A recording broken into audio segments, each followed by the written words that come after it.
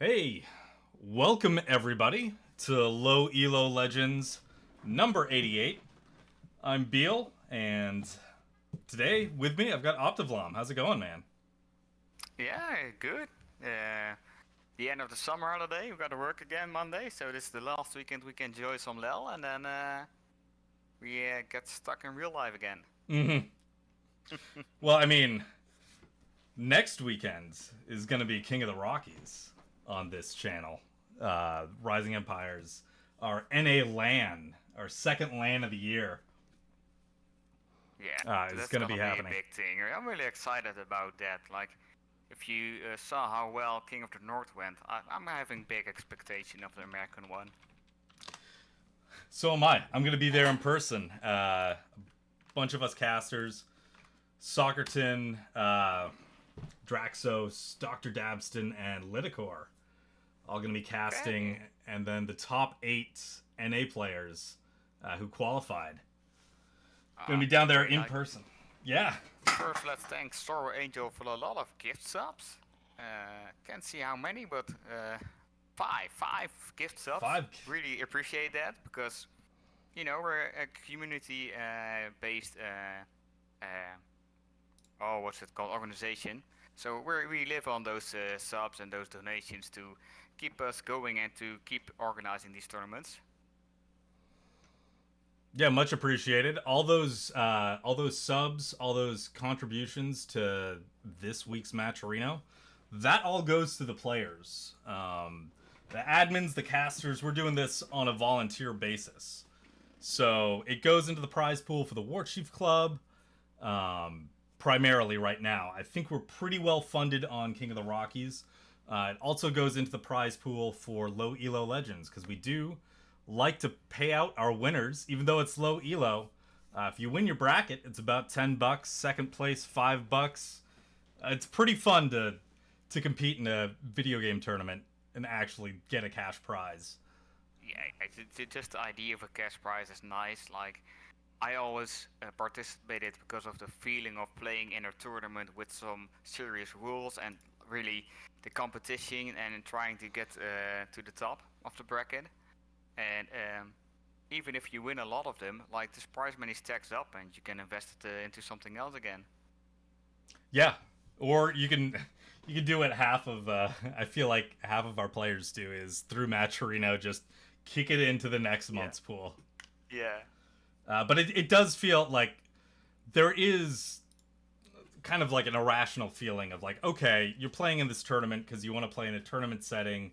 It's lower stakes, lower skill, but there is something like there's an emotional response to actually winning money for taking first place, which is a lot of fun. Yeah, yeah. I remember my final against the Grand Mughal. Like, I still remember both to those two games. Exactly know what maps there are, which civs, how it went. Just the experience and the hype of getting into the final and playing it. Yeah, it was really fun. Like, I can recommend it everyone. Just sign up for every week. It's so much fun. Yeah, super fun time. Definitely different. If you're burnt out on ladder, competing in a tournament setting is night and day. It's way more community oriented. You get 4 games, and you get a game casted, have people comment on how you're playing, maybe pick up some tips that way. And if you come back week after week, I think one of my favorite things has been watching players start at the bottom bracket and move all the way up, win top bracket, and now be at positions where they can't actually register because they're too skilled to compete in our tournament. Yeah, yeah, and we had multiple guys. Like, in the old days with Everlast, we got really high. Adenoff, we were still playing in Conqueror 3, and a couple of guys, probably more, uh, that started off like mid bracket or top bracket, and now they're all Conqueror 2, Conqueror 3, and they can't even compete anymore. Speaking of, I believe there was a registration in the past. One of the top brackets, Anatand, actually competed in LEL. I think maybe 1 week in the Yeah. top bracket, somewhere in the match history. But hey, that's enough talking from us. Yeah. First game should have kicked off at this point. So we're taking a look. Wanted to jump into the Moketronics Muttley game, but it looks like they're still setting that one up. Yeah, like Muttley is a really, what's it called? Not a bad dog, but Yeah, that cartoon dog funny from. dog. It's the cartoon dog, right? Like he's always sneaky. It's a sneaky dog. He's actually playing with controller. I think we've Oh, got. wow. There's a. It feels more recently a lot of controller players have started getting confidence to play on the cross-play ladder. We've seen. I was watching 10-4 Tim's stream earlier this week. He actually lost to a controller player somewhere in the middle of Diamond. So Oh, yeah, bro, we're talking about Tim here. Like, it's not really the best example. you know, he's better than me. Okay, I'll put that out there. I'll put that out there. Yeah, that was a burn I couldn't let go. Yeah. All right, so I do see the Moketronics game. They are in lobby, so we will hang around here until that game actually launches. Let's take a look at the maps for today. Okay. We got Aches asking if my volume can get increased a bit, so maybe double check the sound. Yeah, I did bump you a little bit. I saw that come through. So hopefully, Oh, nice. IX, if things sound better, please let me know.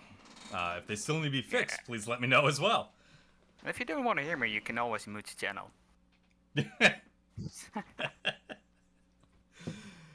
All right, so we have. Beale's talking. Sound 100%. Bar to start. Starting. Just slowly turning you down over the course of the game. Anyway, we got a couple of custom maps in the pool today. We got Bridges. Very popular map from our YMCA contest last year, and I would hope. I can't say anything because I didn't organize it last year, but we should probably do that again this year. That was a lot of fun, a lot of crazy new maps. Some of them picked up and actually played in EGC tournaments. Bridges was one of them. Coastal Cliffs, another map, is very popular. You see it in a lot of tournaments these days from YMCA. Have you played on Bridges, OpDVlaM? I haven't played the map myself. I've seen it in other tournaments. I still remember the map contest. I even participated because we were afraid we wouldn't have enough submissions. Oh, what was your... was it you and Dragavan who made... Were you Orion's Belt? Oh, no. I made the Turtle Walk. It was one of the lowest scoring maps. But I tried. Unfortunately, I haven't played that one. Yeah. But I really liked multiple maps from that map pool. Like, I don't know all the names, but we had that shallow water in the middle with 2 islands. I think that's the map Cow made. What's it called? Drake something. Oh yeah, there's like Water Drake, and then there was not wetlands, maybe flooded plains, I think. Yeah, and we had some other maps with all these boxes, and then you had to cut through the wood, and then you get either gold or deer or something else. The like slot that was machine more maps. of a random fun map. But and then AvLI again had some really good submissions. I think British is from AvLI if I remember correctly. Yeah, I think it was him. I think he might have done Bridges and Coastal Cliffs. We're still waiting for that Moketronics game to kick off.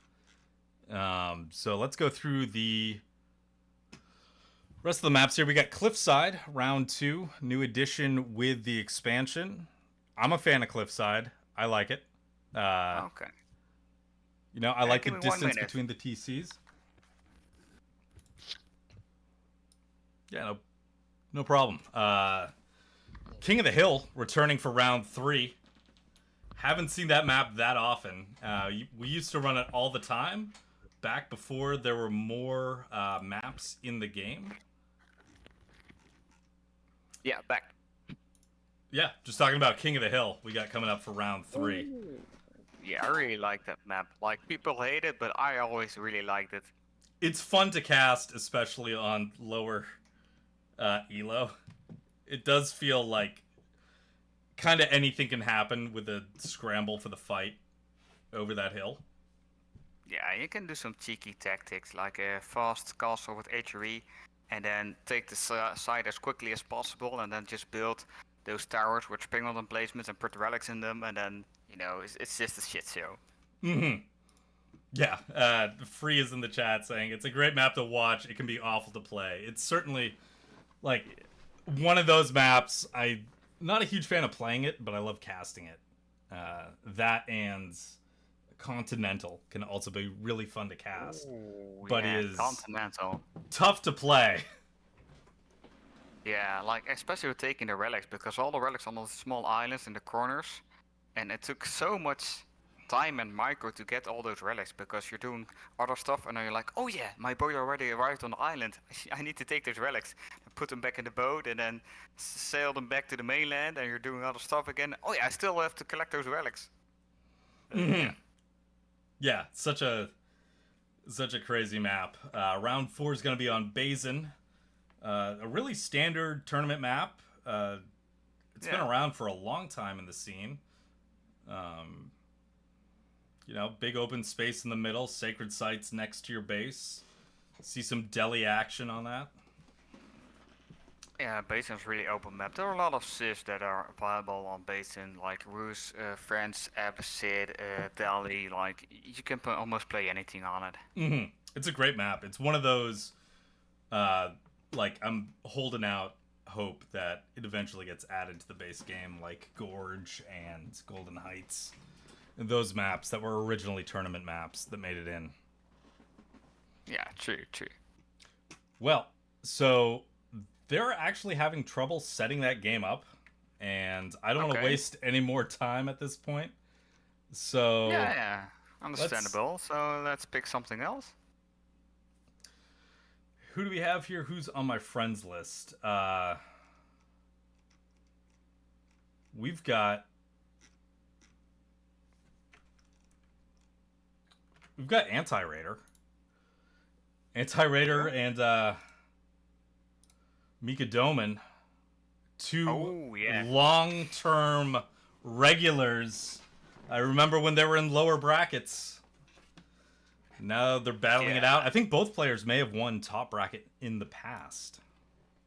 Probably because Mikado has been floating around Conk 1, Conk 2 for a couple of seasons now. And I know AntiRaider is a consistent Conqueror 1 player as well. So they're like on the top side of the top bracket. So yeah, a win should very be possible. And do we already see what civs they are? Yeah. Yeah, let's jump right into it. Taking a look right now on the western side of the map, in the pink, we got AntiRaider as the Byzantines dropping down a cistern right outside his TC. Gonna grab that gold berries. In the color purple, we got Mikadoman as the Roost, starting with a 6 villager cabin. Okay. Oh, that's a nice touch. He's bringing the sheep to the cabin. That's something new. Yeah. I guess, yeah, if the wood line's that close, just bump the sheep right over to the cabin. Yeah, decrease that walk time. Pretty neat. Yeah, you got to really fast scout. The cabin is finished early, so you get some more gold, and you can collect sheep just like you're on the TC, and it's still protected. Yeah, good stuff there. Let's take a look at where do we have our deer on this map. We got 2 on that northern island, right on the other side of each bridge, it seems. And then we've got 2 kind of forward from both players' bases that have already been taken. So I'm assuming that AntiRaider was able to deny the deer in front of his base. I'm assuming that Mikadoman able to take the deer in front of his. Now we see AntiRaider coming up to deny the deer on that top island near his bridge. Yeah, and AntiRaider starting with only 1 scout, even though it's Rus, so you got this mini game, but I don't know if there are many wolves on the map, do you? I don't know the wolf count, but I've gone back and forth from Mikadoman's scout, And it seems like every time I switch over to his scout on the south side, he's engaged with a wolf. Yeah, Ooh, that's and a both of nice his scouts bounty. right now.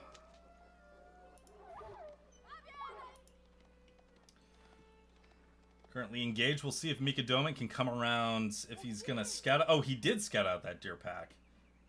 Okay, so 2 deer packs apiece, but I believe Mikadoman with many more wolves compared to AntiRaider. It's the difference of number of scouts. Well, one thing is for sure, like Mikadoman already can take wheelbarrow and he can age up. So I would have liked to click that wheelbarrow immediately if he got 350 gold or more. And in a perfect case scenario, he gets to do a 250 bounty, so get these tier 2 upgrades. And then your eco already is rocking sky high, even though it's early game. Yeah, that's such a great threshold to clear. You feel so good if you're able to age up right around 250. Going into feudal on tier 2, such a boon to you.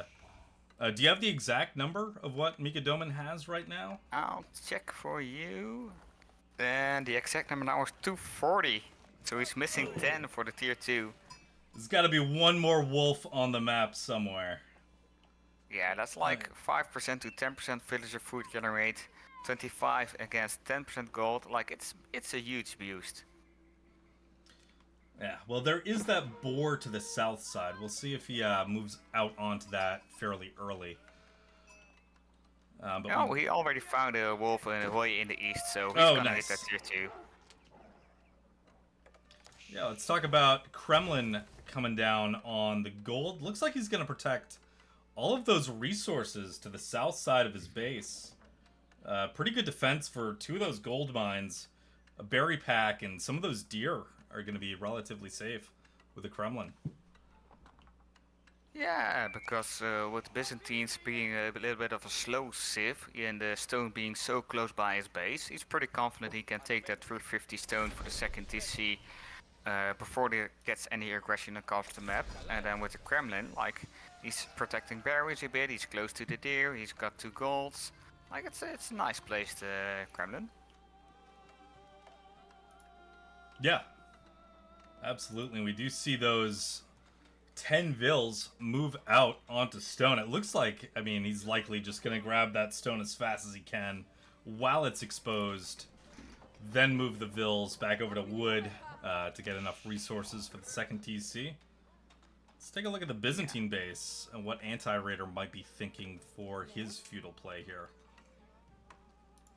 Well, the first system is on the food and the gold, and the Grand Rhymer and the berries for the olive oil, so I really like that. I don't really enjoy his second system placing. I think it should have covered more of the wood. Yeah, I think you can still get that stone on the bottom side and move that cistern down just a little bit, as you were saying, to get more of the wood line there. Dropping a barracks opening as his first production building here. Yeah, pretty standard. Like, the Eliminate are good, especially with shield wall. You're against Rue, so you can expect some knights. I'm hoping AntiRaider will scout the wood line of Mikadoman, because his wood line is pretty exposed. Like, I can understand you want the influence of the Kremlin for that extra wood income, but with a couple of units, you can easily chase him here away. Yeah, we'll see where that second TC comes down. He should have just about enough resources at this point. Villagers moving over towards the Kremlin. And it is going to be a forward TC. Yeah, but do you really want it on berries? Why not the deer? Like, if you're putting it forward anyway? It might be the balance of, like, not too far from the Kremlin in the TC, but still close enough that you can take some of the deer. Yeah, those are always tough choices, and most of the times after the game when you're reviewing the replay, you're like, okay, that was too greedy, or I could have gotten away with that. Yeah, we'll see how that works out for him. Mercenary House now on the way for AntiRaider. And so against Rus, What are you expecting? Probably just standard longbows here? Or maybe something else? Probably. Like, if you check the trade post in the middle, like, it's a pretty exposed trade post, but Arbaletier would be so nice against those Rus Knights. Mm-hmm. Like, that would have been amazing. Like, it's a risk, but come on. With 150 wood for a mercenary house, I would always try to get that. And you can easily wall off the bridge on the side of Mikadoman, and it's still protected pretty nice. With it being on just the standard one, I'm expecting the longbows, and yeah, the longbows are coming in. There it is, Western military contract researched. We do see initial production of Limitane. We got 5 on the field for AntiRaider right now. Starting to move over, maybe do some scouting, maybe a little harassment of the Rus. Not sure what they're going to find. Maybe some of these vills on deer are just a little too far forward. Yeah, you can just chase them away since Mikado doesn't have any military as of yet, and there's 1 knight incoming, which loses against 3 spearmen. So I like AntiRaider being busy with his units, trying to get as much value as he can, but I should walk. CC rates, a lot of damage. Yeah, that Limitani took quite a bit. Now looking to torch down the hunting cabin. And we do have some reinforcements behind coming in. Spilatores coming in for AntiRaider. Does he have a stable? He does. There it is. Yeah, we had a lot of preemptive play where the stable was already dropped for the Byzantine before the archery range was dropped for the Rus. So AntiRaider got lucky because he's making the right units against the counter unit of the Rus.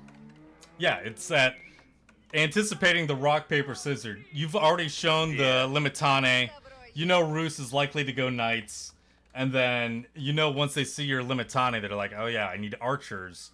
So if you're aware of that ahead of time, you can already have your stables down for horsemen to deal with those. Yeah, it's a little bit different game plan than most Byzantines, because most Byzantines just go 1 barracks, 1 mercenary house, and then try to scale the castle as quickly as they can. We do see a knight taking damage. AntiRaider able to take out one of Mikadoman's scouts. You did see a force chase that knight while the rest of the army looking to head towards Mikadoman's base here. And we're talking about walls. Really liking the 2 spearmen chasing the 1 knight. Like that's an error a lot of people make. Like they chase 1 knight with 10 knights of their own. Like you only need the minimum amount of units. Absolutely, yeah. You don't need to commit your entire military to chase down 1 unit.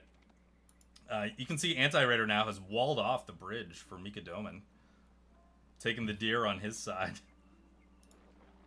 Yeah, I think AntiRaider is a little bit conflicted on what he wants to do, because he's walling himself in, which kind of signals, okay, I want to go to castle.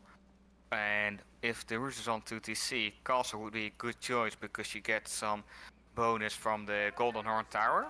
A knight going down, got poked by the spearman. But with all those units already out, the 15 Limitane, 10 Longbowmen, 3 Horsemen, like you need to take down that 2nd TC at least to get value out of your military. Yeah, big military investment here. Able to pick off a couple of vills. Gonna try to start evening out that count a bit. Mikadoman's been on 2 TCs for a while, so he's there 8 or 9 villagers ahead currently, and that will continue to grow. Yeah, and that's the choices you make. Like, if you go full aggression, you need to do some eco damage, take down the 2nd TC, or you immediately go to castle to even out that eco change. Yeah, he's got to make something happen here. It is the classic, and something that I am guilty of, not committing to one strategy, it feels like. You've got the units for feudal aggression, and we do see Akira Siphon coming out. We don't know if he's gonna try to go castle with these walls, or what the plan truly is. No, and that's the thing, right? Because I think it's obvious AntiRaider doesn't want to go castle.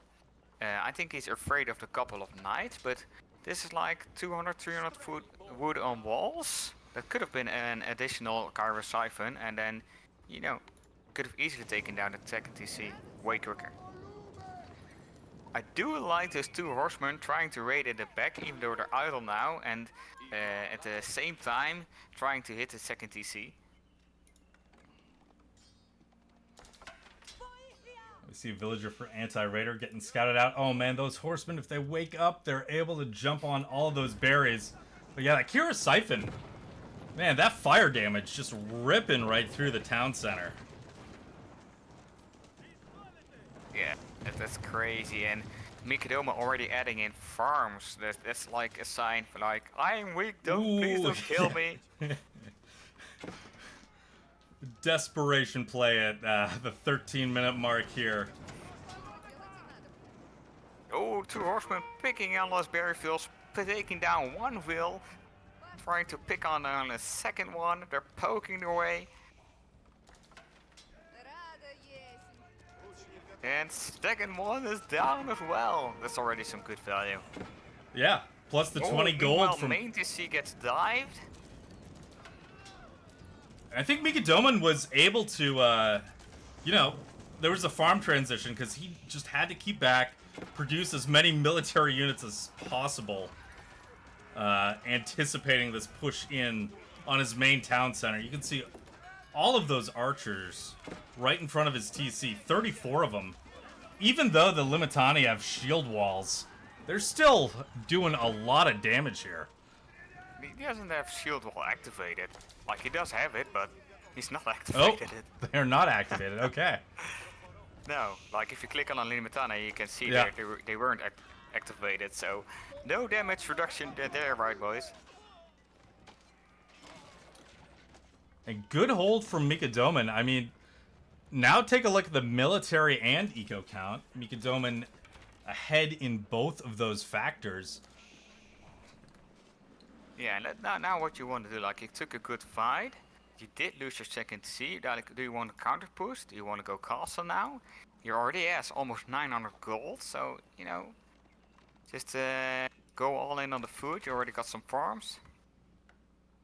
Yeah, you can see him returning to the berries in the back. Dropping down Palisade Wall on the south. Trying to keep any more horsemen from surprising those vills. Yeah, that's a good call. I always want some horsemen. Like, I would like 4 to 6 horsemen or 2 knights. 2 horsemen don't do enough damage, really, in my opinion. Mm-hmm. But just the fact that he's raiding is already complimentary. Yeah, able to take out 9 villagers so far. Keep the eco much closer, you know, with the 2 TCs. Yeah, Golden Horn Tower now incoming. So if Mikadoman pushes now, he got a good window, good timing. Don't know if he scouted it or it's just coincidence that he's going to the base of the Byzantine. But this is gonna be a huge fight, a difficult fight for AntiRaider. Yeah, so many archers. You got 3 knights and just archers on archers behind that. 15 longbows for AntiRaider, 12 Limitani. But man, there are just so many Rus archers coming up to the Byzantine walls. Yeah, and even if longbowmen are the better archer, they're just getting outmassed. It's just a number game right now. And the archers are found out, like, AntiRaider knows they're there, but what's Mikadoman now gonna do? He's gonna make a ram, he's gonna push it.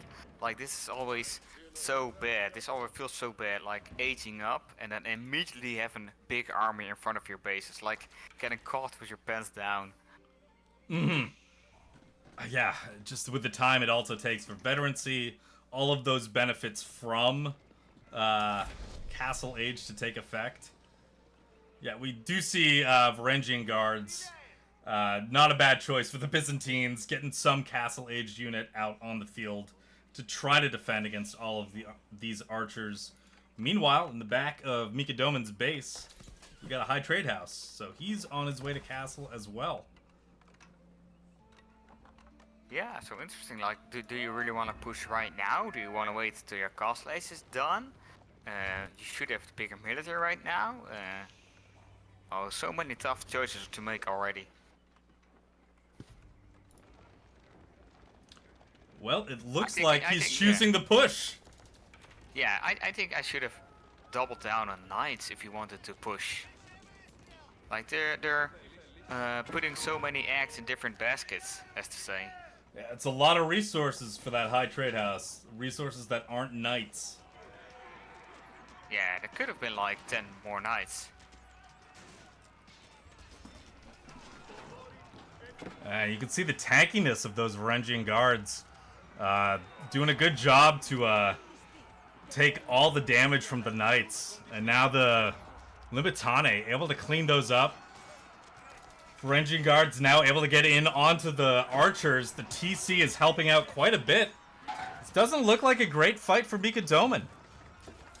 Oh yeah, definitely. All those archers are just dying to the castle age units of the AntiRaider. Those Varangian guards, like the archers weren't like shooting down the longbowmen or target firing. They were just shooting on the castle age MMA. Like, that's never you want to do that, and he's gonna lose everything just when he begins a new age.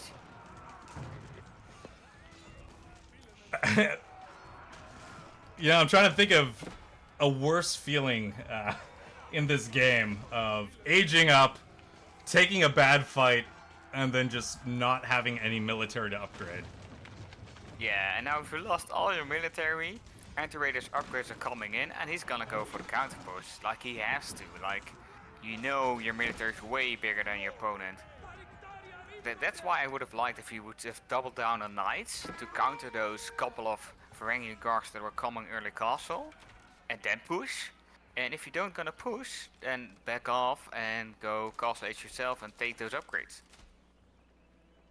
Yeah, we did talk about that earlier. earlier in this match, like the whole trying to do two separate things and not doing either one very well. I think you either hold back, go castle, keep your army alive, and then push, or invest the castle resources into military and just end the game before AntiRaider can get the techs. It's really easy to say it first, like, just commit to feudal, or just go to castle, play their defense, we can see everything. So we're a bit biased, as to say, but a lot of Cairo Siphons incoming now. But a lot of players do the same, like they want to do the best thing and then they change their minds and they think, oh no, this is the best thing, so they change strategy mid-game. But I've been told by many top players before, if you do something, commit to it, and if that didn't work out or you didn't like it, change it up next game. Yeah, real tough to do two of the major strategies halfway. Kira Siphon's on the Kremlin now, 3 of them. Take a look at that DPS, that's like 20 damage every tick. I like Mikadoman still trying to take as much relics as he can behind this, like to get some additional eco advantage. Yeah, still has more vills, but is at the point, like, you take a look at that army count. 75 to 45, and 14 of those are just militia. Yeah, they're gonna expire pretty soon, and they'll die pretty soon. But the fire, man, it's burning us alive.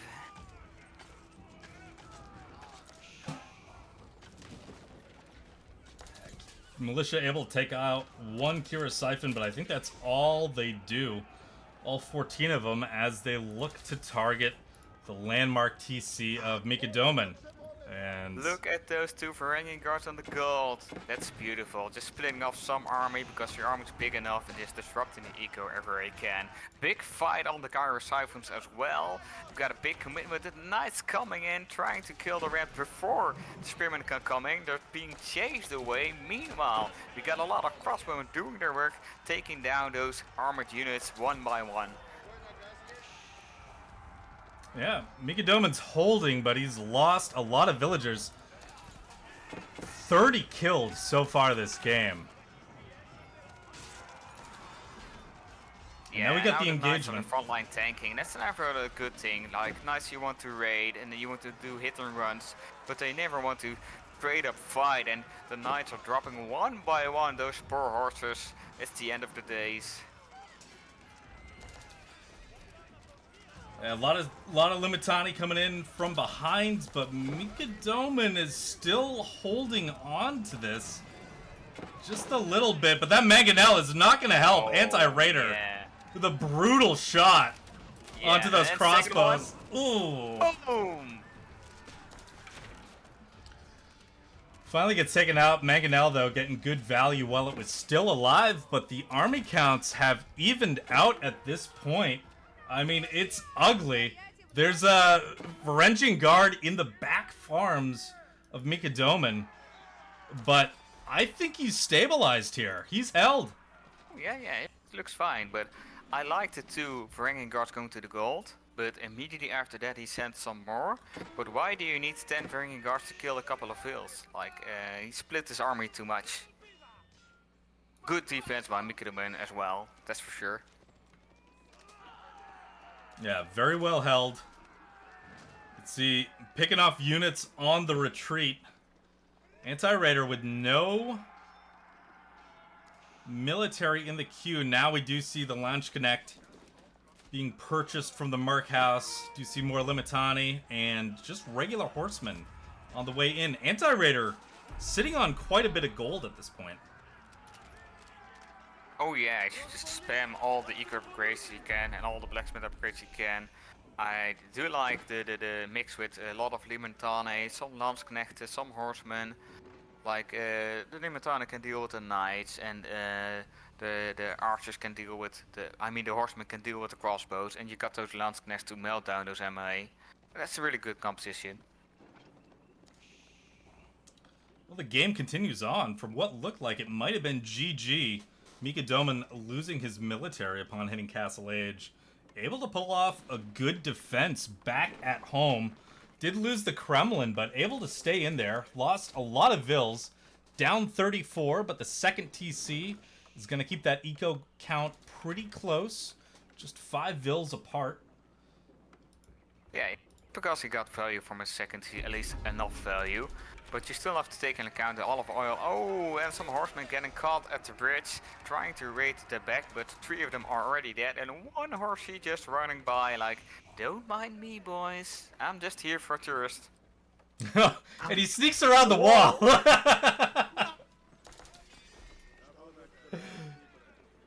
Oh, I did this in a couple of games as well, like with the bug on the walling of the gold and the stone veins. Like, you think you've walled and then you got a lot of cavalry raiding your back line.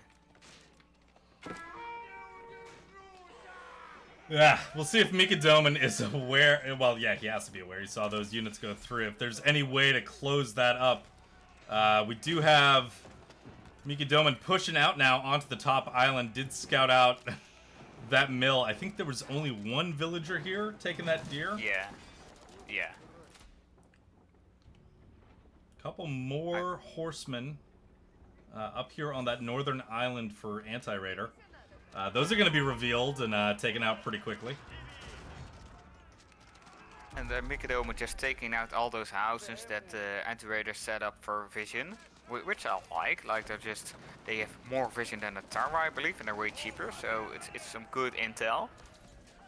Meanwhile, like, yeah.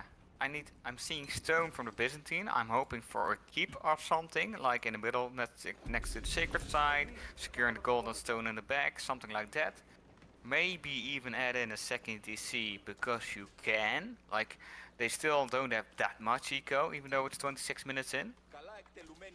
And ooh, Mikadoman walling off the middle now.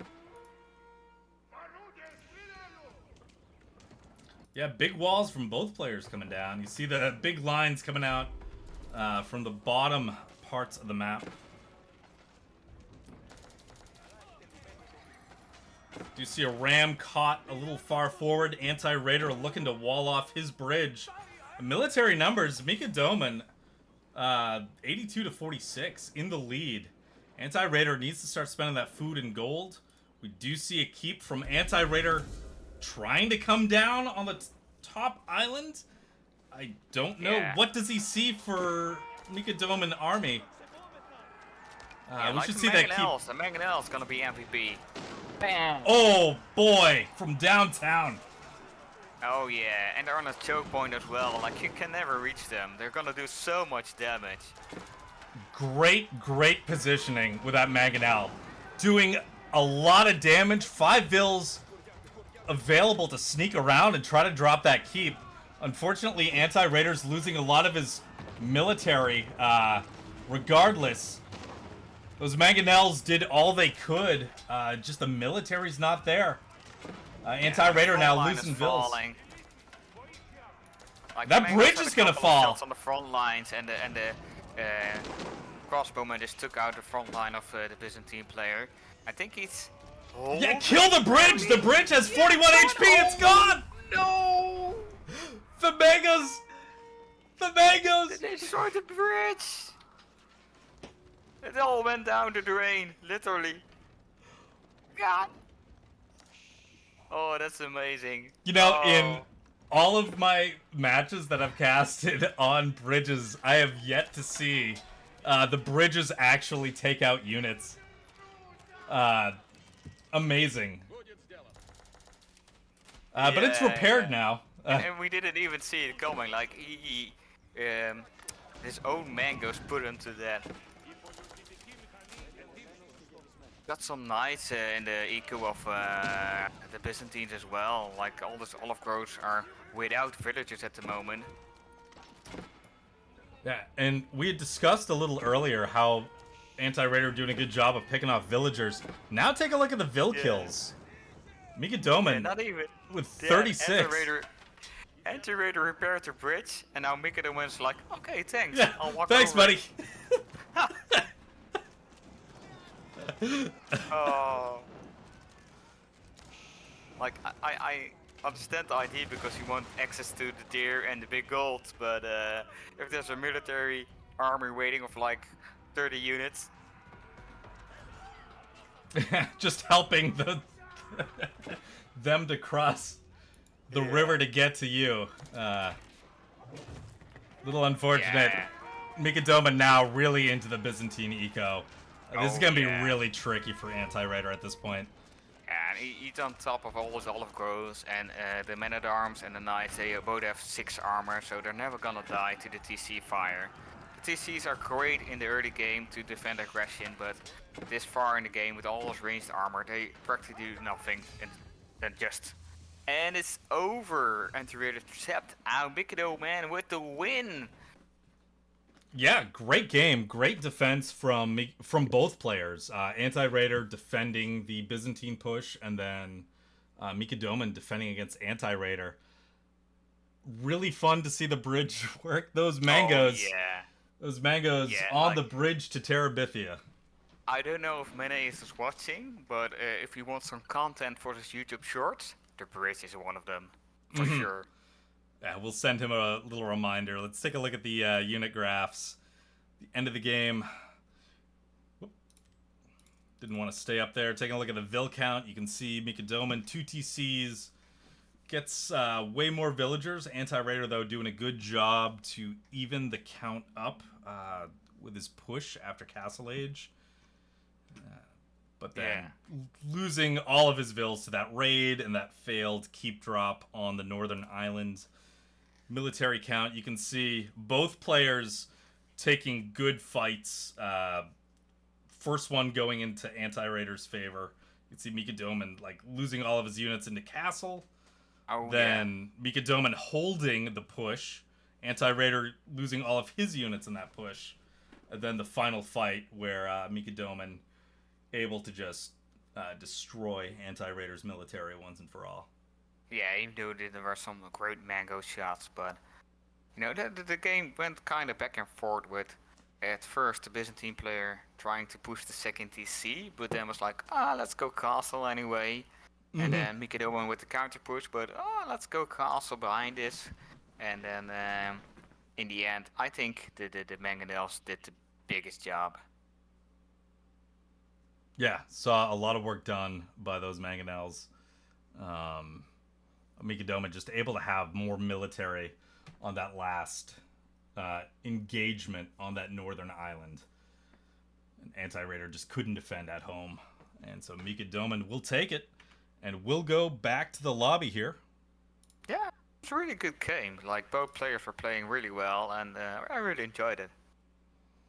Yeah, no, great game. Love to see the back and forth. Certainly not a stomp in one direction or the other. So we're still waiting for the top bracket round 1 to wrap up. We still have Bagsy and Matinjff duking it out. Let's take a look at middle bracket. I'll put some lights on. I'm pretty dark. Like, we don't need a dark room yet. All right, while you turn on those lights, I will start looking for the next game, and I think it's got to be Moketronics. We're going to go to the middle bracket here. You see me? No, you don't. Yeah. So much brighter. Yeah, I'm illuminating everybody's lives right now. Well, while you stood up, I was talking about moving down to the mid bracket, and we got Moketronics, and I think we gotta take a look at Moketronics. Oh yeah, sure. It's been a long time since he played, so we're pretty hyped. He's back. Like, he's going to take it all the way. Next week he's gonna be top bracket, and before you know it, he's not allowed to play anymore. It's gonna disqualify himself. All right, I have sent you an invite in the game. I can see Moketronics is currently in game. Not seeing the invite as of yet in my notification. Oh yeah, there it is. Great. All right, we are going to round 2 here. Down in the middle bracket, we're going to Cliffside. Oh, that's some close spawns right there. Probably some aggressive civs, I expect. One of them is pretty fairly aggressive. The other one, less so. Not going to spoil it. We're going to wait for this game to load up, and then we'll bring it up onto the screen. Should be any second now. There we are. We're into it. Let's bring the stream over. Welcome to Cliffside. We're looking at Moketronics in the green as the deli on the eastern side of the cliffs. And on the western side of the cliffs, in the color blue, we got a monkey, we got a baboon. It's not 1, it's not 2, it's not 3, there are 59 of them. It's like the old, you know, with an infinite amount of time and an infinite amount of monkeys, with an infinite amount of typewriters, you get the works of William Shakespeare. But with 59 monkeys and 1 computer, maybe we can see the Byzantines take a win over the Delhi today. Oh yeah, it should be possible. Like, this is a pretty close matchup in my opinion. Do give a small edge to the Delhi. Like, Delhi has a pretty straightforward game plan. Like, you're gonna make a lot of Gaussian archers. You need to balance it out a bit, like how many guards you want, how many archers you want, depending on how many Limited the Byzantine player has. But the Delhi is just gonna push, and the Byzantines is trying to hold off and trying to get to castle slowly but surely. Certainly, Delhi, with all their feudal aggression, looking to put the pressure on the Byzantines early and just keep that tempo rolling through feudal. We'll see if the Byzantines can hold or if they have a different plan up their sleeves. A big compliment for Moketronics already, because he's Delhi, and immediately after the mill and the mask was finished, he clicked the upgrades. Like, that's already a plus in my book. Yeah, look at that, yeah. Got those techs coming in. Yeah, that's one of the fun things about Delhi with all those free techs. Even though they take more time, they're free, so you can invest those resources in other stuff. And like, it's a really fun made civ. Yeah, you can put all those resources right into your feudal army. And crank them out from an inspired production building. Yeah, that's probably most of the game plan nowadays. Like, it used to be a fast castle rush play, but now they're all about aggression. Yeah. One of the civs that actually psychs me out when I play them on ladder. It's you see Delhi and you just start. I start kind of dreading, like, oh, the feudal mass. I'm gonna have to deal with that. Really, more than any other civ. For whatever reason, it's Delhi that gets me nervous. Oh, I always have that with English. Like, I already get anxious when I see English in the lobby. That's fair. I'm like, oh fuck! Now I have to play against someone a macro game again. It's gonna go 30 minutes. I have to take sacred sites to lure them out. They're gonna drop a Berkshire. I'm gonna put a hole in the wall. Yeah. Yeah, I'm almost tempted to learn English myself. Like, I never seriously played English. I mean, I started off with English, but I like the longbow rush. I never won for late games. Hey, look at this. We do have something off meta. Dome of the Faith. Let's go. Moke is keeping the faith. All right, so maybe we will have that push for castle from the Delhi instead of the feudal mass here. Yeah, but then you immediately want to go into castle age units like the men-at-arms or the knights. Don't really like knights most of the time because they can easily be countered by spears, and Biz probably gonna make spears anyway because they're expecting Ghazi. A good M&A push could help Moke a lot. Yeah, not a lot of counters for those men-at-arms. The Byzantines and feudal. Nope. Jefters are okay-ish, Keswiks are okay-ish, but you can't really make them a lot because you do have some olive oil and stuff, but not that much.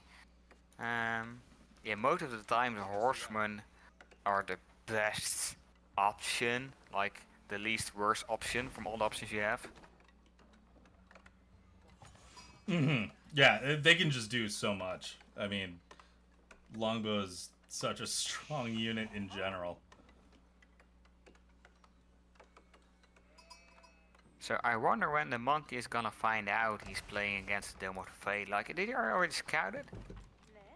No, I'm taking a look at the... He didn't even see it earlier in the game. That is completely blacked out on his Fog of War. So we got a barracks opening from the Delhi. And a stable opening for the Byzantines. I gotta give me 1 second to compliment my wife with her beautiful dress because she's going to an amazing party. I hope she has fun. Yeah. Yeah, and she's calling me a dickhead, so that's fun. I no longer wish she has...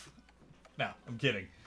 But yeah, we got a stable for the Byzantines. We got a stable now. It looks like that barracks was canceled from Moke. So stable archery range. I was confused what that barracks was going to do. You typically don't see barracks first for the Delhi, but you typically don't see Dome of the Faith. So I was wondering if Moke had... That's choice. Like, if you go barracks, you want to go castle ASAP, I guess. I don't think you even want that much wood. But yeah, Ghazi archery is fine. Like, that's one thing about the Tower of Victory. Like, they don't buff the Ghazi. That's always hurtful, in my opinion. Right. Yeah, just hitting the archers and spears. And hey, Monkey 59. All 59 monkeys driving 2 horses right into the Delhi berries. Yeah. Is that Phil gonna go down? He's gonna dive all the way. Yo! There you go with all his berries. I wanted to say meat, but he's not carrying anything. That's so funny that they're carrying meat when they're collecting berries. Yeah. There's some magic going on in that Dome of the Faith. I don't know what it is. Yeah, I guess they're vegetarians. Yeah. That's vegetarian meat, boys. It's all, beyond berries. A couple Ghazis out now, able to scare off that horseman push. Monkey 59 continuing to invest into horsemen, though. We do see Merc contract is going to be longbows. No big surprise. Got a barracks coming down. as well as a blacksmith for the Byzantines here. Yeah, and Moke is just doing his thing. Like he's gathering a lot of wood. His engagement with those horsemen again with one Ghazi against 4 horsemen. You're not gonna win that, buddy. Scholar getting caught out, so no sacred sites for Moke. And the Scholar's gonna get poked down as well. That's a huge... Oh! Ooh! The horseman back off. Oh, wow. He got out of there. That Scholar lives. Able to go in. Middle one. He's like, you know what? Yeah. I'm hitting the books. I'm going back to the books. Yeah. Keep me in the university. Don't bring me out of there.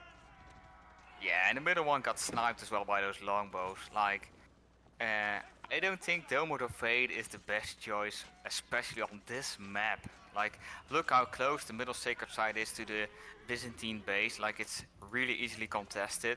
The south side is really far away for the Delhi players. So, yeah, only the north side is kinda protected. So you need a lot of military to keep control of those 3 sacred sites. So I would have rather seen the Tower of Victory with just the good old Ghazi archer spam and trading the gold in the market for further wood. Yeah, like you're saying, also the distances between the 2 bases rewards aggression so much. Because there's not a lot of travel time to get to your opponent and really start putting the hurt on them as soon as possible. Yeah, and Moke already feeling the pressure, right? Because he knows he doesn't have the military to control the map, so he's already adding in a farm.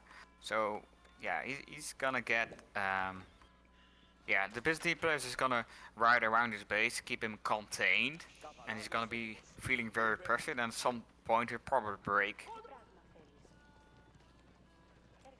Yeah, those 3 longbows, 3 horsemen looking for some picks. Gonna find some lumberjacks. Not able to really connect. A little bit of damage. Able to get back home. Good reaction by Moke. Also some good raiding by the monkey.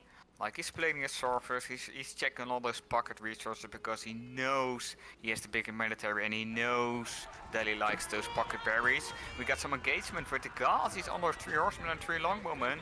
He's getting caught out with his pants down. Longbowmen's one of the slowest archer units in the game and they're gonna get picked off. Yeah, good timing with Moke to he knew that raid was going to sweep around the backside, able to move the villagers off of Deer just in time for the military to connect with that raiding party. Yeah, good read, but now the Liminate join the fight. Ghazi's trying to take out those horsemen so the archers are free reign, but there's only 1 archer left. But we got some reinforcements coming in and all those Liminates gonna get cleaned up as well. Yeah, not taking the fight, running away, getting cleaned up. Something I do want to point out here, I think Byzantines has been idling his TC. Take a look at the Vill counts. Oh yeah, 6 vills. And not even that, like he had like 1200 wood and all the wood is gone. But if you look at the market, at the rate of the wood, like he sold a lot of wood. Pretty tricky, especially when you're putting on that aggression to not be able to take the macro that you want. I mean, that's one of the big things. Why aggression's powerful and map control is powerful is you can take the riskier resources that you need. Yeah. And like that happens to all of us, like we're microing the fight and like a minute later you're floating 2000 wood. But if you're like Byzantines, like he's adding in olive groves now, I would have liked if all that would have been production buildings, olive groves, maybe a tower, and then wait until all those food eco kicks in. Yeah, I was floating a lot of wood for a long time. Oh! Monkey AFK?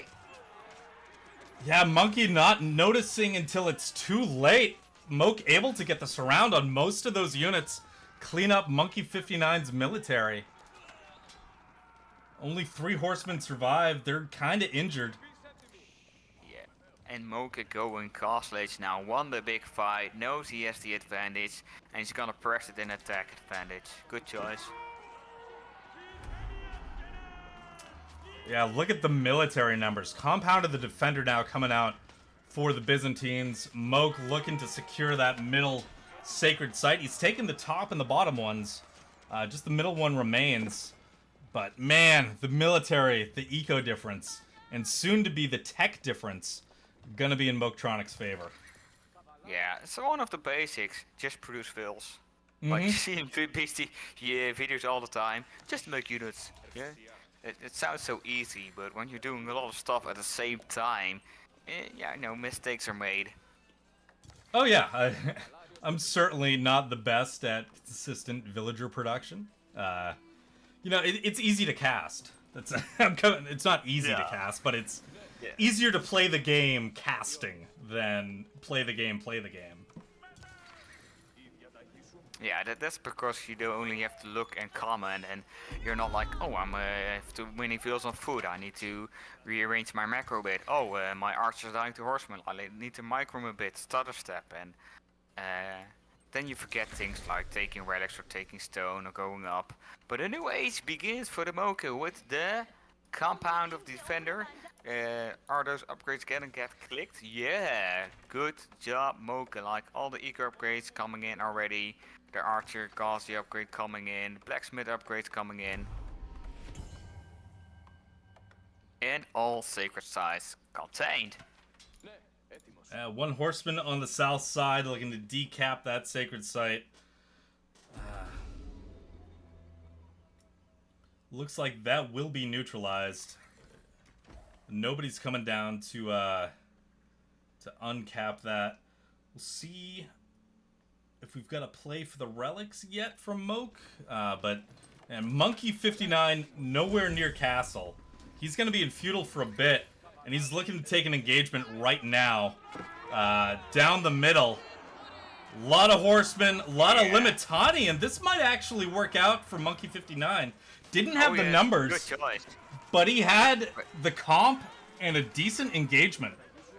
Oh yeah, this is a good choice by Monkey, because the castle units aren't there yet. The upgrades take a long time for Dali, so this is his time to shine, taking down all those Gazis, and Moke running away. Even with the parting problem of the horseman, he still wins this fight. So I'm highlighting it on this screen. Moke has been investing a lot of resources into a big old Dumbo. That is the Castle Age unit that he's looking for. I do see one tower elephant in the queue. The tower elephant. Yeah, I like elephants as well, but I think MMA would have been suited better against the enemy comp and the enemy being far away from castle. Early castle MMA are really strong to do a time push. Oh, for sure. Yeah, it is that thing where not a lot of units can deal with men-at-arms. Not a lot of feudal age units. I mean... The lumberjacks getting caught out. Yeah, 2 vills go down, but here comes the Dumbo. Running towards the front line. Horsemen. And Liminatai, like they both... Oh, he's chasing me away. Nice.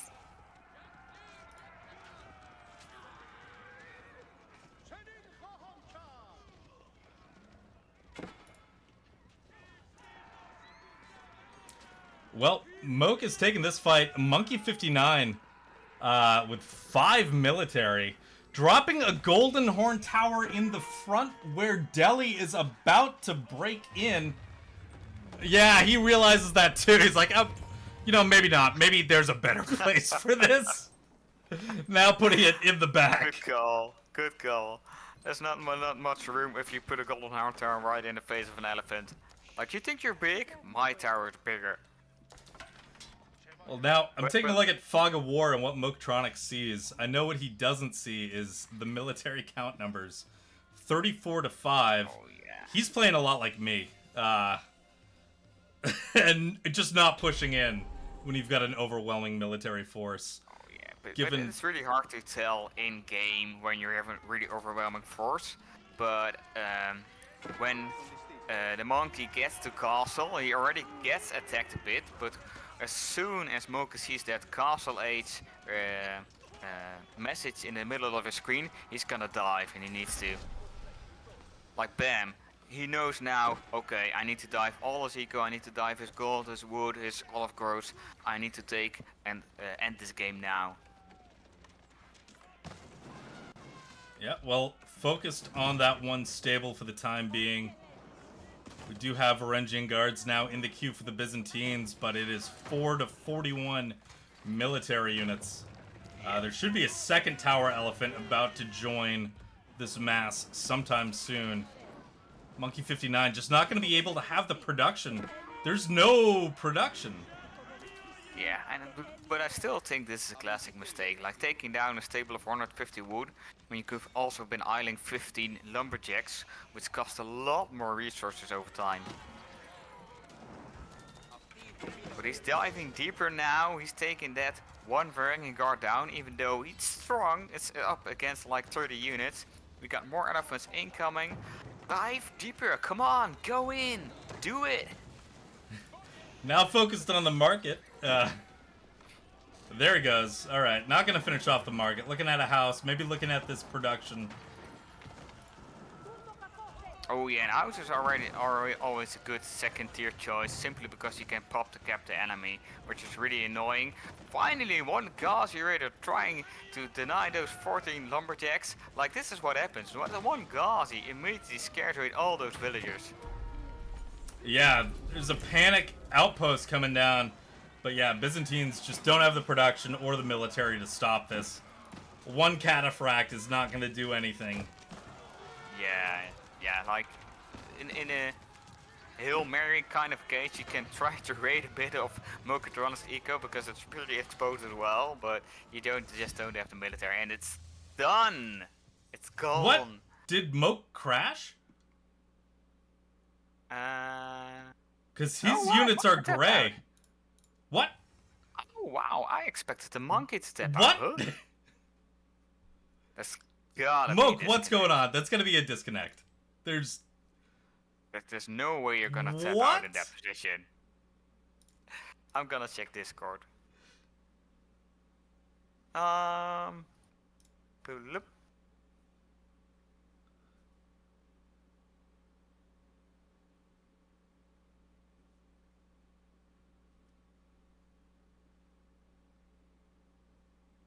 This isn't a military craft that you never really see the skull up here.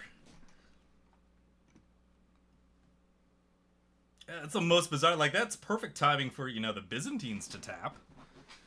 Yeah. Would not be expecting it's got to be just a dropped connection.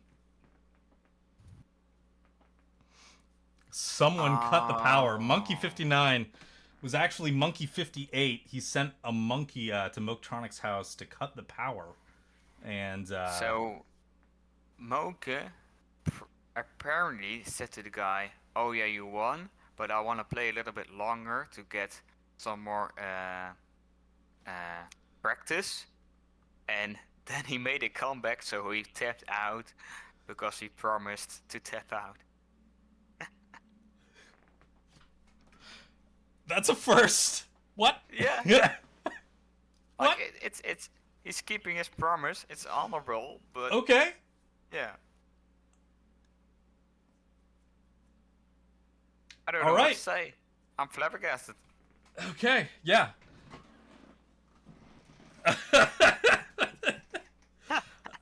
We're gonna have to talk to the admins about maybe giving a 2-month ban to Moketronics for messing up the stream. Yeah, like you can't agree with your opponent that your opponent is to win. Like that's what's it called? That's not blackmail. It's match fixing. Match fixing. Match fixing. Yeah, we've got match fixing right here. I wonder how much money Moke did get. He was paid off. By 58 monkeys. All right. Oh. Well, we do have a game coming up. Looks like bottom bracket has hit round 2, so we can go back to Cliffside here. A lot of new names. I know LISAN al-GAIB. I'm hoping that's how you pronounce it. Yeah. But they added me to their friends list. They're a new player. I don't recognize that name, so let's give their game a cast. Oh, yeah, sure. All right, I'll send you an invite.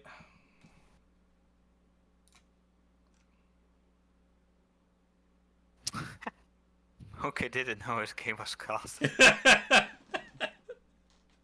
Yeah, we Yeah, were you're being casting him, cast. we gave some amazing tips, but he got beat by a monkey.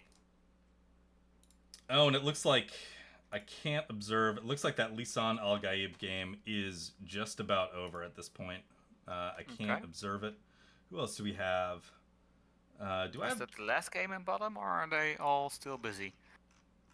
They're all still busy. Looks like we got a game. Chivo's in game. Chivo, Yeah, I've seen the a name regular, Chivo before. Yeah. playing against someone who I don't recognize. We got Snug Marigold 598 in game.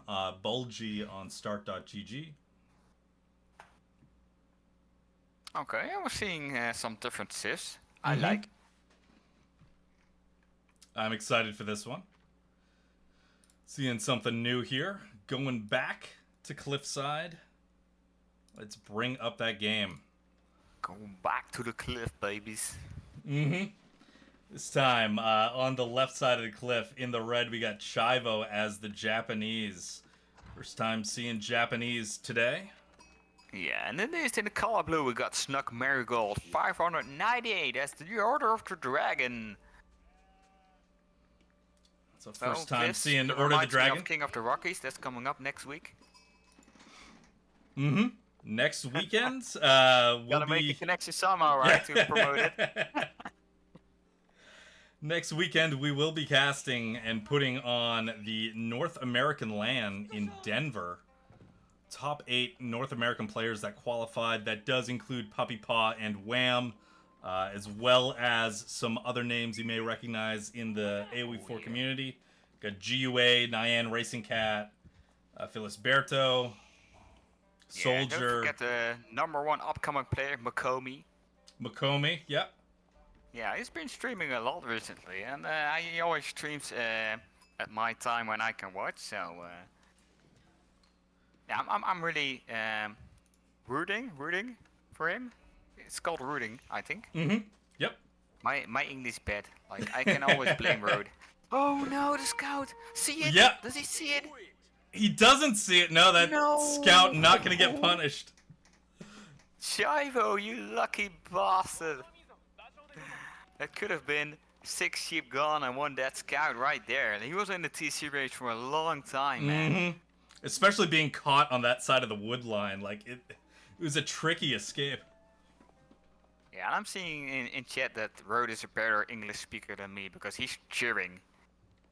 You can That's the root, word you I'm can looking cheer. for. It's the same. Yeah. Alright, Well, let's take a I look. think we're gonna see a pretty slow game because I'm expecting Castle Age from Japanese and Castle Age for Order of the Dragon. I was taking a look at the resource counts, and for a second I thought Chivo somehow went up to feudal already just because of the lack of food, and I'm taking a look at the town center. Oh no, he just did the 2 He's TC just opening, invested but then on everything. gold. No, that's a 2 TC opening on stone. But he sent his villagers to gold, so then it doesn't work out. It's just investing in just making sure he Yeah, doesn't miss a villager, because you can always cancel them, get your money back. Yeah, but that's an old school build, like sending those vills on stone, and then you get 350 stone, but you also get enough gold because you get a little trickle of gold every time you mine stone, so you can both age up and get a TC at 5 minutes. But if you're mining the gold instead, you just have lots of gold and no feudal aids anywhere inside. But Marigold already aging up, he's got some good macro right there. So I'm hoping to see a quick unit from Snug to try to punish that open gold mine and those open berries. Aachen Chapel for Order of the Dragon. Don't see it as often, but a little 15% gather rate bonus. Not as good for the HRE, but if you're thinking of eco, I mean, it's an eco landmark. It's still 15%. Yeah. It's more than 0. Mm-hmm. But it kind of indicates he wants to go to castle, if you ask me. Because if I want a feudal ladies within with men at arms, I'm gonna go Mine and then the Golden Cuirass upgrade. Because that makes those MMA just unkillable. Yeah, Golden Cuirass, such an interesting tech because Order the Dragon, I mean, with like all their gilded units, makes it a little more difficult to eyeball whether or not you can take a fight, just because of pure numbers. And then you throw the Gilded Cuirass on top of that, and like a fight that looks like you're about to win can really swing in the other direction.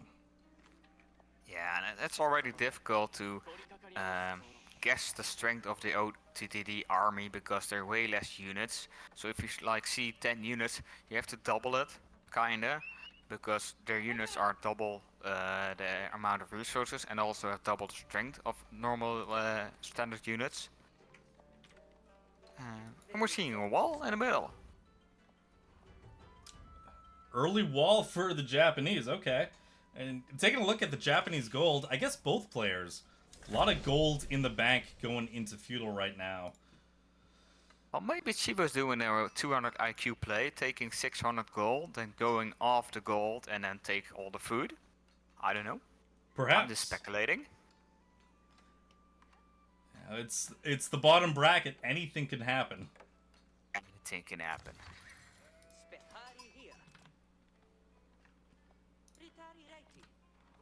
So we see the first Gilded Horseman on the field. He's gonna get that thrill. No, no. He's AFK just in front of the wall. He's waiting for the wall to finish. Yeah. Now he's like, okay, you're done. Now I'll go try and kill you. Good sportsmanship. Yeah. It's like, that'd be really rude if I broke in there. You worked so hard on that wall. I'll let you finish it.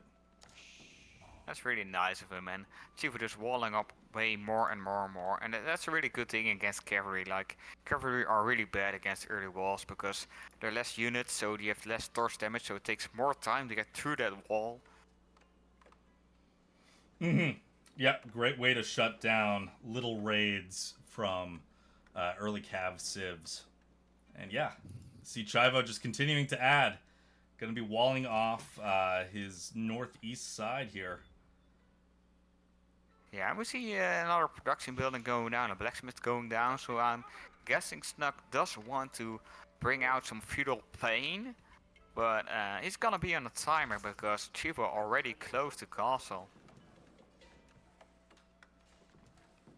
Yeah, very defensive, fast castle.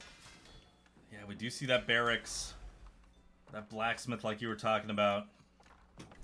Chivo pretty close to castle at this point, and he's snug in his little base on his side of the map. Those walls are down. He's just chilling. He almost took all the berries. Those were free. He's just mining some gold. He's gonna throw down a stable, put a Yoshishiro on it. Then you get these OP mounted samurai, and they'll just clean up all of Snuck's villas. And there is the plan. We do see floating gate. There's the fast castle, but Order the Dragon able to sneak a couple of Gilded Horsemen around. Able to start doing damage. I mean, Chivo not completely walled off. Oh yeah, and there's the hit coming in, and wow, nice reaction by Chivo. Immediately pulling the vills, losing one of them. Almost gonna lose two, but they're inside the TC now, pausing, making sure that the second vil goes down anyway. And the horsemen are getting out, and they live. Another horseman joins the fold, though. I mean, Snug Marigold, if he keeps up the pressure, he could potentially stop Chivo from really doing anything in the castle.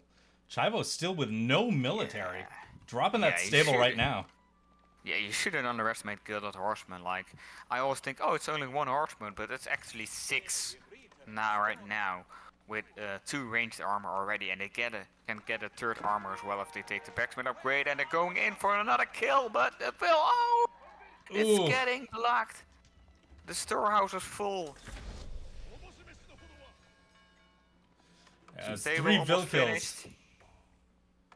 Oh, yeah, that always feels so bad. Like, the Vil wanted to get in that storehouse, but another Vil from the other side was like, I'm safe and fine, screw you, boy. And he went in just before that Vil that died. No more room. Stay out. Stay out. Yeah. Doors closed. Sorry, buddy. Yeah, we're gonna let them eat you. First Yoroshiro into the stable. No surprise that it's going to be Mounted Samurai coming out for Chivo. Order of the Dragon still a ways away from Castle. Going to take a while to get there. Adding some Gilded Spears into the mix. Yeah, good call. You know the Mounted Samurai coming, you scattered out the stable. And a couple of spearmen are enough to scare those Mounted Samurai away. Or at least Chivo has to do a lot of micro if he wants to get value from it. Meanwhile, Chivo is long distance. There's the lumber camp. Never mind. I think he might have needed a couple of drop-offs just to be able to build that. So Mounted Samurai, they want to go to the base of Snug, but no gates as of yet. So they have to wait. Yeah, those 3 Gilded Horsemen still hanging out in the back of Chivo's base. Just waiting for a time to strike. Another thing I'd like to point out, this Shinto priest that has dropped off the first Yoroshiro into the stable could be going out onto the map, scooping up some of these relics. Especially if Order of the Dragon wants to think about regnants. If you can get those relics into your base now, don't even need a monastery. Just drop them on the ground in front of your town center. Yeah, that's a really good tip, because the regnants is really powerful. If the H3 Order of the Dragon gets 2 or 3 relics, they're already golden and can get a pretty easy imp. And you don't want to go to imp against H3 or Order of the Dragon, because they got so many eco upgrades. You're just gonna lose to the mass.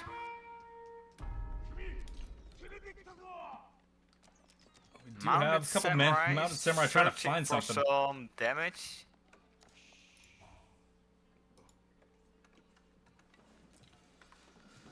And do we have a drop off for the second Yoroshiro? No, we don't. We got a Shinto priest. Oh, now he's alive. Is he going towards the TC? Is that the play here? Yeah, there it is. Yeah, I guess. Increased Vil production here. Maybe to make up for the losses that he sustained earlier. You do see Smug Marigold now massing units onto the gold mine here. Those Gilded Spears might be able to deal with all these Mounted Samurai, but now there's 4 on the field. Also, Gilded Horsemen coming in from the backside onto Chivo's base. Gilded Horsemen also going to deny 1 relic from being dropped off. Will be snuck over, though, onto Chivo's side for later. Oh yeah, and the Mounted Samurai doing their best, even though they're feudal spearmen. Spearmen are really good in direct fight against those horsemen or knights. So he needs to like do these hit and run tactics where he charges the shield, then takes a couple of hits, and then he charges the shield again. That's the maximum value you can get. But now he already got 5 Mounted Samurai chasing those spearmen. Chase them! No, don't go back. Oh, and it looks like Snug Marigold is turning around like, yeah. Oh, did you want to kill these? Okay, I guess you can have them. But no. Calls them back, gonna run through the gate and head directly towards Order of the Dragon base here. We'll see what he picks up. It's a formidable raiding party. Oh yeah, that's a good call. Like, trying to raid with those 5 knights. Like, send 2 to the gold, 3 to the wood. Maybe 1 checking food pocket resources, like we can see he's on the Paris and on the deer, but it's a massacre on the wood line. Oh my goodness. Oh wow. That is 7 dead villagers. That's like the entire woodcutting operation. Only 1 lived to tell the tale. Yeah, and they're not even regular villagers, they're Order of the Dragon villagers. They're more expensive and they're better workers than any of the other civs, and they're dead right now, taking down another horseman. Goldfills running away, don't really know what to do. They're running around the gold vein. Knights are chasing them, but they're safe in the tower right now, so the horseman's gonna get taken out, and that's it. Yeah, that party was cleaned up. Meanwhile, you can see Chivo stealing a relic, like kind of running through a corner of the Order of the Dragon base. Just saying like, yeah, I'm taking this. See this? It's coming back to me. Yeah. He's just waving for like, hey, do you see this gold? That ain't for you, bitch. But Gold Tower now damaged, doesn't have emergency repairs, it's outside of the influence, so those 3 vills are in the open now and they're gonna die. Yeah, that is 10 gilded villagers killed at this point. Yeah, and we hear all those samurai laughing. Yeah, we got them again, they're dead. Meanwhile, we got these 2 horsemen on the top, standing between 2 berry bushes that are occupied with the villagers of Shivo. And they're alive, just as I say it. Oh my goodness, and they are... This is the importance of scouts with your raiding party. Instead of going for the completely open berries to the left or the right of those horsemen, they just went straight to the farms. But as they get pushed back, they will scout out the berries. But now Chivo, with a raiding party of his own, a bunch of mounted samurais coming towards the Order of the Dragon farmland. Yeah, and why? Because Snug already has 2,000 food. I would have liked it better if he would have put down more production buildings and made some additional spearmen, because all those vills are dying now on the farmlands. It's not even in the Aachen range, it's just and those out vills in didn't the even open. garrison! Oh, wow. That's 17 dead vills and 1 spearman trying to chase away those 7 samurai. Yeah, one spearman not going to do much against that. Yeah, I like Shifu just walling off the rest of the map, so he's got everything contained. You already got 2 relics, got the 3rd one on the way. The 4th is really safe in the west side of the map. And even the 5th one is pretty easily accessible. Yeah, I wouldn't be surprised, if Japanese were able to get all the relics in this game. Although these 2 gilded horsemen in the back of Chivo's base are almost about to give me an aneurysm. They have run past these Berryvilles so many times. There's such a good opportunity to force them off of these berries. But they're just gonna hang out. They got 34 HP. Yeah, and we got the Bannerman added into the light mass, so they do now 6 more damage. So that 1 spearman is not gonna cut it, and he just can dive the eco, and he can even, I think, burn. Oh, it's over. Yeah. Marigold 598 tapped out. I think when you see that many mounted samurai running towards your economy, you see how they just vaporized a gilded horseman. Yeah. I think it's time to tap. Yeah, he knew it was over. Oh, we're taking a look. Nice game. Chivo doing a good job. Both players getting some raids in. You can see Snug Marigold with the pressure on the Japanese before the Japanese were able to hit Castle. But as soon as they did that, right around the 13-minute mark, you got Chivo starting the raids that would just completely cripple the Order of the Dragon's economy. Yeah, and I'm fine with the choice trying to apply pressure and prevent the castle age. Like, that's a fine choice. I do think it's important to constantly produce vills, especially if you're Order of the Dragon, because your vills gather more, they are more expensive. So you need to continuously make them. Absolutely. They're worth so much. And yeah, missing out on any villager timing hurts you even more than it would on a normal civ. Taking a look at the military count, Chivo going true naked fast castle. Nothing, no production. The scout gets killed at some point. He's down to 0 military while he's aging up to age 3. Just Snug Marigold not able to finish him off at that point. Yeah, but that's something that Chivo did, what we didn't see at Top Bracket, for example. He just went balls deep into one tactic and just profited from that. And that gave him the win. Just go castle as soon as he can, pump a lot of mounted samurai, raid the shit out of your opponent, and then win.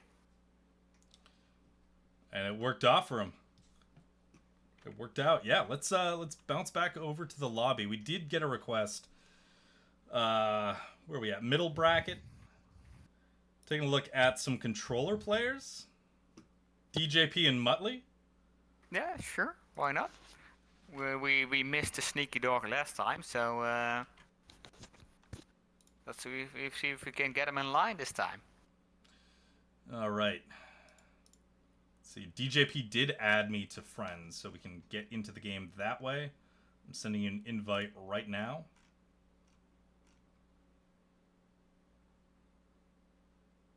Okay. Accepted. Would I like to download the required mods? Oh, it's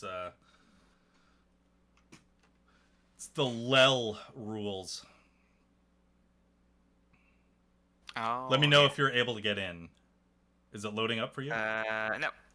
It's not loading up for me. You cannot observe a modded match without downloading the required mods. Download the required mods and try again.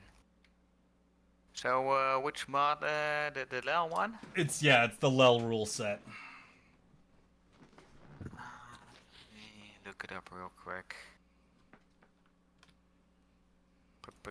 Elo Legends. Rule set. Subscribe. Okay, let's invite me and try again. Perfect. All right. Yeah, and we're going to round 3 here, middle bracket. Gonna be on King of the Hill. Oh yeah, that's one of my favorite maps. I'm hoping to see some middle play, trying to be the king of the hill, of course, and then with a lot of towers and walls, and just, you know, make living hell out of your opponent. Yeah, taking that point on top of the hill and holding that, making it a struggle for anybody else. Are you able to connect to this one? Yeah. I see the Perfect. assist now, and I gotta say, I'm surprised with the choices. That's for sure. All right. Well, I put the game on the screen a little earlier to just highlight the fact that Muttley, in the French at the top, is playing on the sticks today. We got an Xbox console player doing crossplay. Southside in the pink. At DJP is the Malians. Yeah, so interesting pick, French and Malians. Not a two civs I would have thought of picking on this map. Like I would have thought of Delhi or HRE or any other fast castle, sacred side, monks like civ. I wonder how Muttley will do with the Xbox. Like they got auto queue vills, right? They do. Yeah, I've played a few games on controller. You get auto queue vills. You can do auto eco, but that's really not good. That's only for new players. You'll really screw yourself over if you try to use that. But I think a lot of console players enjoy French and JD just because, hey, you mass knights. Micro is a little less intensive in the later game, but you also, if you're good enough at the game, you can do early game micro with the controller and really mess up your controller opponents who may find it harder to defend against that kind of early aggression. Yeah. Yeah, did you play Xbox a bit, or haven't tried it out at I all? put like 20 games into it, and it was fun. It actually, I was getting burnt out of the game. It was probably a year ago, maybe like 10 months ago, and playing with a controller kind of refreshed everything for me. It's like a different perspective. Oh, yeah, but sometimes you need a refresher. Like at the end of season 7, a lot of people were kind of burnt out as well, and then we had the holidays, of course, and then you go on holiday, you come back, you're refreshed, new season, new patch, and then Yeah, you enjoy playing again, and that's the most important thing, right? Enjoy playing the game. Yeah, for sure. It's one of those things like when I stop enjoying it, like I'll take a couple days and then just think about some aspect of the game. It's like, all right, I'm ready to jump back in. I'm ready for it. But we do have School of Cav coming up for Muttley. DJP opening barracks. Okay. Is really gonna delay his feudal age. Yeah, he's like, let's drop a pit mine with 7 houses and then build a barracks for Donzos, because they do counter those knights. But I think he could have gotten away with feudal age and then adding in those Donzos, because it's gonna take some time before the School of Cavalry is finished. You're gonna train at night, and the knight has to travel all the way on the map, so it's at least gonna be like 2 minutes, 1 minute and a half before the knight reaches your base. And now you got 360 gold doing nothing. And he's making Dark Age Donzos. The knights aren't here yet, DJP. You can... you might want to bank some of that food. You're going to be in trouble. It's going to be a very delayed age up for the Mali. Oh yeah, for sure. I like Sakadan's approach of the game. Just thinking he's a real man because he hates himself in the game while playing it. I fucking hate this game. Let's do another one. You know what? Saharan Trade Network. This map does not have trade posts. Oh, I mean, it's defensive. I know he's looking to play defensive, but that does not feel good. Yeah, he's just like, if my circles are all covering the ground where he can attack my pit mine, I'm fine. He does have some security on a second gold vein, so a second pole mine will be pretty safe at least. With a little wall to his main TC, he can protect the berries and a first gold mine in the back. But then what you want to do? Do you want to add in cows? Do you want a cow boom? Now, I know Muttley is a controller player, but is DJP also a controller player? I was watching a couple of Vills take this tree north of that town center for DJP, and it seems like something Auto Eco would do. I wouldn't know. Maybe Escalade or Moke can tell in chat, because I don't know who all the controller players are. From the loading screen, it seemed like DGP was a regular computer-based player. All right. Okay, yeah. Just confused on the tree. Well, we've got 4 Dark Age Donzos before Feudal Age here. Saharan Trade Network just about to finish up. We've been looking at the Mali base for a while. Let's take a look at the French base. Do have that archery range down. 1 knight on the field, 1 in the queue.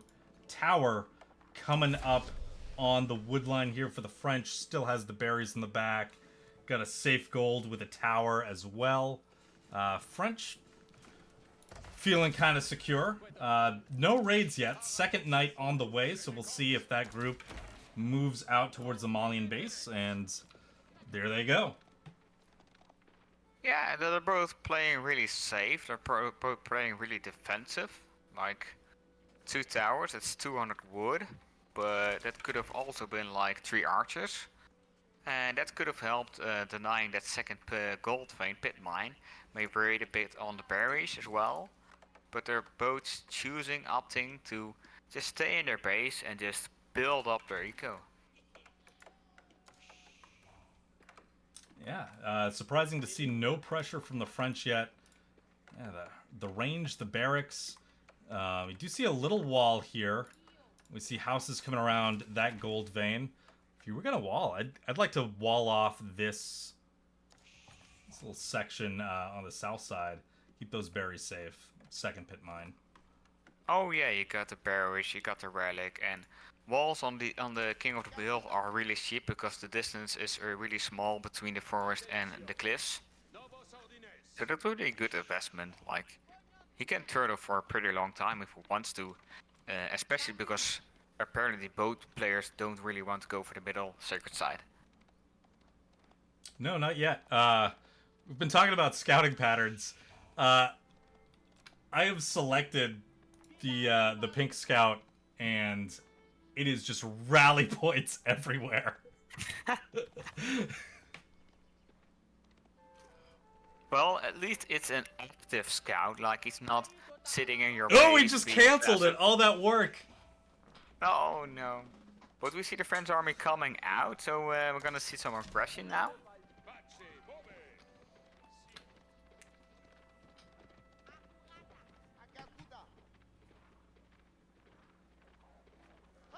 Oh, archers joining the fold, so looks like the entire military will fight as one.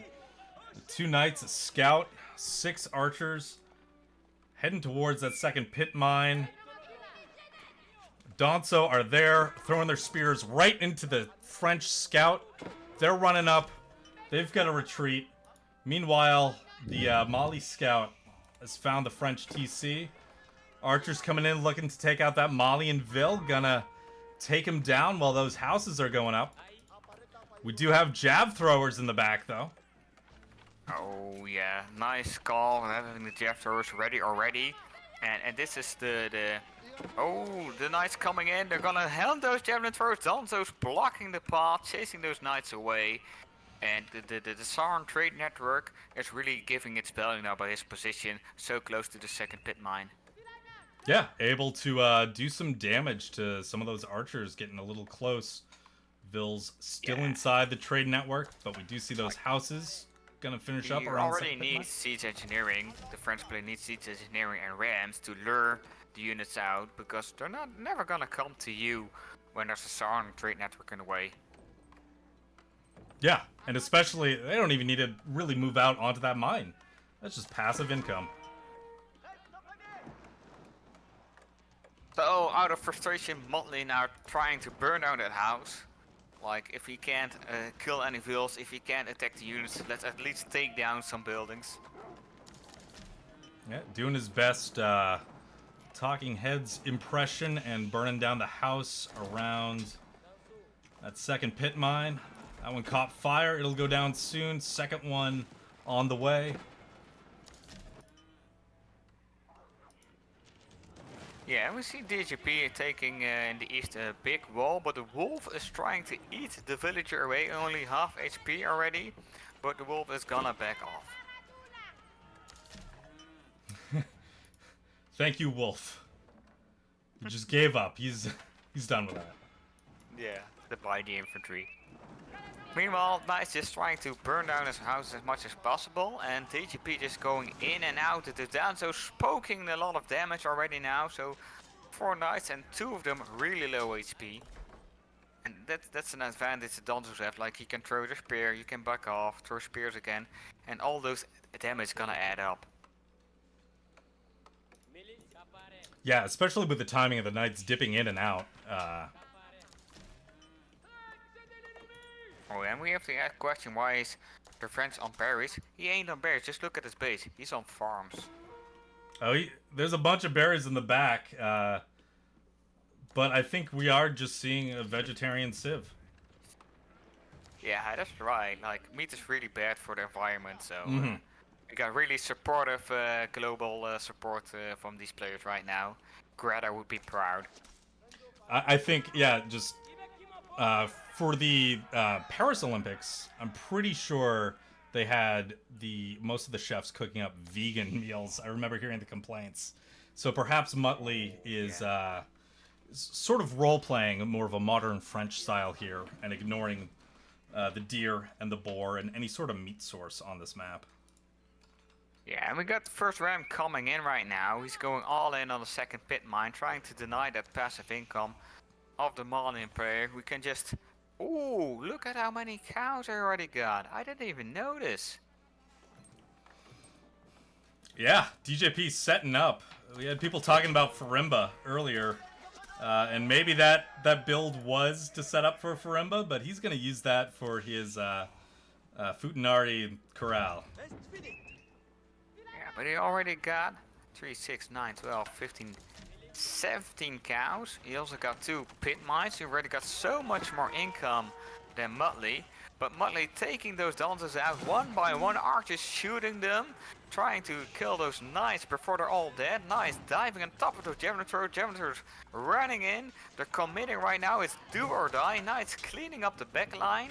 Archers clean up the danzos, and DJP is gonna lose it all. Yeah, real bad engagement for the Malians right there. Just losing all of those Donzos to the archer fire without getting much value in knight kills. And then those jab throwers just too far forward, couldn't retreat. Yeah, and with this mass of archers already, he just needs to double down on knights, like put down some more stables and just keep producing and just mow down your opponent. You've got the opportunity right now, DGP close to castle, but no military units. He's ripe for the taking. Yeah, we'll see if he can hold and turn this around. We did see Mikadoman and AntiRaider, both players, their first game of the day, heavily pushed into their base, but able to hold, able to mass up, and not drop out of the game off of that. DJP still does have military production. Muttley does not, but Muttley, it looks, is focused on going up to Castle Age, and right as I say that, he adds 5 more Royal Knights to the queue. Yeah, it would have been, yeah, like he's putting the second stable now, but try to spread out those stables. Meanwhile, DJP does have enough resources for the cow boom. So the Grand Kulani Forel is coming up probably, but there's not anything to defend it. Yeah, those units trickling out into the French forces. They need to start massing near the town center. Oh no. Yeah, don't make that landmark yet. You need military. But you can't be trickling the military in like that. Yeah, just the archers comfortably picking off the dancer, but even picking off the javelin throwers now. Knights reacting to it, trying to take down that javelin thrower to get more clean engages, more favorable trades. But he's gonna be able to chase them away. Good call by DJP to make some units to first chase away the French player, and now he can comfortably put down that landmark. So that was my bad. I was looking at the Saharan trade network that was under attack. I assumed villagers were hiding in there, but it was a pinata filled with Donso. So as soon as it fell, Donso and maybe a couple of jab throwers came out, able to drive the French back. Yeah, that was a nice surprise. Like, most of the times you want to have villagers in that Saharan trade network, so you got some additional damage, some additional military, so to say. But he just put his military units in and then was like, surprise! Guildhall coming up as well. Yeah, Guildhall in the back here, where the berries used to be. Yeah. So I would love some stables now, because the Fulani just gives so much food. He already got some good gold income from the pit mines, and he also got 18 vills on gold, so your gold is safe. And you can just spam so many sofas for a limited time. Meanwhile, Muttley going out on the big goal with 3 towers. Looking to secure that. How many vills into? We got 12 vills running towards that giant gold mine. DJP running out of wood, trying to repair the trade network. He's going to have to chop some more. He's got no wood income right now. He's going to have to get those villagers back over to the wood lines. Oh yeah, the distribution is a little bit odd, because he's still got 15 on food when he has all those cows together with the Castle Age landmark. He's got 18 on gold, well, he's already floating gold. So I would have liked like maybe 5 on food, because the food's gonna skyrocket now. He needs at least 20 on wood at this moment. So 8 from gold to wood, like 5 or 10 bills from food to wood as well. And then just drop down all those production and just spam sofas. Yeah, that would be the play here. We do see Veterancy coming in for the Danso as well as the mining tech for Feudal. Last eco tech for the Malians to come in. Yeah, and the French player building a monastery, so he's like, okay, I went castle, I'm gonna take these 5 things called relics because they give me a lot of passive gold income. Good thinking. Just as, you know, if you don't go castle as planned with a Civ, I sometimes forget taking the relics as well. Certainly guilty of that too. That is something I've been trying to focus on. My more recent games, especially if I hit castle faster than I normally would think about it. Yeah, Anyway, so that's a good play by Muttley. Just thinking immediately about those relics and taking them. DJP moving out. Scout did run past the gold mine. So the Malian army running into the giant gold mine. We got Dansos, we got Javs. And we're about to have some dead French vills. Couple on the ground so far, but the Danso should be able to torch down the outposts no problem.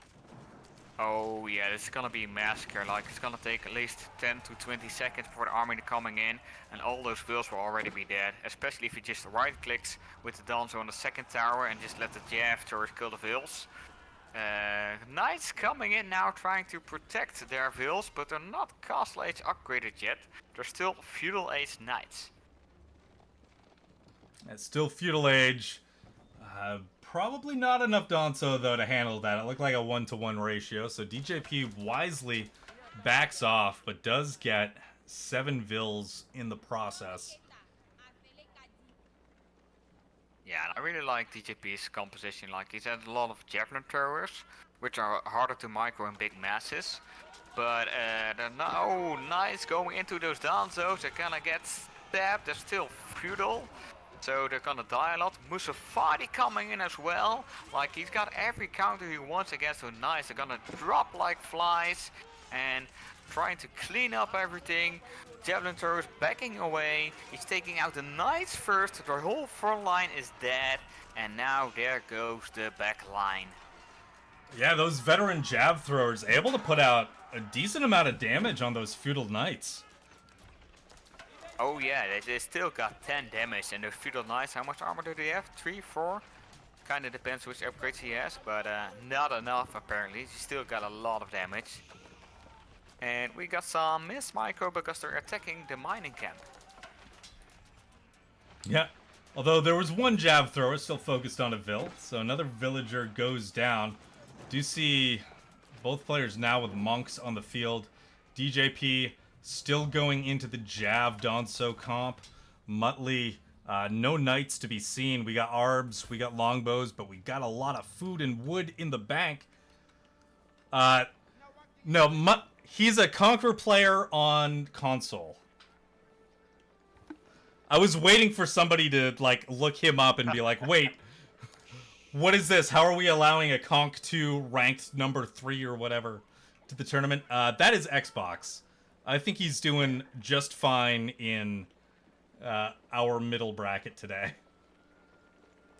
Oh yeah, I don't know what he did the 2 rounds before this, but I feel he's in a losing position right now. So even if you lose one game, you're fine in the bracket where you are. Yeah, I think he took a game off Moke. No. The big old Moke Jed. I think Moke said, yeah, please, I'm glad you didn't cast that. Anyway, we got Malians running right into the French base. They see the siege workshop. They're not going to spend any time on that. They see the vills on the farms. Javs come out. Dansos are ready. The town bell is ringing. Yeah, they're calling everything back to the town. Wife, men, children, like everything, come back home. 2 knights thinking, oh, there are only 50 units right there. And they're dying immediately as they connect. And now TJP just gonna stream those units over the map. He even got a lot of units on the middle. So I guess he wants to take the middle as well. Mangonel even coming in. A lot of upgrades on the towers on the big gold. even a couple of stone towers now, but what do you want with lots of gold if you don't have food and don't have wood? Yeah. Massing. Muttley trying to mass near that gold, but he still has all of these Malian units. Just throwing jabs at an outpost at this point. Knight's gonna be caught up trying to sneak around the hill. That's where the Malian army is. We got Sofa raiding on the large gold. Yeah, and Muttley, like, half his eco is AFK right now. A wall coming in on difference. No, he taps out. And there it is. DJP taking the win on that. With an I interesting would have Mali loved build. if you tried the wall first. Like, just Oh. do it. Maybe you'll get it. If you don't, you can still tap out. But if you don't get it, you got an amazing feeling. You got 40 Javelin Thrower for free. But Yeah, what's GG. what's the harm? Yeah, good game. DJP, interesting builds, but hey, you know what? It worked. And good comeback too. You took a real bad fight under that second pit mine. You started aging up. You were able to mass up. Still had those units in the tower for when it fell. You could actually push the French back. You got them into place, I guess, with those units in the tower that they didn't want to make a lot of reinforcements because they knew they could handle the current fight at their current level and maybe age up. I don't know what the thought was, but hey, it worked. And then great job to just keep military production up right before you hit castle and then throughout the rest of the game.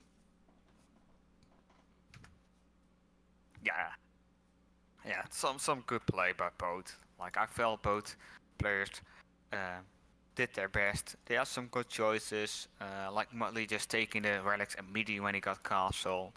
DJP trying his best, taking that defensive position, and he wanted to age up, and he was like, "Oh, I got a lot of units in my base. Maybe I should cancel the age up and make some units first," which was a good call. Mm-hmm. Yep, great call there to have enough to defend. Well, we are going to go back to the lobby. We'll take a good look at where our standings are at this point in the day, and then we'll likely take a short little break. We haven't taken a break yet. I think we've casted 4 or 5 games. So we'll take a break, and then we'll be back.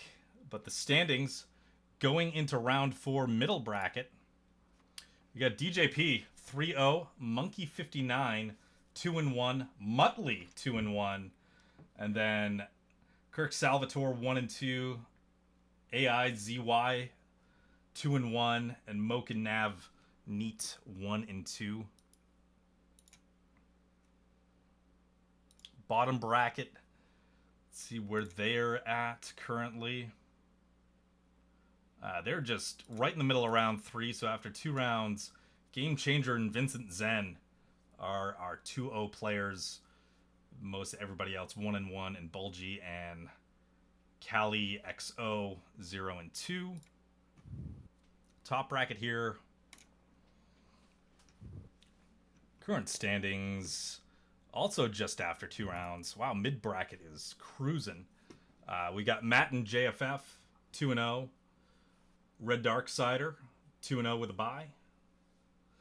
AntiRaider 1-2, Bagsy 1-1, everybody else 1-1. Yeah, some interesting standings. Like, anything can happen. Mm-hmm. When I was when we were casting the last game, it was on King of the Hill, right? It was. Yeah. So that's the hills. Does that have anything to do with the rocky canyons? I think that. And does that make a bridge to King of the Rockies? Yes, it does. Great segue. What a coincidence! King of the Rockies, our North American LAN, happening next weekend at this time. Live from Denver. We'll be down there with 8 of the best NA players, big names, Puppy Paw, Wham, other names you'll recognize: GUA, Nyan Racing Cat, Soldier, Felisberto. I don't have the list in front of me, unfortunately. I'm going off of memory. Mokomi. Don't Mokomi, forget the that's Mokomi. right. Yep. My man. Do I have it here? So since we're going into The Rick Mr. anyway, Munch. I didn't. The Mr. Munch. I'm sorry. Mr. Munch, yeah, we shouldn't forget Mr. Munch. But since we're going in a break anyway, I was talking about Maneas of taking over right now because he was supposed to take over next game. Mm-hmm. But if we're gonna break now, I think it's easier just to switch now, right? Yeah. If Yeah. that works for both of you, we're gonna take a break, and yeah, when we come back, we'll have Maneas as the co-caster. Thanks, OpDVlaM. It was real fun casting with you today. Yeah, sure. I really liked it as well. It was the first time we were casting together. Mm-hmm. Yeah. It's probably morning at your place, and it's almost night here, but we made it work. Yeah. Yeah, it was morning when we started. Yeah, it's mid-afternoon at this point, but good stuff. Good stuff. All right, we're gonna jump to a break. We'll be back in 5 minutes or so.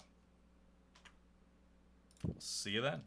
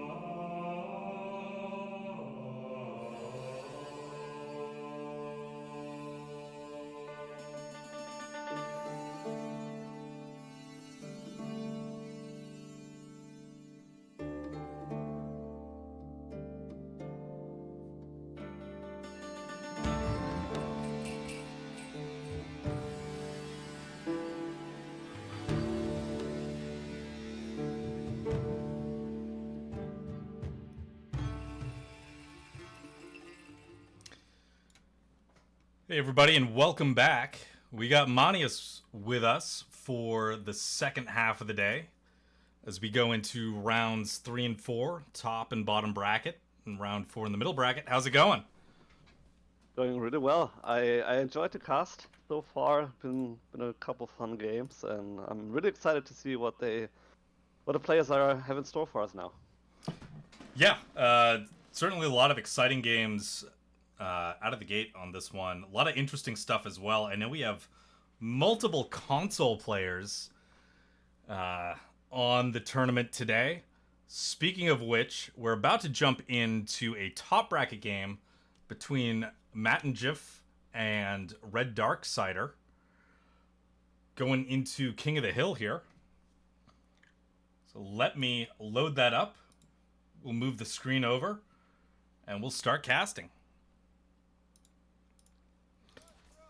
Yeah, and I really like that you picked a Mongol game. So I mean, I'm as a Mongol main, I really enjoy watching Mongols, see how they're gonna play that. So we do have Matinjff with yellow in the Mongols on the left side, and against Reddarksider with the Rus. So quite an interesting matchup, I feel like, especially on this map.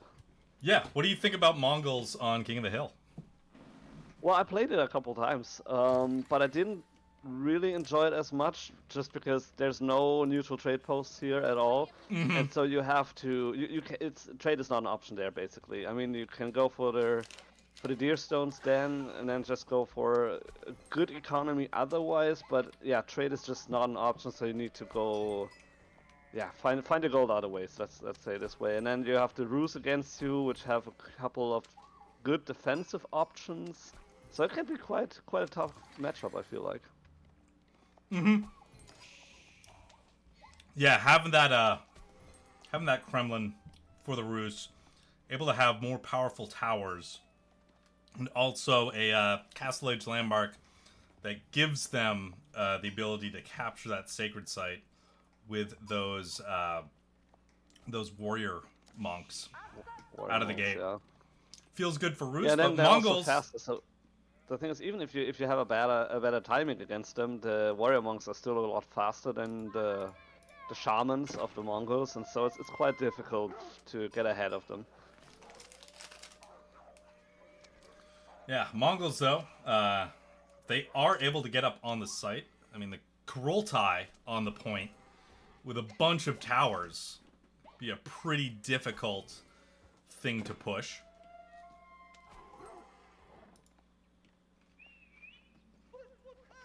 Yeah, so yeah, it's an interesting matchup. So I'm excited to see what their game plan will be like, if they're going to play a little bit more aggressive. We do see that Matinjff went for a second scout, so he actually, I mean, he has 2 scouts plus the Khan, so he's really going to try to deny everything that the Rus is getting. Reddarksider at the same time also having 3 scouts, so they match that. Rus a little bit favored in this kind of way, that they can go for scout from their hunting cabins and don't have to sacrifice a villager production from the town center, and also going up with the Kremlin already. Yeah, and I'm unsure exactly how much benefit Matinjff is going to get from those early scouts. He might have built them from a stable. I didn't see where exactly they came from, because the difference in eco is just 1, which could also be the movement speed of the town center setting up. But every time I looked over at Reddarksider's scouts, it seemed like he was either taking a deer pack or a wolf. So now that the Kremlin is about halfway up, would you mind switching over and letting us know what the Rus' current bounty is? I will absolutely. I'll give chat a second to guess what it is. I'll say this much. I think it is actually pretty high. At least it looks a lot higher than it usually would be. But I mean, mind you, this is top bracket, so there are very good players here on both sides. So any guesses in chat? I'll remember what the bounty is currently. I gotta imagine he's at least over tier 2. Say what? Yeah. Over 250. I'm saying over 250 into tier 2. Yeah, we'll see. So, but yeah, to your earlier point, I do think that Matinjff actually produced the scouts from the stable. I mean, he needed to do in order to stay on par with the villager production. So good point. I don't think he was able to deny as much as he was hoping to. So the bounty was actually at 355. Woo! So quite No, nice I guess bounty. he didn't deny anything. Wow. That's. I mean, I saw that he was killing a couple of wolves, but I mean, like,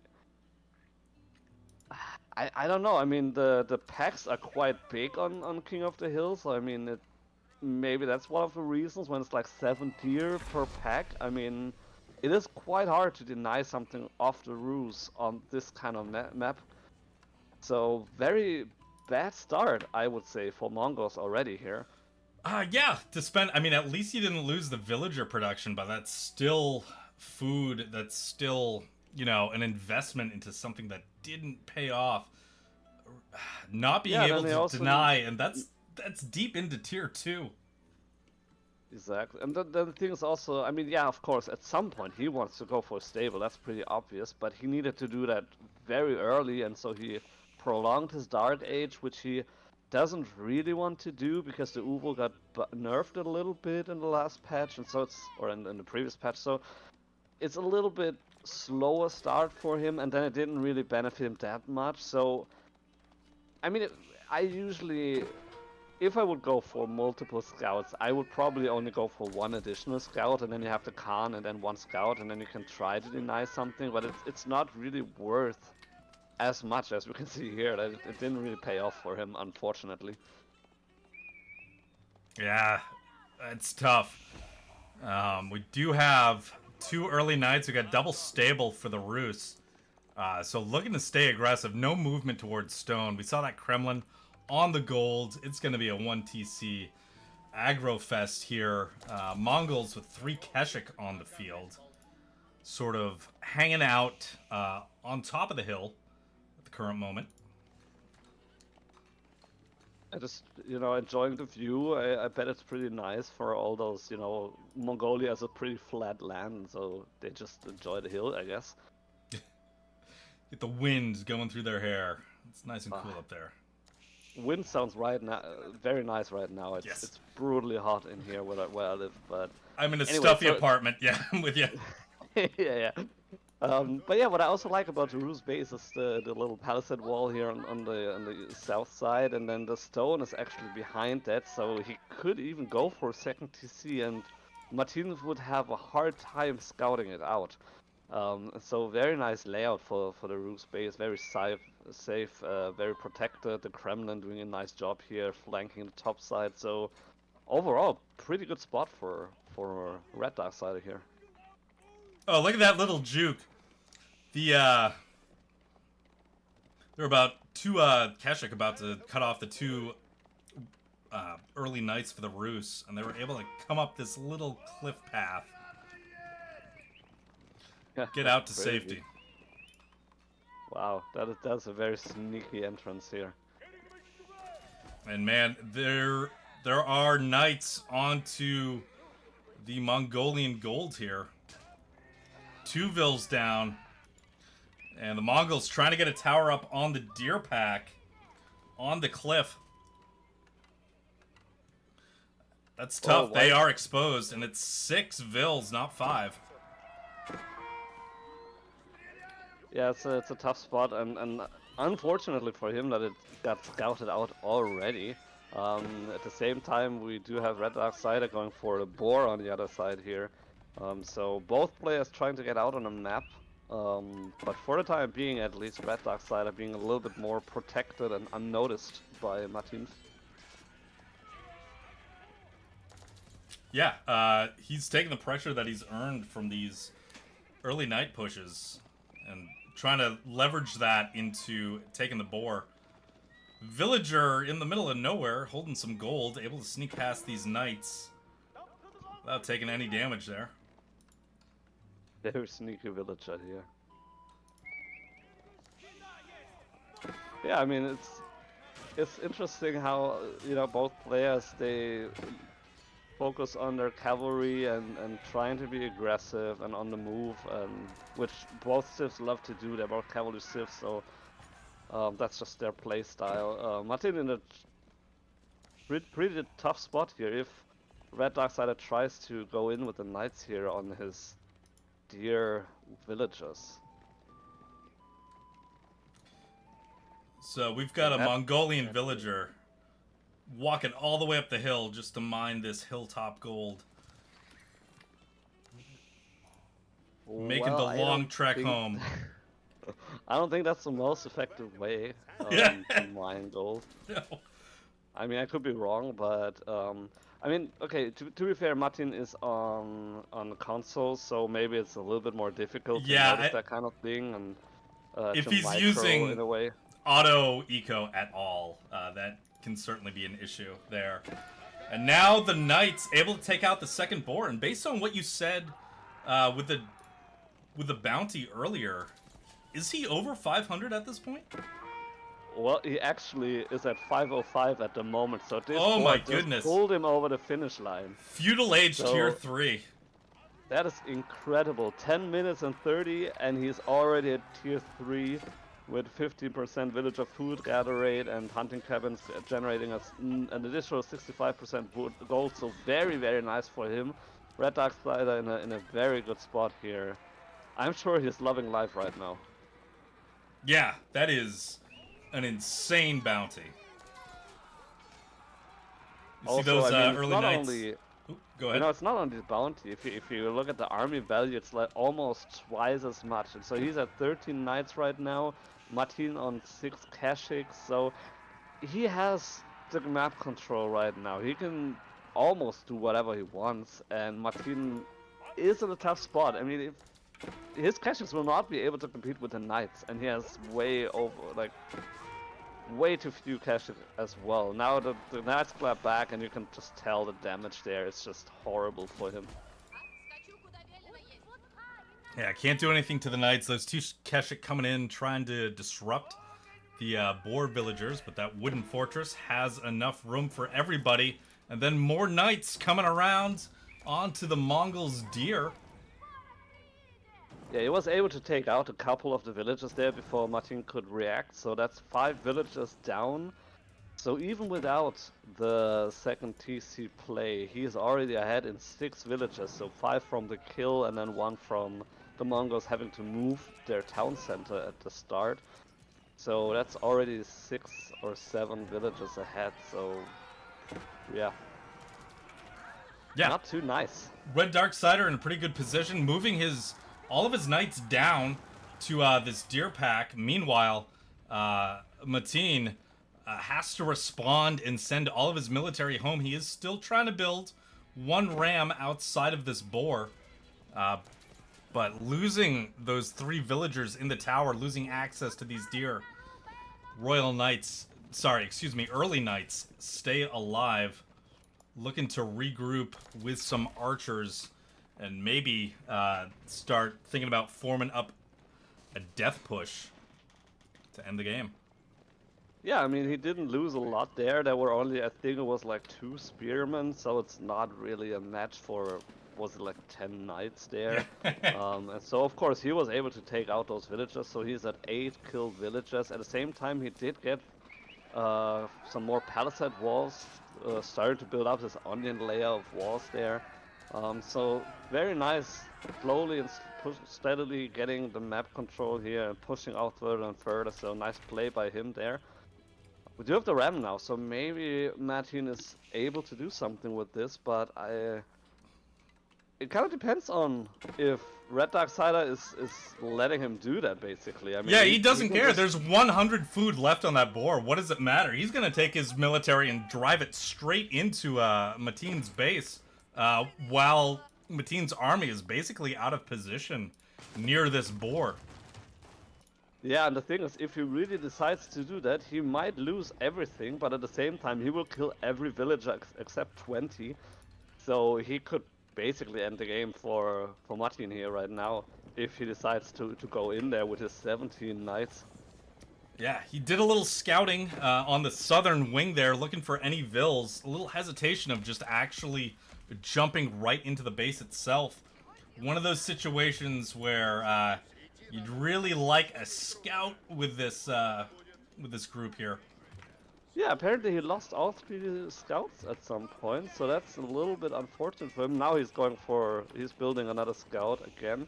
And his window just closed, so Martin was able to go back with his army, so yeah, that option to just kill everything in the Mongol base just disappeared, and now he's on the run and needs to get away from all the spearmen who are hungry for blood.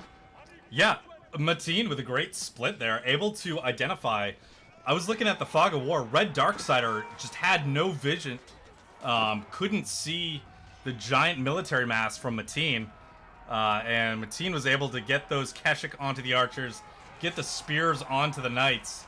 But now the matchups have changed. The archers are finally there for the spears, and the knights cleaning up the Keshik. Or trying to. It was really nice at first. That's for sure. And he did manage to kill a lot of units there. So the destroy value, if you look at it, Mongols killed so many of the Rus units and almost all the knights. He was at, I think it was more than 20, and now he only has 1 left with 7 HP. So that's gonna truly go down here with the archer fire from the Khan. So yeah. And, surprisingly good fight for Martin, and could completely turn the tide here. Yeah, that was a great start to the engagement. I mean, the way that he broke off his military mass, sent the correct units against the counters. Reddarksider had no vision into it. Amazing engagement. Oh yeah, incredible. And then also it's like 15 idle villages now from Reddarksider, so that equal lead that Reddarksider had for most of the game is at least temporarily gone. Now he is able to push back again with the defensive bonus he has that these units arrive faster, and then also calling a couple of militias from the Kremlin, but they're only temporary. So that was a good comeback from Martin and opened up the game once more. I thought Reddarksider had it, to be honest, but not so much apparently. Yeah, it certainly looked like the game was very heavily in Reddarksider's favor 3 or 4 minutes ago. But yeah, Matin just doing a great job hanging in there. We'll see, can his army stay alive? It's just basically archers behind this. Once those knights get cleared out, Keshik gonna mow through there. A couple of knights coming in to reinforce. And now we do see a couple spears as well, but it's just very few of those spearmen from the Rus. And so yeah, it's not a great front line. As soon as the front line falls, the fight is over for him, and he needs to be mindful of that, because he did a great job at sniping the Mongol spearmen with the archers. But if he loses the knights, he will also lose the archers, so he needs to be careful there. A quick side note, if you look at the eco upgrades, Mongols slightly in favor with one of the wood upgrades, and the military upgrades, they're almost, well, I mean, yeah, they're even, basically. Mongols a little bit ahead, so maybe that's also one of the reasons why the fights go a little bit more in the Mongols' favor here. Yeah, just the defense techs for... Oh, sorry, just the range techs for the Rus. Could think about picking up the +1 melee for those knights pretty soon. Yeah, it feels like we've been forced into a complete reset. And, I don't know, 5 minutes ago you had mentioned the army value for the Rus. It was like 5,000 to 2,500. Now we're basically 1,000 in favor of the Mongols. Yeah, it is just crazy. And then also, if you look at the units, I mean, the Mongol army is mainly Keshiks. There's not a single archer there, actually. So it's like half spearmen, half Keshik. And on the Rus side, you only have 4 knights, so it's just, yeah, if those 4 knights fall, and they will fall if they engage with all those spearmen, then it's over for him. Although the Wooden Fortress really doing a good job here with also attacking and just clearing those numbers here. So Wooden Fortress doing a lot. Those arrows really helping. But yeah. it's just going to be too much. Although, well, taking a look at the military council, it's like, oh, it's still even. What happened? That is just 18 militia coming in. Try to defend. Yeah, but it's also unfortunate. I mean, they have only like 40 seconds left, so all Martin has to do is just, you know, walk away, and then he will be fine. Eventually, the militias will catch up because they're faster than usual or regular infantry units. But still, he just needs to fall away, fall back, and then it's just another 25 seconds, and then they're all gone. And Reddarksider also needed to spend quite a lot of food there, so he's far away from Castle Age at 20 minutes, and Martin actually, besides gold, fairly close to Castle Age if he would want to do that. Yeah, that high trade house way in the back pocket. I'd say this is a pretty good map for high trade houses. That is going to be a very valuable house. That is very valuable. I didn't even notice that he was going for the high trade house. I was looking at his, you know, resource, and I was like, man, there's no Castle Age in sight, but he's actually got the Castle Age. It's just a matter of time, not resources at this point, and there it is. Castle Age. Let's see what units get added to the queue. Not a huge surprise that Men-at-Arms coming out. Yeah, Men-at-Arms, crossbows, so just perfect to deal with those super annoying Keshik. And nice job taking these two knights, trying to pull off units from the Mongols' army. Delay that attack on you. Keeping the knights alive, too, for some potential raids in the Mongols' base later. But now we got the engagement in front of the Rus. And those military need to fall back. Everything needs to fall back. Rus needs to mass up. Yeah, a lot of squishy units there, you know, the spearmen and then a couple crossbows and men-at-arms making it to the front, but it's just no match for all those Mongol masses, so one fortress getting burned here. Although I am curious, I mean, Martin kind of needs to think at some point about going castle himself. I mean, the upgrades are super nice. If he would go for the Kurultai, that would be a huge support in the fight and the engagements. Or if he could go for the step redoubt to account for that he cannot go for trade to boost his gold eco, that would also be a very good landmark in this case. So curious to see what he's going to do. He has enough gold, he lacks a little bit of food, but he's close, he's getting there. On the way there's a big engagement underneath the Rus town center.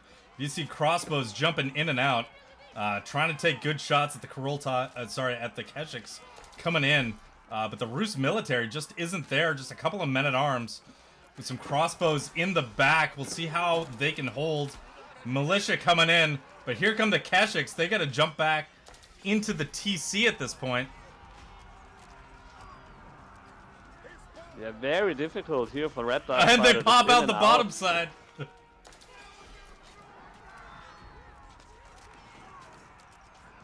I mean, he's doing a good job there, but I think, I mean, he's doing a good job with holding this, and I think he will actually manage because the spearmen are just, I don't know, they just die too fast, too quickly from the town center fire, and then there's also Kremlin on the north side, and so. Also, mind you, I mean, yeah, he's pressuring hardcore right now, but he's not doing a lot of eco damage, actually. I mean, the villagers, they're all protected under the high trade house or on the wood line or whatever, and so they don't care that much. Yeah, anything that was garrisoned in this TC was a military unit. Reddarksider doing a great job of, like, using the rally points to jump out of the TCs in opportune places. But while that fight was going on, Matin dropping that Kurultai, gearing up for a third age himself. And now the army values have basically stabilized. So this is twice this game we've seen one player with 5,000 army value against a 2,500 army value on the other side. And then, you know, not able to leverage that advantage, and everything sort of gets reset after an engagement. Yeah, but the thing is, it doesn't really get reset because one has castle age units and the other one doesn't, so the value should be a little bit higher for Rus. And also, he went for 2 monasteries, so he really wants to get those relics now, which was a great call, because at the same time, Martin was going for castle age, is going for a prayer tent now as well. So we'll see if he maybe he can get 1 or 2 of the relics, but most of them definitely should go to the Rus side. Yeah, double monastery, the warrior monks, faster move speed. I think you're right in saying that the relic advantage will go to the Rus. I'm waiting to see if this hill will get captured. We just casted a King of the Hill game where nobody captured the hill, and it looks like potentially that could happen again. Well, I would actually expect it that it would get taken by Reddarksider. For one, he got all the warrior monks that he needs, so he will get the relics, and then at some point, I mean, yeah, he can use the warrior monks offensively in the fights, of course, but other than that, he doesn't really has a need for them anymore, and so he should really take the sacred side. And then also one thing that Rus can do and that Mongols cannot is Mongols cannot build walls or keeps. And so the Rus player, the Reddarksider, actually can go for a keep on the middle, maybe even the Red Palace. No, well, wait, not the Red Palace. The Spitskaya? Oh, yeah, exactly that one. Why did I think of Red Palace? That's the French. I'm not sure. Anyway, I mean, I've played my fair share of French on this map, and I've done some Red Palace drops on the top, and that is very maybe impressive. I'm just, I'm branded playing against, one of my mates who was maining French, and he always built a Red Palace there, so maybe that's why. Still have nightmares from that keep. Yeah. Well, the Mongols moving a bunch of villagers to try to take the gold on top of the hill, but there are just so many Rus men-at-arms there, but Keshiks and spears moving in position to protect. Yeah, and then again, like the same theme as earlier in the game, that Martin is doing a good job in moving out on the map and trying to get the resources, but unluckily for him, Reddarksider spots it immediately.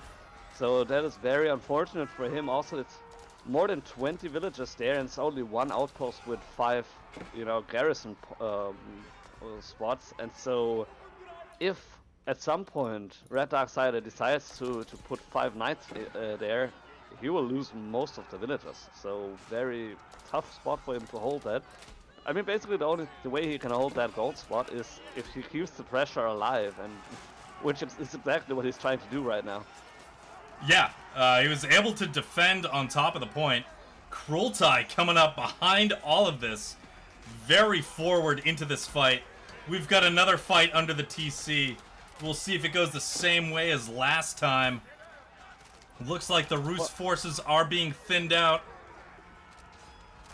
Well, I mean, I would reckon it doesn't go as last time because there's a Cruelty, but one thing I noticed, and that was very obvious, is that he for now hasn't researched superior mobility, which would make his his buildings move 50% faster and pack and unpack 50% faster. And so his Cruelty took just ages to get to the fight and then, to be set up. And so Martin at that point already lost quite a number of units. Now he needs to move the Cruelty again. It's so slow. You can't see it. I've got a huge smile on my face. He's gonna quick wall that Cruelty out. Oh no!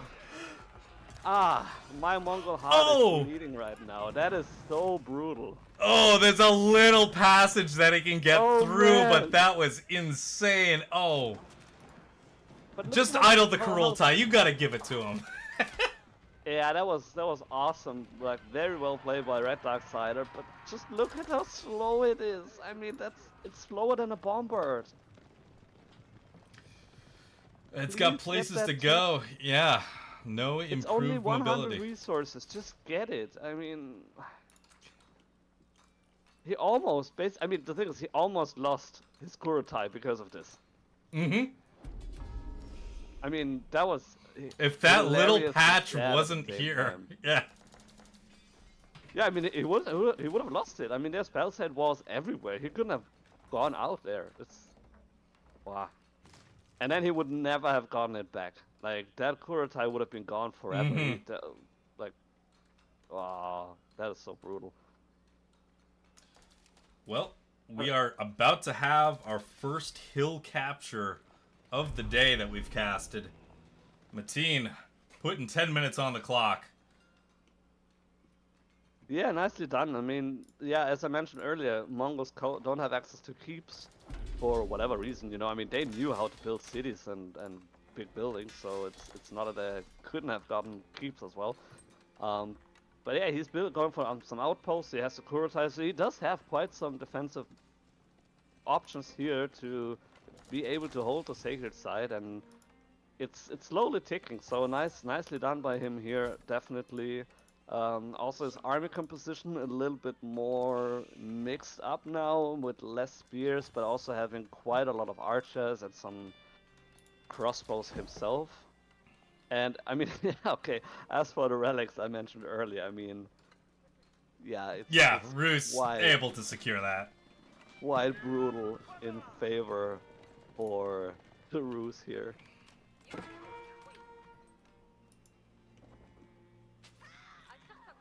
So Uvu getting set up on the south side of the map, going to be scouted out by a Roos horseman. Going to kill the Vill that was making a stable around that. A couple of towers just about ready to finish on top of the hill for Mateen. Going to provide some real good vision. Going to be able to see units on the approach to decap the sacred site. 8 minutes, 30 seconds left. Yeah, the vision is quite nice, but he doesn't have, currently at least, as much stone as he would like to have for the sprinkled emplacements. So he really needs to get them. He's getting one right now. So, I mean, yeah, he can basically build like a budget keep by going for a couple of outposts there and then just try to hold it. But at the same time, he does have to be careful that Roos is not just going around the whole thing and just going into his base and killing everything. Because again, he doesn't have any protection in the base. There's only 20 spots for the villagers and everything else will be dead. Yeah, it's one of those, you lose this point, I think you lose the game. So Reddarksider, his plan to retake the site is the High Armory, going into Imperial, getting the improved siege, and raining fire down on that point, hoping to decap it in the next 7 minutes. Yeah, which I think is a good decision for him. I mean, he knows that Mateen is not really interested in going all in right now, and so he knows he will basically stay on that point and will not move his army. And so he has all the time well, not all the time he needs. He has 8 minutes to do whatever he wants to, and then he needs to retake it. So going imp, getting the upgrades, and then just moving in with superior armor, definitely, you know, units, army is definitely a good choice. Yep, we see those elite upgrades coming in right now for men-at-arms and for crossbows. Seeing that double broadaxe at 33 minutes for the Roos. Gonna help out that wood eco. Well, I mean, they got the bonus from the... Right, from the wooden fortresses, so yeah. The wooden fortresses, so they don't need it as desperately, but I mean, still, it still would back pretty up cheap. quite nicely. And it's pretty cheap as well, yeah. But at the same time, we do have the superior mobility coming in at 33 minutes, so we finally have a little bit of more mobility for the Kurotai if it wants to move out at some point again. And yeah, Mateen trying to match the Imperial Age with the Kagana Palace, which is not as popular a landmark, I would say, as the Stupa? Yeah. Maybe he's thinking just the reinforcements, having some military to help. There's going to be a big engagement on the north side here. Roos trying to drop a cheeky keep. Not going to be able to, but that pulls the Keshik and the military off of the point. So the keep, as a distraction, going to allow Reddarksider to start reverting the capture here. That military a little out of position. Springled from the Springle Tower doing a bit of damage. And Reddarksider coming around trying to keep drop again. This time a little closer to the point. A little bit closer, yeah. Yeah, like right on it. I mean, also you can see that you know, like the tech difference here from elite units to veteran units. It's just crazy. Yeah, Matinjff still researching elite upgrades for the Keshik. Just got up to Imperial. You see archers coming over trying to deny that keep. Very nice. They will be able to do that actually. So that keep was not going to go up, and yeah, Matinjff was able to hold it. Taps out. Wow, what a game! Yeah, I don't know what his last resource count was. Total unit count. I guess the military difference. He saw that and was like, "Okay, I just lost everything." Yeah, he invested a lot of stuff into that last engage there, and was just not able to push ahead and then just retake that spot. But I wonder why he didn't go for any siege units there. Yeah. I mean, he had a lot of men-at-arms, some streltsies, a lot of crossbows, archers, whatever. But there were no siege there. I mean, it was basically just a lot of infantry units poking at each other. And if he would have had a couple of mangonels or something like that, couple of mangoes, way different. Would have swung that in a different direction. But yeah, congratulations, Matinjff, our controller player, taking a win over Reddarksider here in the top bracket. Let's jump back down to the lobby. Let's see what games we still have available. Yeah, also what Liquid is saying in chat is my thought exactly. When he went for the Kaganet Palace, he was at 200 pop already. He was at 200? So yeah. It's kind of like, well, I mean, great if you could get them. I mean, you can get a Khan if you're at full pop, and then you're at 201. That's funny, but you cannot get units from the Kaganet Palace if you're pop capped. It's just not possible. And so, yeah, it's an odd choice. I totally agree. Well, we're taking a look now. Top bracket into round 4. Bottom bracket. I think it's been the longest since we've casted a bottom bracket game. So they are just about to finish up round 4. We'll see if we can get into that Game Changer and Two-Tone game, if it is available before they move on to the semifinals here. Yeah, let's do that. Just invite me, then we can hop into the game. But man, what a roller coaster game that was! I mean, it's incredible. Yeah, a lot of back and forth. Congrats to the Mongol player for securing that win. For sure, yeah. Also, I mean, yeah, I don't know how many times I mentioned it, but as a Mongol main, I just love seeing them win in a way. I don't know. It's not real bias. That's just like the Civ. Well, I mean, I guess I'm very biased towards Mongols. But I mean, it's also like, you know, Rus got all those nice, you know, things and perks, and most people, for a long time at least, thought that it was the strongest Civ of all the Civs and all this kind of things, you know. So I'm like, it's great to see Mongols snatching a win from them. Yeah, especially on King of the Hill. Well played, well played. I don't see anybody in the bottom bracket, so I've got to assume that they either didn't set it as observable or the match is over and they just haven't reported it yet. Middle bracket, where are we currently? Well, we do have Muttley against the Monkey, which both players have been cast before. So we could skip that and go for another top bracket for now. That would be an option. Yeah, let's do a top bracket. What do we... We do have AntiRaider against Pilsen. I don't know if they have been cast today already. We did do an AntiRaider game, but there's nobody else out of the matches today that we could cast without doubling up. Yeah. So let's do AntiRaider again. Right. Because we haven't done Pilsen yet.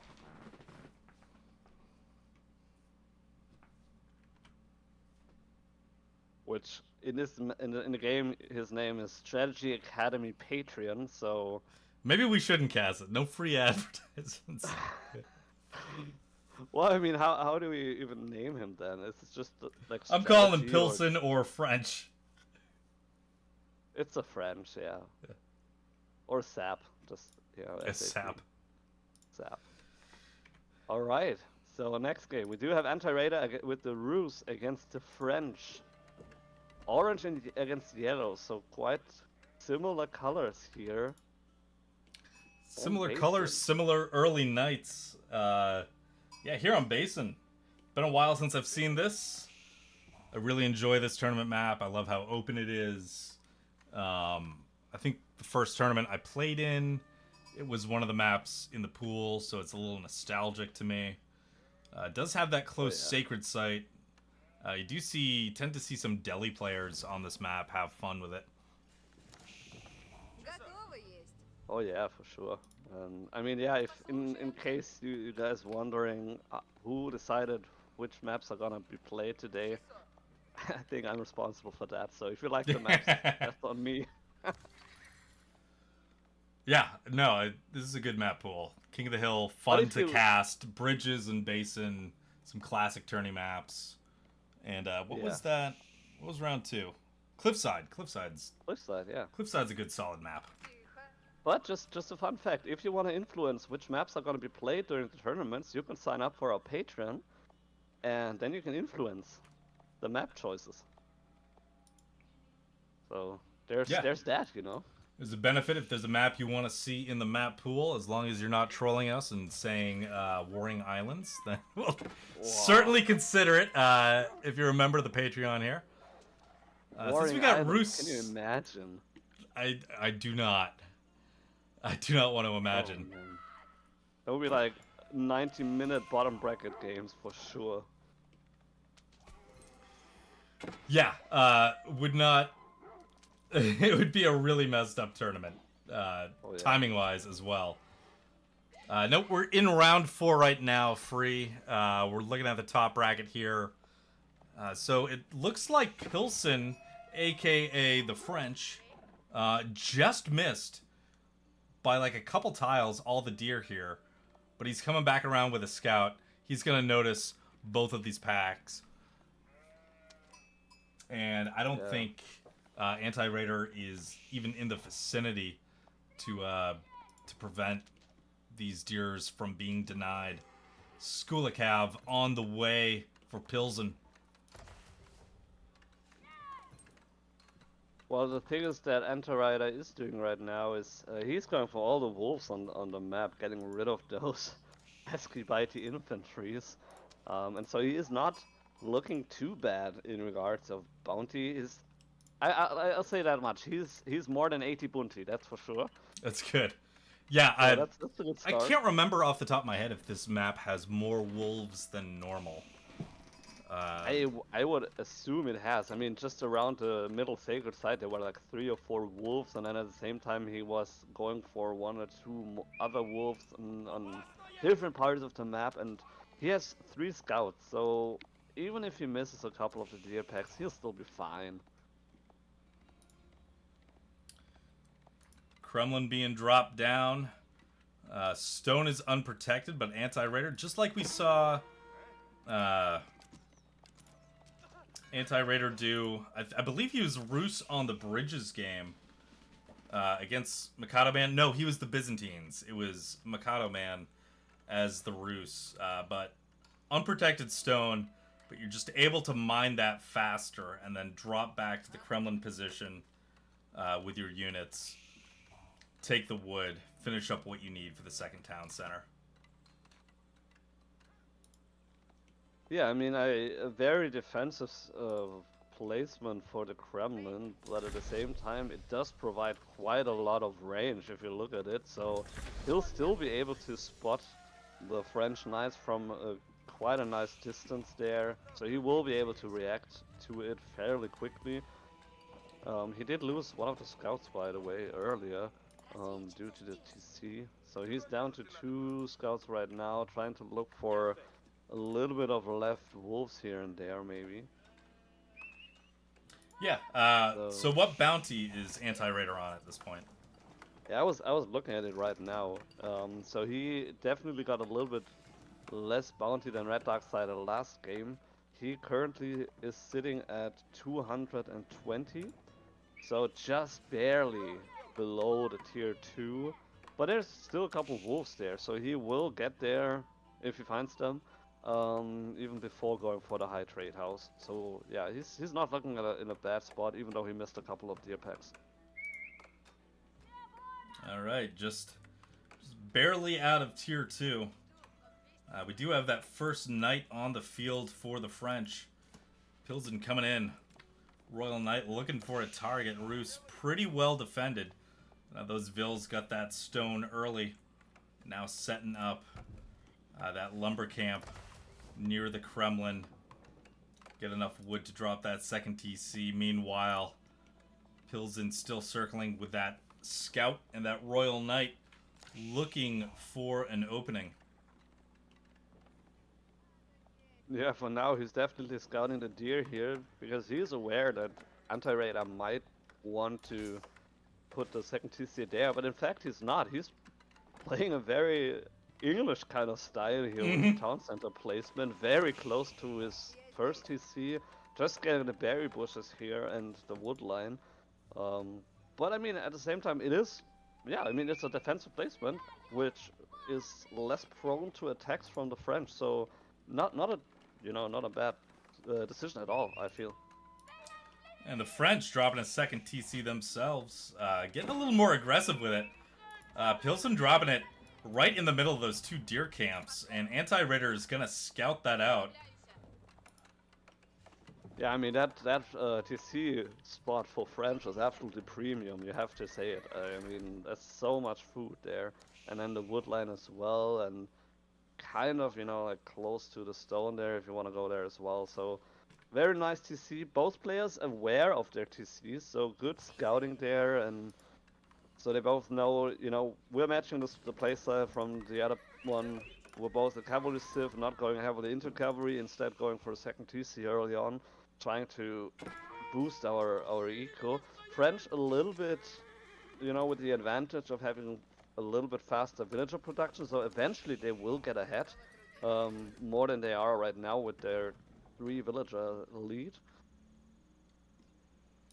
Yeah, it's going to keep piling up. Do you see Rus completing a stable, setting the rally point to the stealth force just outside of the second TC for the French?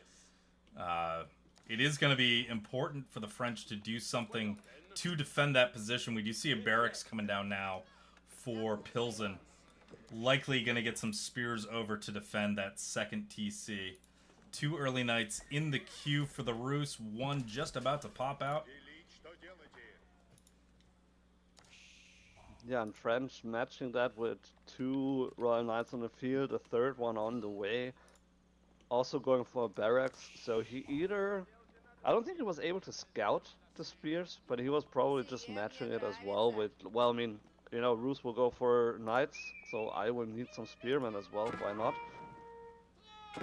And we just saw knights passing each other on the way to the other opponent's base. Did see a little dive from Pilsen there onto AntiRaider's villagers. Able to get a kill there.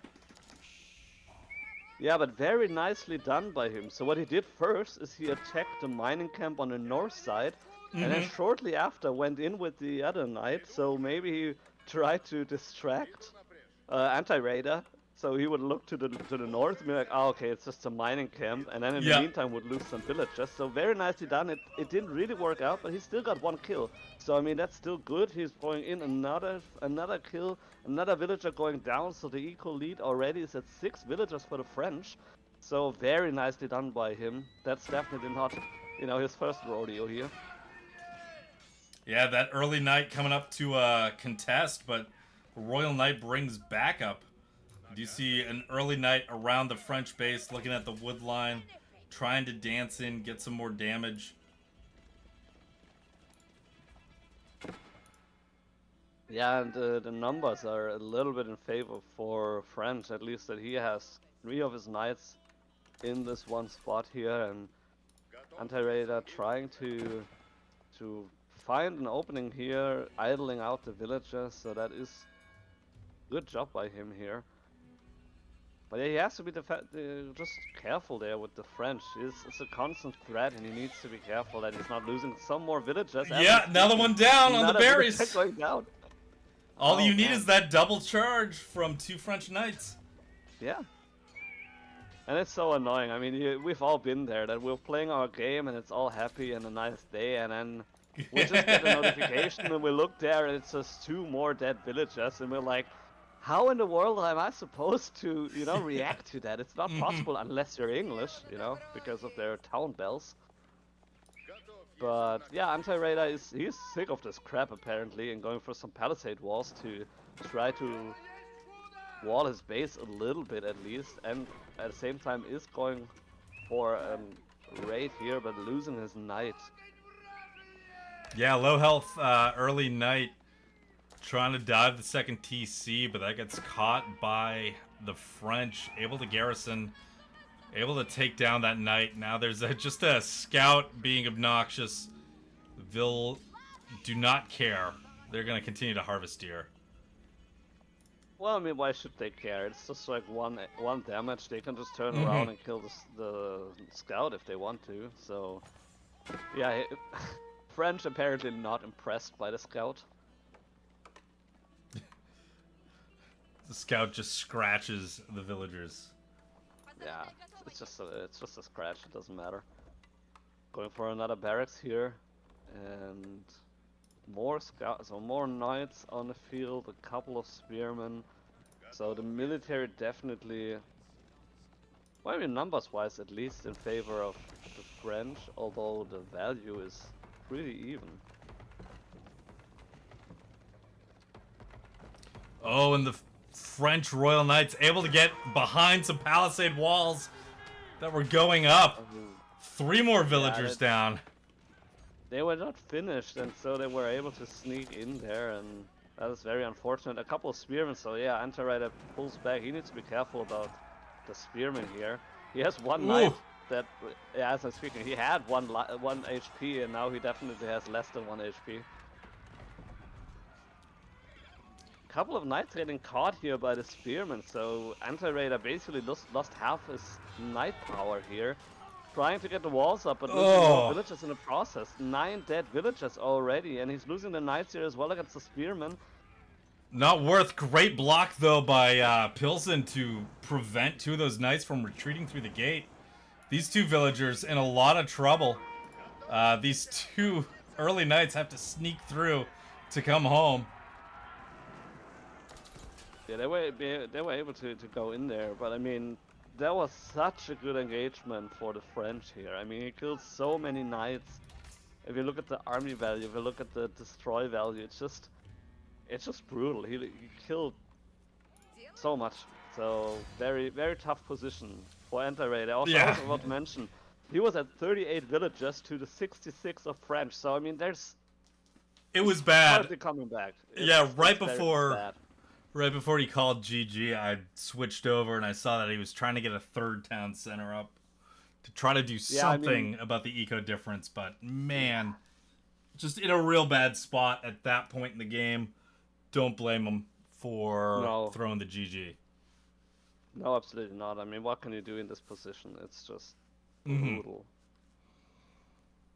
So the French... very, very nicely done by French. Very effective raids. Nice strategy here. With the spearman was able to close the gap. Which, you know, sometimes you don't expect that. You know, French going for spearmen. That's kind of like, you know, HIE going for archers a couple patches back. You never saw that. If you go public, like ladder or whatever, you don't see French playing with spearmen hardly. And so very nicely done by him, catching him off guard here. Yeah, it was absolutely the right call. Those spears made the difference there in some of those engagements. Also, just the fact that the French were able to get their 2nd TC on a double deer pack was huge. Oh, yeah. Absolutely huge. Yeah, I mean, it's nice to have it on the berries, but the berries have a slower gather rate. So it's still worthwhile going for the berries. You know, I don't hate the berries, but it's still not as good as 2 deer packs and the woodline. So it's just... much better TC placement. Not as safe, of course, but I mean, AntiRaider never had the numbers to actually contest that and go in there with 5, 6 knights and then just kill all the villagers. And so, yeah, French didn't really need to worry about that. Yeah, Pilsen had the pressure on throughout most of the game to just, prevent AntiRaider from really disrupting that second TC. Even though it was scouted out on the way up, he had to deal with the raids at home. Couldn't afford to send any units really over to that second TC. Yeah. So just on point game from start to finish. All right, let's jump back to the lobby. Let's see.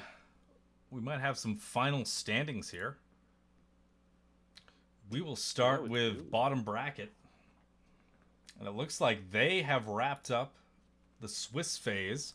So we've got Game Changer, LISAN Al-Gaib, Vincent, Zen, and Shivo all making their way into the semifinals. Nobody went 2-2 in the bottom bracket today. I don't remember the last time we didn't have a single 2-2.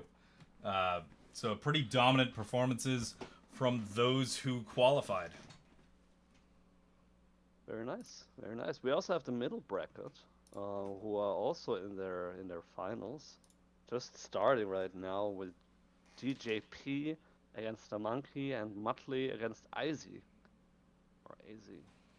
Yeah, congratulations to those players. Kirk Salvatore, Navneet, Moketronics, not making it through into the semis right now. And then top bracket. Whoop, top bracket must not be done yet. I clicked the wrong button. Yeah, we do have one more game. Reddarksider against Baxi is still on the way. So it's still ongoing.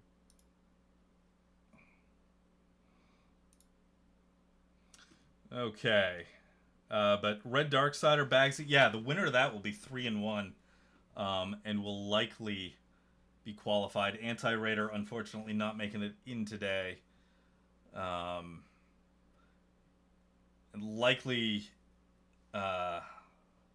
Mikadoman is going to be pushed out as well once the Reddarksider and Bagsy game finishes. But we'll stick around for that.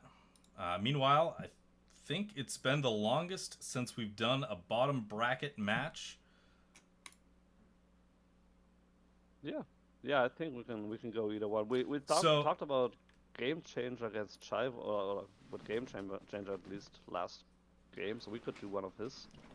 Yeah, we have already done Chivo today, and Lisan Al-Gaib, and I'm sure I'm butchering that, did send me a friend request earlier today. I wasn't able to get into their game earlier, but I can observe their match now. So I think we'll probably jump into that one. Sure, let's do it. Versus Vincent Zen. I'm not sure if Vincent Zen has participated before. I can't say I recognize either of these players' names. Oh, you should have received an invite at this point. Not yet. But I think that... Oh, there it says you're still... Okay. Boop. There it is. So I don't think that Vincent Zen is actually... I think they haven't set up the lobby yet. Oh, no, I'm into the game. Yeah, though. Yeah. Whoa. Then for some reason I didn't find it, but that's fine. Yeah, I did have Lisan Al-Gaib on my friends list. But hey, we're kicking off semifinals, bottom bracket. I'm cracking open a beer. We've got the game coming up right now, so let's go over to it. Great. So we do have Vincent Zen in green playing as the Delhi. Wonderful color choice there for sure. Against the French in red, Lisan Al-Gaib. With the name, I would have expected them to play Abbasid actually, but that's fine. maybe another game. I don't know. Are you an HRE main? No, no, not really. I get. Fair point. Fair point. Listen, I can play get anything. I don't have representation in this. No, of course. I mean, you're absolutely right. I mean, it's just, but besides that, we have a pretty standard opening here from French and from Delhi as well, with going with the mill, going for the mosque, immediately queuing all the techs you love to see. That's exactly how you want to do it. So even though they're bottom bracket, we might not expect super crazy gameplay here, but they did get their build order down, that's for sure. Yeah, bottom bracket can be all over the place, but by the time you do get to the finals, typically the top four have some of the fundamentals down. Yeah, absolutely. So yeah, as I mentioned, the build order is on point. Scouting in general is fine.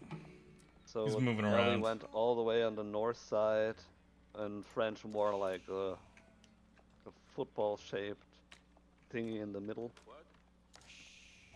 Oh, it looks kind of like a fish. You see the eyeball in the mouth? Now it looks more like. Wow, it actually looks like a fish. That's crazy. Wow. It's the eye, Well, like the scale, or that also looks like a frowning face. yeah. Well, okay, so you're either hungry or in a bad mood. I'll let you decide what. You know, I'd eat some fish right now. I'd take a nice, you know, little roasted salmon, some asparagus. Sounds pretty good.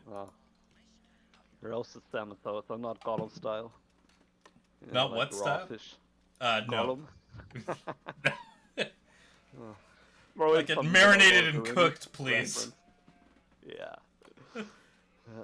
So we do have the School of Cavalry here. A little bit of an unfortunate placement. If you think about the influence of the School of Cavalry, but it's fine. It's not the worst. And at the same time, we do have the Tower of Victory, so the most standard landmarks for both civilizations, I would wager. Yeah, we did see a Dome of the Faith earlier in maybe one of the most bizarre matches I have ever casted. Oh yeah. Yeah, I do remember. Where one of the players didn't know they were being casted, so they're like, "Hey, I'm technically calling GG, but can we just play on so I can get more practice?" Who actually came back and would have technically won, but then surrendered at the last moment to actually give his opponent the win. Meanwhile, the casters had no idea. Yeah, no, he was honorable. I watched that. It was very honorable and very confusing at first, and I was almost to jump in as an admin and be like, no, he won the game. Like, yeah, there's no way he would have lost. There was no need for even a remake. Like, no. That game was over. Yeah, very very funny indeed.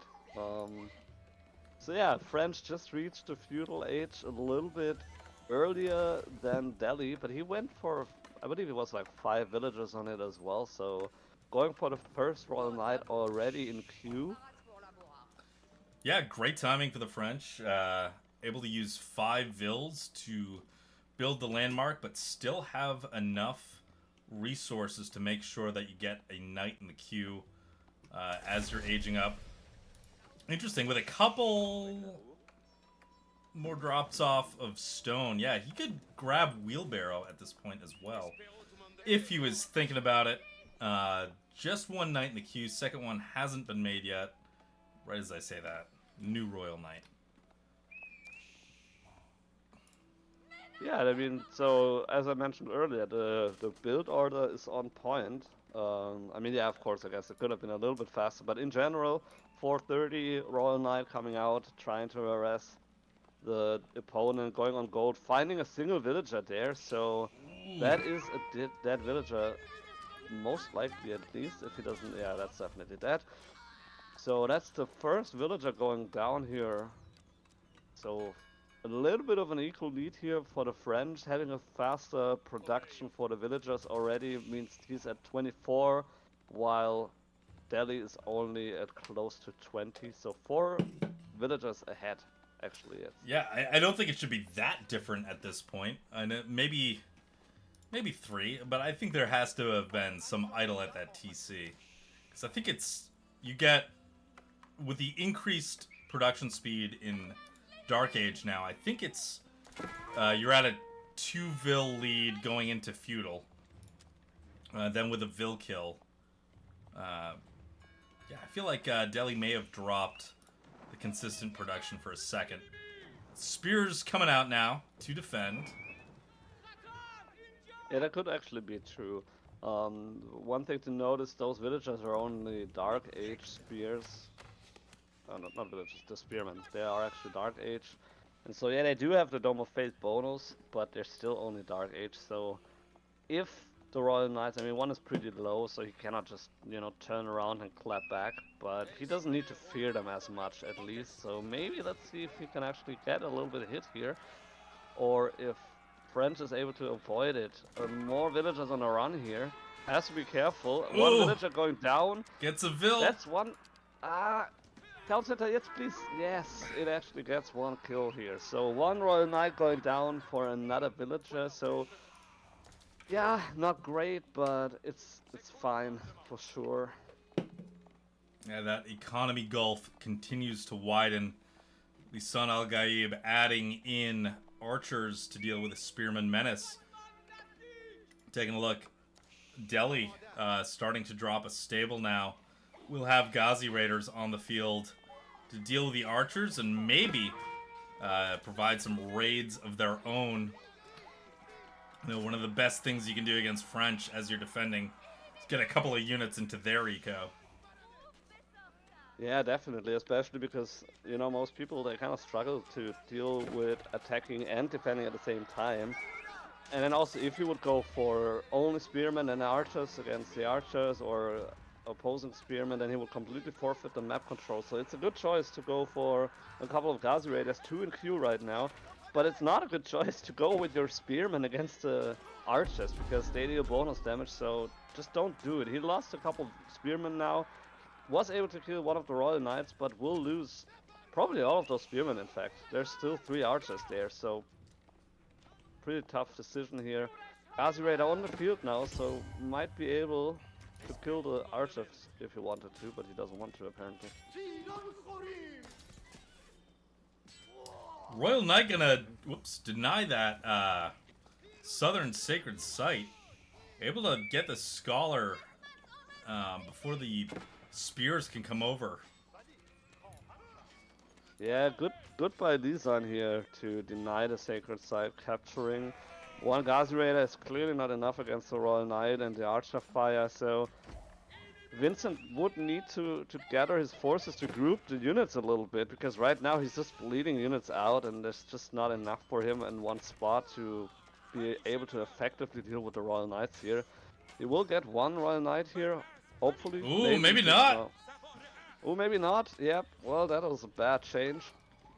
Good micro by the French there to keep that Royal Knight alive. We gotta wonder if we're starting to think about chivalry at this point. Get some healing back on these injured guys. For him, for sure.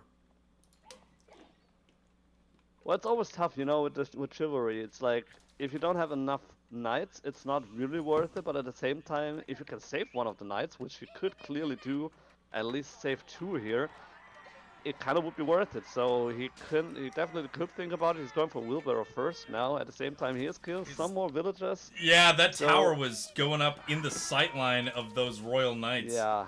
3 went down. Well, especially the scout from the French. So that was not a great decision. I mean, I do understand that he wanted to go for the deers, and that was a nice idea, but you can't do that if your opponent is at your base, so... Yeah, if you got 4 Royal Knights hanging around the outskirts of that deer pack, it's a no-go. Yeah, so that was a little bit unfortunate for him. Like, good idea, bad execution, basically. Take a look at this. It's 11 villager difference at this point. Yeah, and he's losing one more here against the Royal Knight, who's just able to kill that one more villager here. So 6 villagers killed. So if you combine the 6 villager kills together with the faster production speed, you're at 11 villager difference. And that is basically 25% difference in eco. That's huge. Royal Knights pick up another. Another one. 2 more. Why not? 3 more. Man, please. You know, funny things. Yeah, I was gonna say like the Royal Knight is so low health right now. You could actually almost kill him with the villagers if you wanted to. So another, it's 9 villager kills already. So I mean, usually you don't go for a second TC with Delhi, but I think at this point he kind of actually needs to do that if he wants to stay in the game. Do that, capture some sacred sites. You need some sort of economic advantage at this point, because you're not finding it through the vills. We do see double barracks for the French. Starting to lean into spear production. Still has knight production at home. Couple archers on the field. We'll see how this little tech switch influences future encounters. We'll see, yeah. But yeah, the Ghazi Raiders kind of effective against the Royal Knights, but not in... Like, not if the numbers are not there. So he can't really do fight against them. He is able to kill the scout, and now he's going against the spearman, which is not a winning fight for him. Instead, he should have gone for the archer. At the same time, another capturing attempt by Delhi and another successful attempt by French to deny that. So far, French is doing it really well here with denying the sacred sites, and only 1 sacred site captured so far, and we're limited to 12 right now. And that is going to be decapped very soon. This might be the 3rd scholar that's been killed today. Yeah, Delhi right on him. So, sacred site gets captured, sacred site gets reverted. Yeah. Now you look at the military numbers between the army value and the actual units on the field. And I think this is it for the Delhi. Yeah, and then if you look at the fight, like very nice split by LISAN here. You know, splitting the Royal Knights to one side and then the spearmen chasing them, and then you have the archers just running behind that. So that was just very, very nicely done by him. So nice micro there overall. Just a little bit of like a tip for the next time. If you try to capture the sacred sites, you can actually shift Q the sacred sites, and then the scholar or monk or whatever priest will go from one sacred site to the next once you captured this one sacred site. So right now the scholar just standing there on the sacred site and getting killed by the Royal Knights, and you can prevent that if you shift Q them, and then you can actually get all the sacred sites faster. It also works for the relics. Yeah, that's a pretty new change for sacred site behavior. I know it didn't used to do that. Yeah, they only did that like 2 patches ago, so that is fairly new, but it's just awesome. And I mean, as a Mongol main, I shift queue everything anyway, just because you need to do that. But it's also nice for other civs as well, in regards to sacred sites, for example. So that's one thing you can consider doing. It doesn't take much APM. It's just it's a habit. You need to do it, and then you're just in much better positions just by doing that. While that was going on, the battle rages in front of the Delhi base here. 12 Vill kills for the French at this point. I gotta wonder if the French have started to idle their TC. Yeah, they have.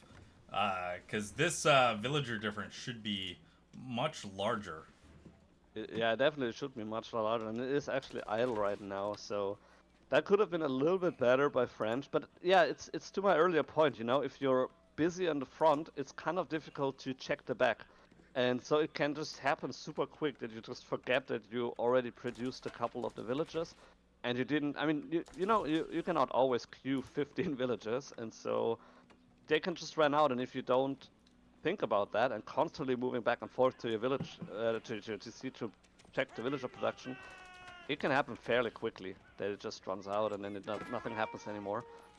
So a little bit of oversight there. He did start queuing a villager again. Yeah, you also had a archer on this middle sacred site trying to decap it, but he must have moved the archer. I don't know if that's a select all military command, which is why people say don't use that because it'll screw things up if you're trying to decap or whatever. Unit just killed trying to build a wall over the southern sacred site just to the north of that. The battle rages. Looks like the French have a pretty clear advantage. Delhi units falling, pushing them back to the deer. Yeah, I mean, Delhi never really able to, you talked about in earlier games about that, that pressure that Delhi can build up with their unit production. But Delhi in this game never really able to build that, that big lead of army here. And so it's just a tough position for him to, constantly dealing with the raids and then bleeding out and losing your units left and right and not able to get the sacred sites there. I mean, he got one, and then he tried to get the second one, and it failed, and then he built a strange wall around it, and that didn't work out, and the third one is completely left alone right now. So it's, well, actually, as I'm speaking, there's one scholar going there. So he's getting the north sacred site here. Finally, but I mean, it's 17 minutes in the game, and if everything would have gone to plan, he probably would have won the game by now anyway, so it's really a difficult position for Delhi to be in right now. Yeah, and the ram push coming into the base. Decent amount of spears from the Delhi trying to get onto the knights, but the spear numbers are dwindling. Yeah, Delhi don't have the spears anymore. No, and it's a great micro again from French, like running around with the Royal Knights. So the spearman of Delhi went to the spearman of the French, and then he was able to go right on the archers, and his archers at the same time dealing with the spearmen. A couple of Ghazi raiders trying to get on the French archers, but just not enough. So the numbers never were there really, and so it's just difficult to push back, even though in theory Delhi should be in a better position because of his 20% bonus in attack speed due to the Tower of Victory. So he should have been in a good position, but yeah, numbers never really were there so far, and the Ram just doing what Rams do, so we'll see if he can actually push back this fight here. Well, he is producing units, so he's stabilizing. He is stabilizing. Ram goes he has down. Less idle villagers than the French actually, who has 30 idle villagers right now on gold. He doesn't produce any villagers right now. He did go for the guild hall, so either likes the resources he gets from that, or he is preparing for a very long game, either way. So interesting to see what he's planning to do with that. Well, if you're not that great at consistently making villagers, you drop a guild hall and you kind of make up for your macro mistakes a little bit. Yeah, I guess that's fair. So we'll see if it works out in his favor.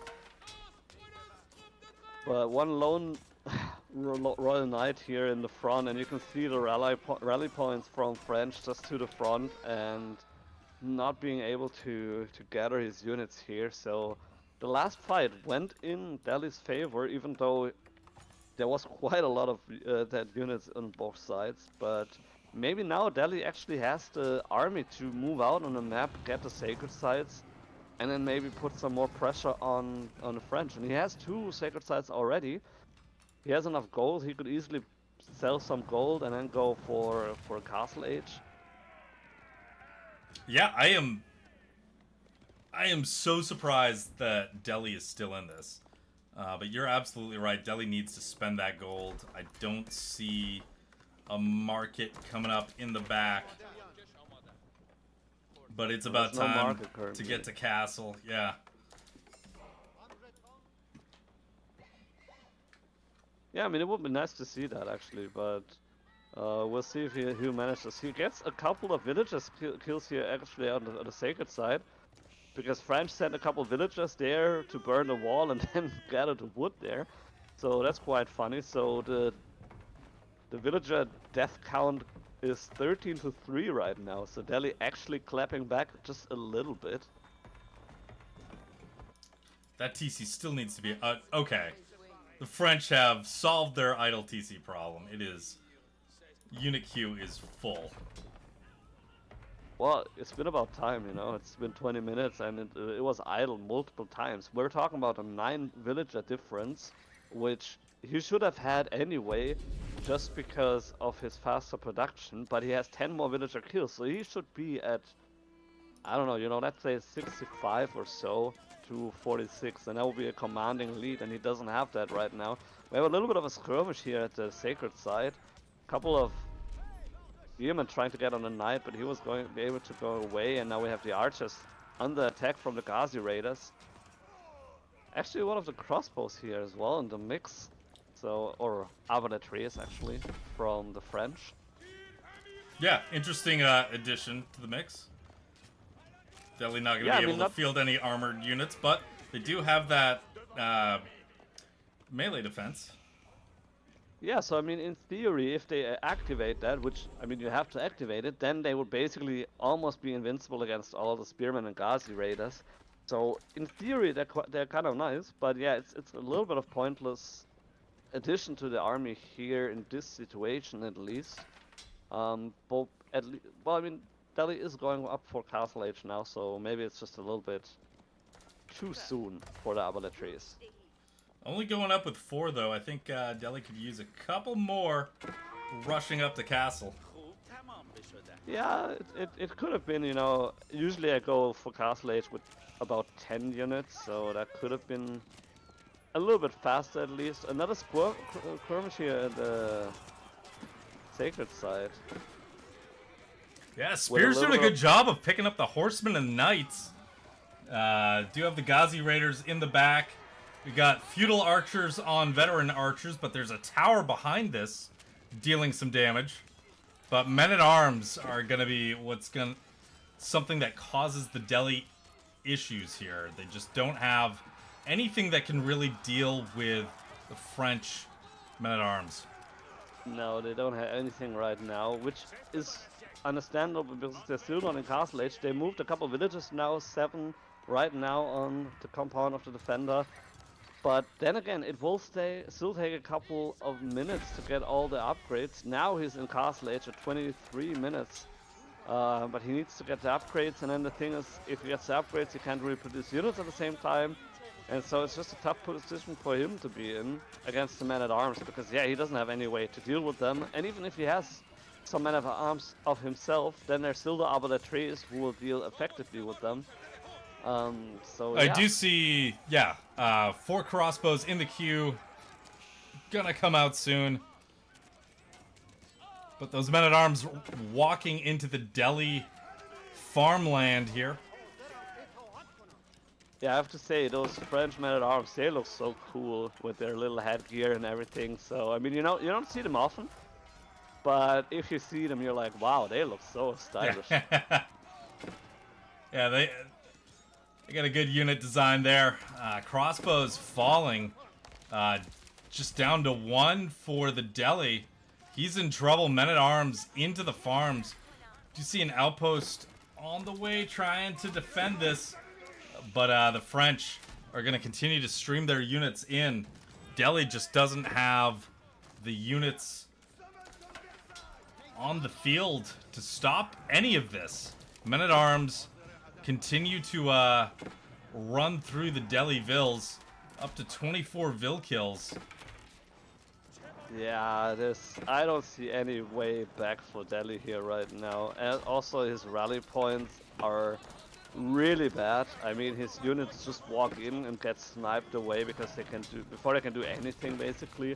A couple of emergency outposts being dropped here and there, but I mean, at this point it doesn't matter at all. Plus, what do the outposts do actually? You don't need them to garrison your villages because you still have to DC. So it's just like, hey, hit me, I'm building something, I can't do anything, please kill me. Not gathering resources, just standing around, building something and then dying on the outside of it. Yeah, it's kind of like, you know, I want to have better vision to see how exactly you're destroying me. So I'm building more outposts. I want to have a full, you know, 360-degree vision of how you demolish me.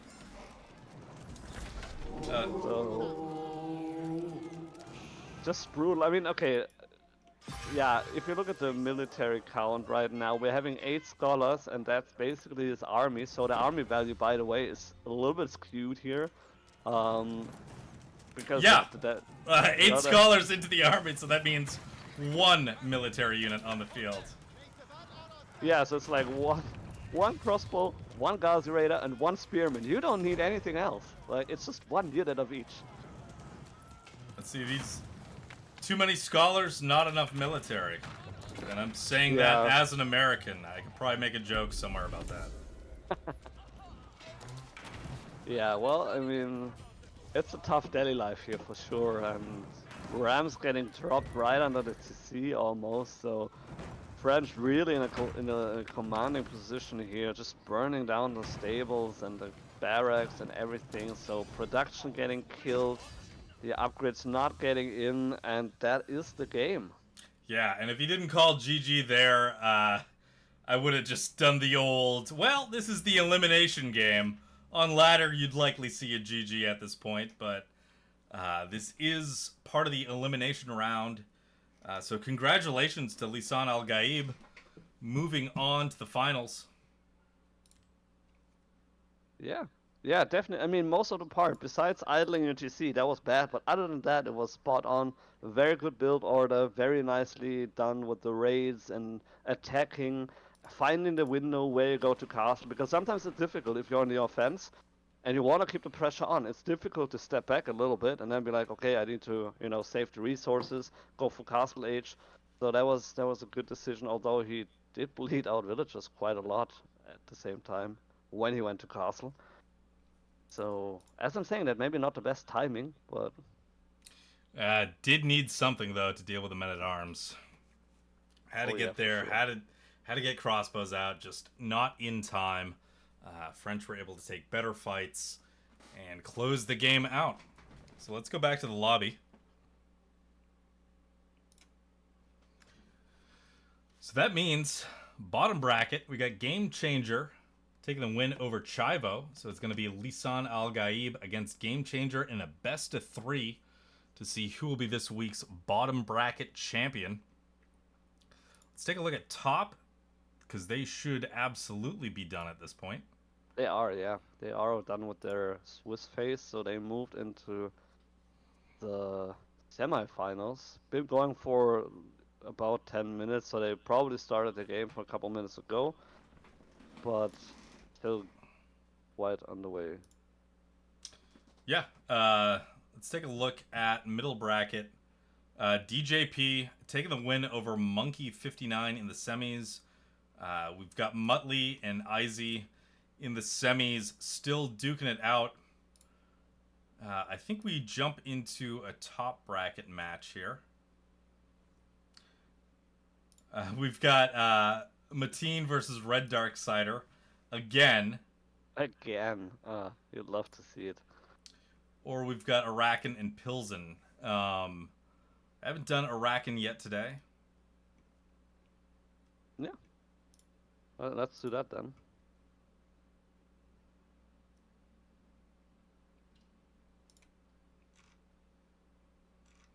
All right, let me send you an invite. There it is. Oh, hey, what's up, Luke? Now, what player are you?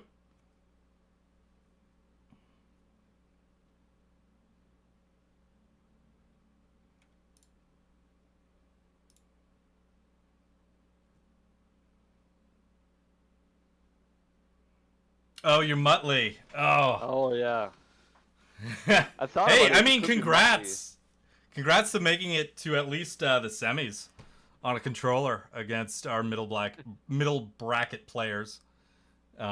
We did catch the game on King of the Hill earlier on today on the cast.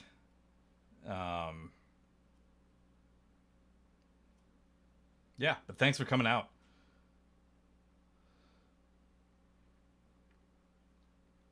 Let me take a look at the matches, because now I'm nervous that I'm confusing you with Monkey58. But we totally got one of your games Monkey 59, you mean? Monkey 59. Yeah, I took one of those monkeys away. You took one of them off, okay. Okay, yeah, it was the DJP game. It was King of the Hill.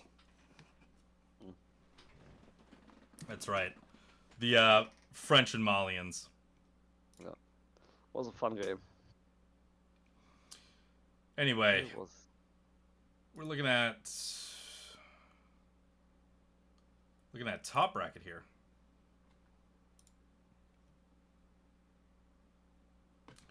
Looking for Araken and Pilsen.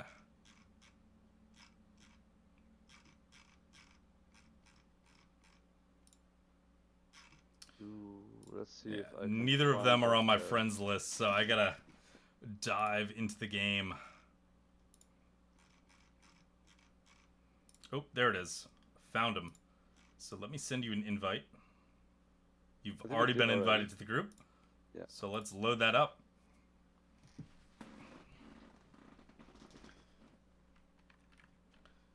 So we've got Pilsen and Araken in the semifinals, top bracket here, going on to Dry Arabia.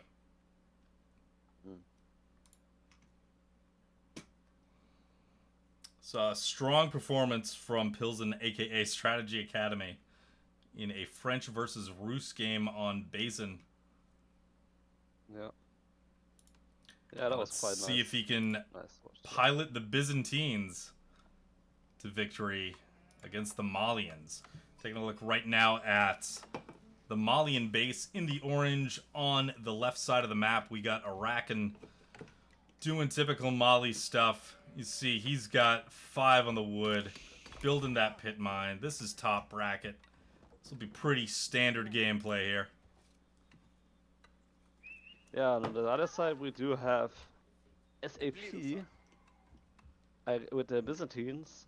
Also pretty standard stuff, going for the cistern, then a house, then the mining camp, going for his sheep first, leaving the berries untouched for now. Also, it seems like whenever you see a Byzantine, his berries are always safe in the back. It's insane. Yeah, I feel like the last 3 or 4 Byzantine games I've casted, they've had a nice comfy berry patch in the back here. Yeah. Ooh, very nice. Araken going for the houses around the pit mine, but he's leaving one gap here so he could fit the mining camp actually in the middle there. So that is very nicely done. Mm-hmm. I love it. I love it. So yeah, Cute little macro efficiency. That's top level player. I like it. Yeah, so gonna be a good game. I mean, what do you expect in general from those two civilizations? Because both can be very boomy, you know, with the cow boom and then with the berry boom and all that, and going for multiple disease, whatever.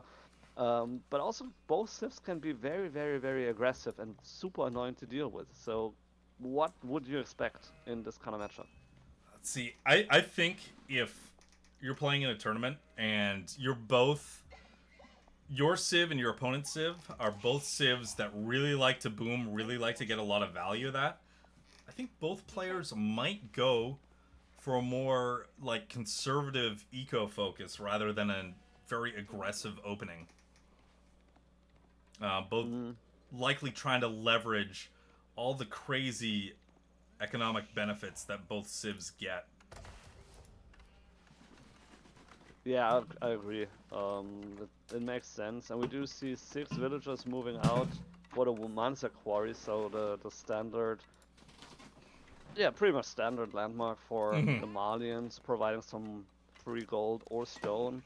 I was gonna say I can't remember the last time I saw the trade network, but that was today on a map that didn't have neutral markets, but it weirdly worked out as a garrison tower that probably won the Malians the game. Yeah, I think the last time I saw it was in one of the King of the North games, where it was sort of like an emergency landmark, where it's like, oh shit, the Mongol is at my base, what do I do? Well, I mean, I might as well drop the landmark here. But yeah, usually you don't see that. On the other side, we do have the Grand Winery, also the standard landmark for most games, I would say, unless you want to go, you know, aggressive cavalry feudal gameplay with the Byzantines. So Winery just yeah, gives you and so and much. also landmark. I mean, also one thing I think that gets overlooked a little bit, or at least that's my perception, is that since the Grand Winery acts as a religious landmark, you can go for monks there when you reach Castle Age. You don't need to build a monastery. So it can actually, you know, if you're going for a fast castle kind of style, you can actually go for the monks earlier than most other civs. Yeah, and actually have a place to drop those relics as soon as they come out. Yeah. That's a little bit, in a way, you could say it's a little bit like HOE or maybe the Ruse, depending on the landmark choice. So yeah, it's quite Well, nice. here's my question for you: Byzantines against Malians. What are you picking for your mercenary contract? Because I mean, you got jav throwers that can disrupt your longbows. They got Donso that are going to disrupt Keshik. I mean, longbows are so strong. I gotta assume it's going to be longbows. But do you think maybe of going into Keshik in this matchup? I mean, I would love to see the Oh, Keshik play. You're the most biased But Mongols main we've had on cast. I'm just I'm kidding. sorry. No, okay. Now the thing is, I mean, yeah, I would like to see the Keshik, just because it would throw them off. Because I would, if I would be the Malian player, I would definitely expect the longbows to come. I mean, especially because, yeah, of course you do have the javelin throws, but they're a relatively gold-heavy unit, so you cannot, you know, like just blindly mass them however you want to. And so it is difficult to mass them up, at least a lot more difficult than massing up the longbows early on. And so I would not be as afraid of the javelin throwers with the longbows. But yeah, it's kind of like this rock paper scissors, you know, like psychological warfare. If you're like, well, I mean, he expects me to do this, and so I will do this instead, and you know, so I would like to see the Keshik, but I would not be surprised in the slightest to see the longbows. Yeah, it's gonna be longbows Yeah, there today you in this go. matchup. What are the neutral markets Well, had? Zhug oh yeah, News could have been fun. A little far away. Although, man, I can't wait to cast a match on Dry Arabia where a Byzantine player is playing and the market's like right behind their base. Because I know that's possible on this map. it is And we, possible. Yeah, I mean, if you look at the west side market, it's a little bit closer to the Malian base. And that actually has Sipahi and AbaleTree, so that would be funny. Just imagine clapping at the Malians with the Sipahi. Because yeah, the Sipahi don't care about the javelin throws, so they would completely wreck them. But for the time being, we do have a couple horsemen from the Byzantines, so he's not showing right now, at least, that he did go for the longbows. He's having one in he queue. did. He's got the batch in queue. Yeah. Yeah, but Hasn't put it's it on the not like, field yet. He doesn't yeah, know. hasn't put it on the field. So a Yeah, couple Warrior horsemen here Scouts. clashing with the other horsemen and Warrior Scout and a hardened Donso. So a couple Warrior Scouts here actually. Do you think we might see a Warrior Scout play? Probably not. There's not enough stables here. Longbows jump out at just the right time, able to pick off the Donso before they can do any real damage. Now, the Byzantine army is going to chase the Malians back a little bit. Going to force them away. But the military numbers, certainly in the Byzantines' favor here.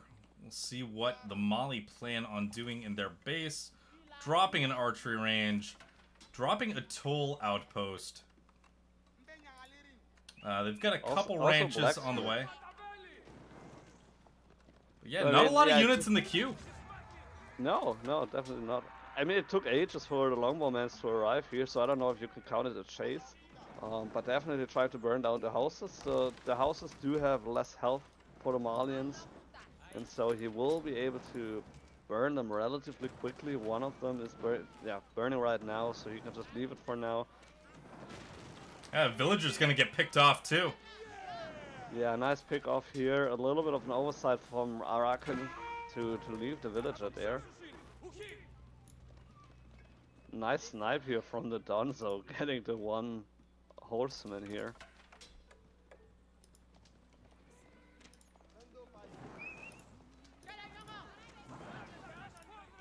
Warrior Scouts breaking off. They're looking for some raids.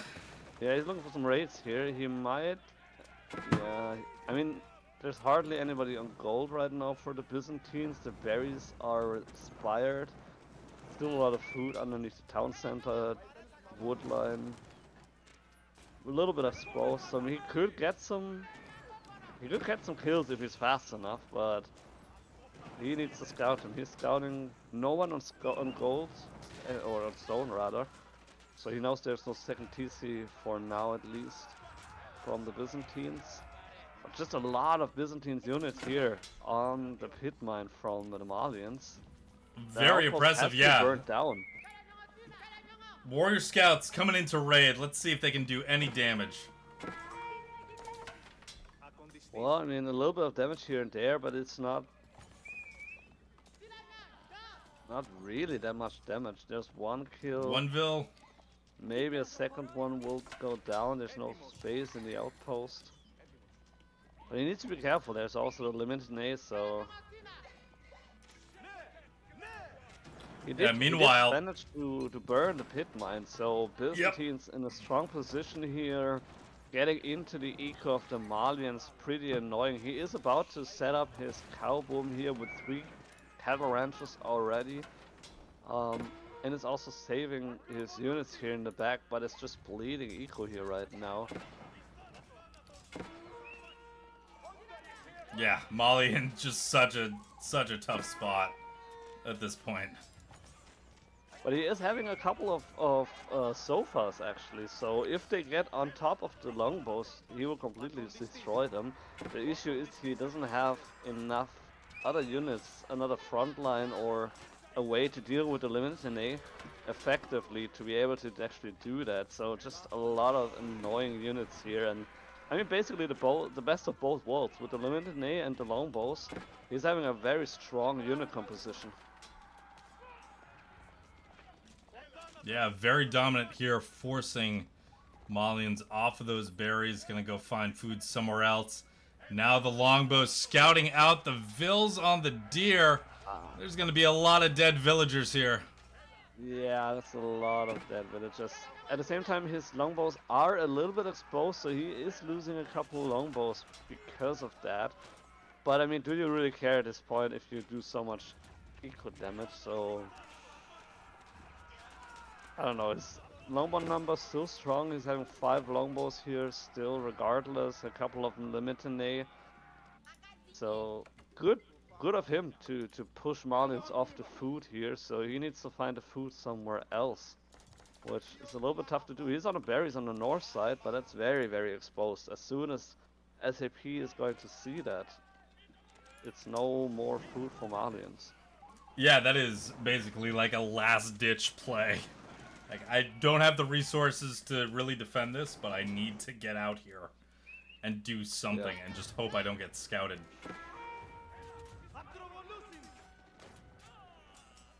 Meanwhile, Araken doing a great job with getting the reinforcements of SAP, so Byzantines really needs to be careful here with the horsemen and the limited A getting caught off guard here. So very nicely done here, just cutting off the reinforcements, but he needs to be careful that he doesn't get cut off himself now, because Byzantines is moving back now with the units and trying to pincer him here. Yeah, we'll see where Araken goes. A little dive into the Byzantine deer. We'll see if those jab throwers survive. They're going to be caught by the horsemen and Limitani.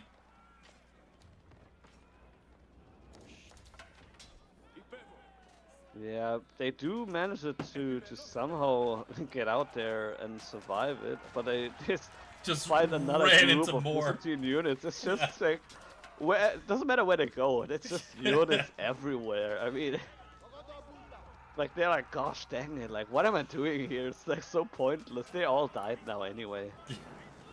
None of them made it home. Well, Wow, that is brutal. I mean, if you look at the army count, it's like, yeah, 2.5 times more units basically, or like 3 times more units, and the value is 2.5. But yeah, more than Malians right now. yeah, Pilsen in a very, very good position here. Just continuing Oh, for sure. to create units, building the Kira Siphon. Araken just holding on by the skin of his teeth, just so happy that these resources haven't been scouted out. Can at least do something with those, but the berries are about to run out, and the Byzantines are pushing in right now. Yeah, he was able to build his second pit mine on a different spot, so he has a lot of passive income, and that's like the strength of the Malians, that he can still somehow hold on. But I'm afraid that this is gonna be it. I mean, the Pure Siphon is doing so much damage to the barracks, and then he... I mean, it doesn't matter what your income is. If you don't have military production buildings, you still can't make units, so it doesn't really matter. And yeah, I think that's it. Like, what a overwhelming amount of units. Horsemen in the woodline now, getting some more villager kills. A lot of villagers on the run. More than half of the villagers is idle right now. And yeah, that's a GG. Yeah, good game. Very Pilsen playing that very strongly. We saw Pilsen also take a game off of AntiRaider previously.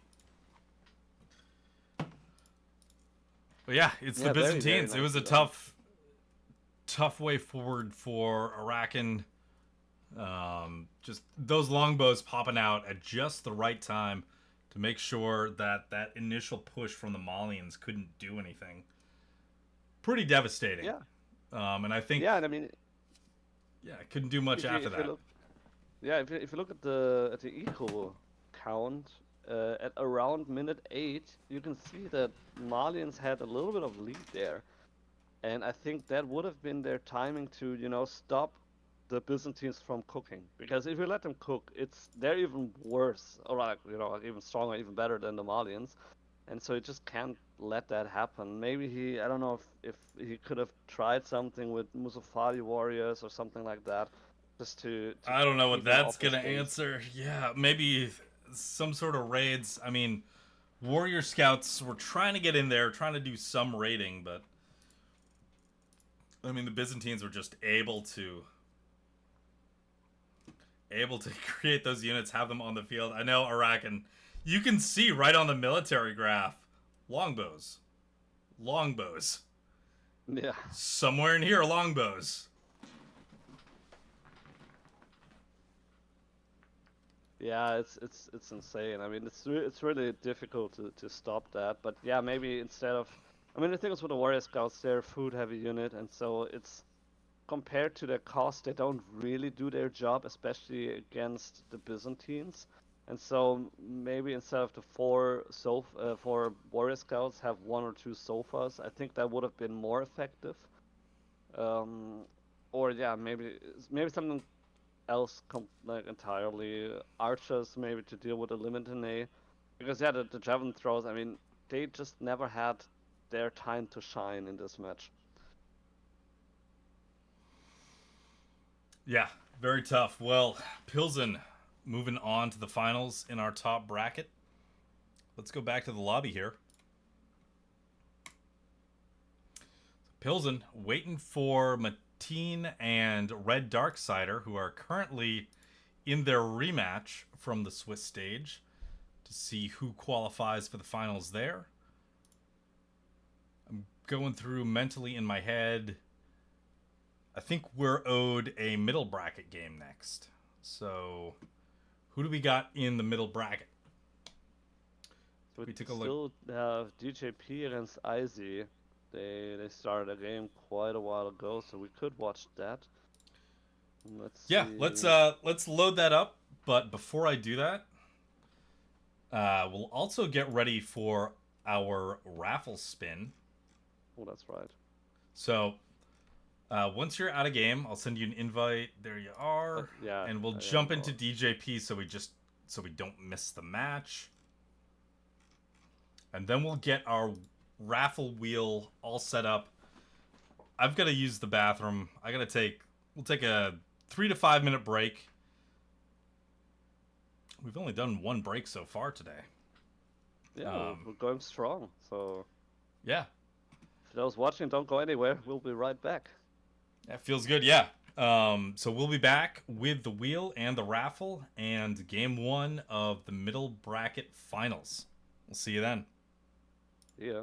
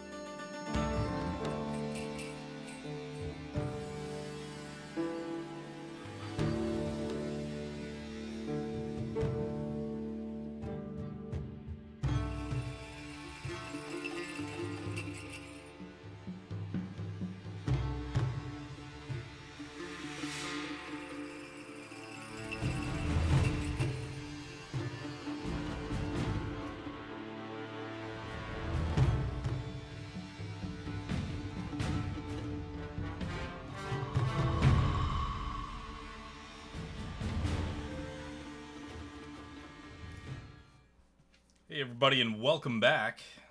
We're getting ready for the finals for all three brackets. Looks like the semifinals are just about to conclude. Before we do that, we've got our raffle spin. 3 different coaching prizes. We've got Aizy, we've got Draxos, and Askeladd as our coaches. Aizy, if you're not aware, he runs the tournament ATR, the tournament ELO, all of that stuff.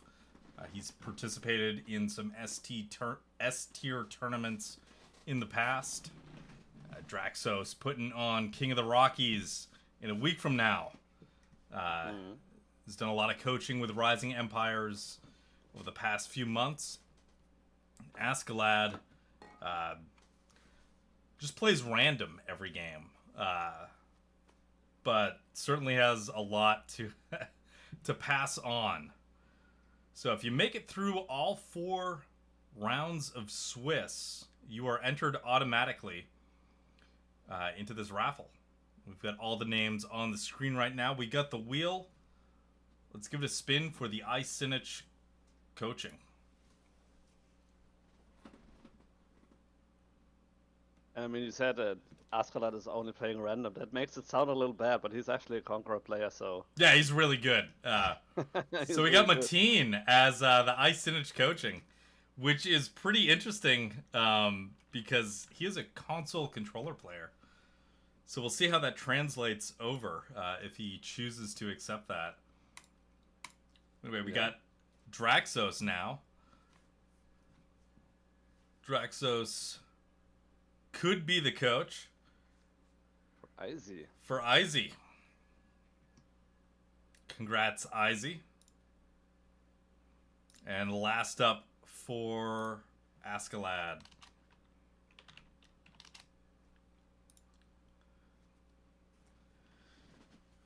Monkey59. Congrats. Go ping Askeladd. Ask him when you're going to be coached. Reach out to him. Go bug him. So we also so you just contact them and then you can make out an appointment for the coaching. And our final spin for no coaching at all, LISAN GAIB. I hope that's how you pronounce that. I have no idea. Yeah, but I spun it. You win nothing, but your name popped up on the screen. Good work. Well, with that out of the way, we've got a game queued up. Well, I mean, Lisa, in the last one we raffled here, he's at least in the bottom bracket finals, so we'll see if maybe we'll catch another game from them. Yeah, let's take a look. We do have one open right now, just to make sure that that game was available when we came back from break. So we got Aizy and DJP playing the first of their finals game on Cliffside. Let's switch over to it now.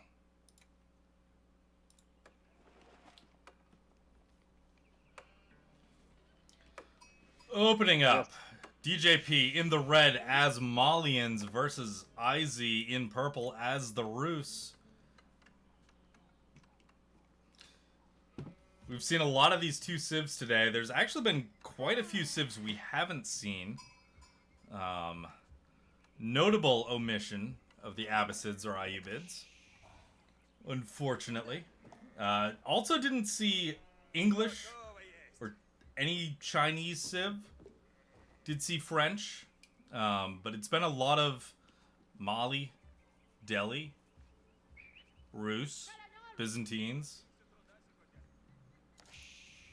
Yeah, very, very curious to see that. No Order of the Dragon, or I think there was one Order of the Dragon. We caught one Order of the Dragon. No HRE, which people are feeling might be a little overtuned, but no HRE players either showed up or they just got banned out and were not able to be selected. The boar being attacked here and trying to get one of the scouts here, so it's a fun Rus minigame here as well. DJP doing a good job with at least denying some of the deer here. So even though he is only at 1 scout right now, he's trying to deny a lot of the bounty that Roos is looking for. Yeah, did a good job, that little boar trick to push the Roos scout back so it could deny a couple more deer.